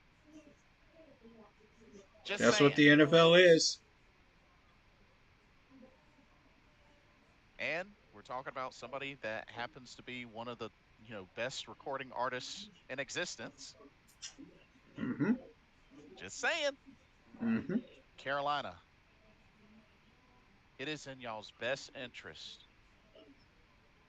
to win this Sunday. Don't disappoint us. Don't disappoint the Keep Pounding Nation and all the greats that have been here, that have either gone on, no longer here, retired, all of the above. Don't disappoint us like that again. It is in y'all's best interest to win this Sunday. And I triple dog dare y'all to have anywhere near of the performance y'all had this past Sunday. I dare y'all. I dare y'all.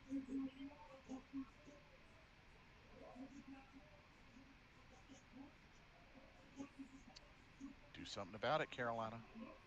You hate hearing it, hate hearing all the talk, all the gossip, all the bashing. Do something about it. That's all I got. The ball is in y'all's court. Mm-hmm. It's on y'all now, Mm-hmm. because organization and folks, you can't keep getting all pissy about it when the results give plenty of reasons to get all pissy. Mm-hmm. Just saying. But this has been another great week 2 preview stream. Carolina Panthers open up at home against the almost said San Diego, Los Angeles Chargers this Sunday, 1 o'clock. Let's get right. Let's get Mm-hmm. this victory. Let's get Dave Canales' first victory as head coach. Let's get this team on the right track, and let's start chugging along that right track, Mm-hmm. going in the right direction. Mm-hmm. Let's get back on schedule. Let's do it. Corey, fire off your socials. You can find me on Keep Pounding 3869 on YouTube. Specifically those numbers because of the YouTube algorithm. 3869. And make sure to check me out on Instagram, Shadow Warrior with 1W645 if you want to have a conversation with me. And also the Facebook group page, Keep Pounding in all caps. Again, that's the group page, Keep Pounding. Don't get it confused. So there you go. And also a quick shout out to Mr. Carolina. We miss you. We will be here when Yep. you're settled and ready to bounce back. I know he's been doing a lot of traveling, a lot going on, but we are still here. Got that seat waiting for you. When it's time for you to return, we will be here. Do your thing. We love you. Stay blessed, but we miss you. We miss you. And don't forget to And check out Lindora Ty on Instagram for artwork and the stuff that we did for the intro here on the stream. She's looking for artists, content creators to work with, so go check her out. go check her out indeed.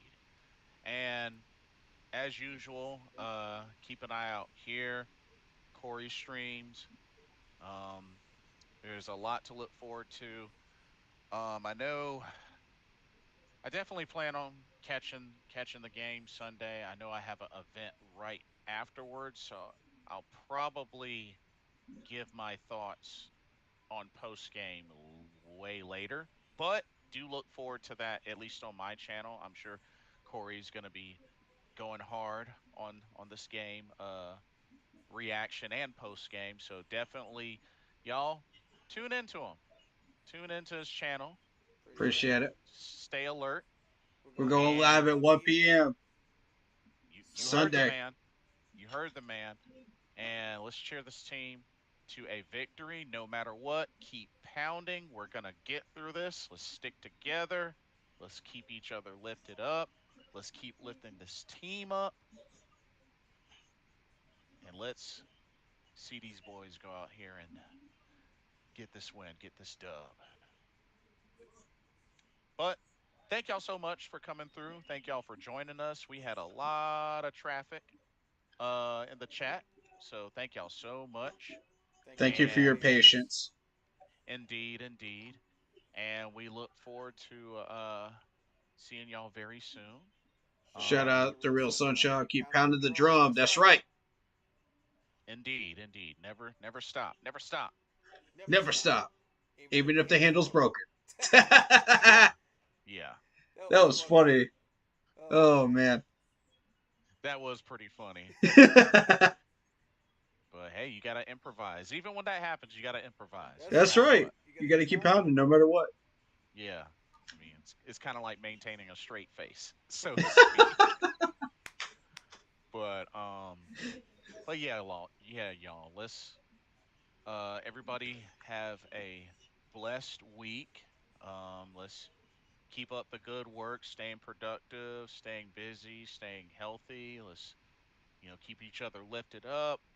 We're gonna Yep. get through this, Mm-hmm. and let's look forward to the weekend. And knows little by little is gonna get a little bit cooler as we usher into the fall season. But hey, that's how we know that football season is really gonna start getting juicy. It's gonna start getting Mm-hmm. juicy. Mm-hmm. So let's do this. Let's go out and do this. So for myself, Blitzball Champ, and Keep pounding. we will see y'all very, very soon. Stay blessed, stay safe. Y'all have a good night. Laters. All right. So on my channel, thank you guys for coming in and hanging out with us. I appreciate everyone here. It is always a pleasure welcoming everybody on in here.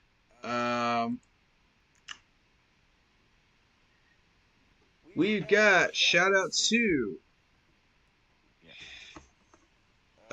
David Screws, Marcos Cash, Isaiah Sizik, Heat 3, Black Poppy, and Brian Stowe, as well as Blind Starzer, the Charger fan, and DeReal Sunshine. And of course, my man Blitz, Ball Champ, joining us for this stream. Yo boy DT3 in the chat as well. If you came by and checked out the stream and you liked what you saw, hit that like button, hit that sub button, hit the bell. A lot more content coming. Make sure that you hit that bell so you are live when we do the live stream reactions to the games on Sundays. We got game streams coming up throughout the weeks too, so don't miss those too if you're interested in those. You know, we play video games here, keep pounding video games. So come check us out, man. We got Once Human, we got Assassin's Creed Odyssey going right now. We might do some other stuff too here in the next couple months. Stay tuned. You might be surprised. But, you know, thank you for all the support. We love you guys so much. And as always, it is a pleasure seeing you here. On the Keep Pounding channel. I know that's a freeze frame, but hey. Keep pounding that drum. And we'll see you guys next time. Stay happy, healthy, and well. You know what time it is. Keep pounding. Peace, guys.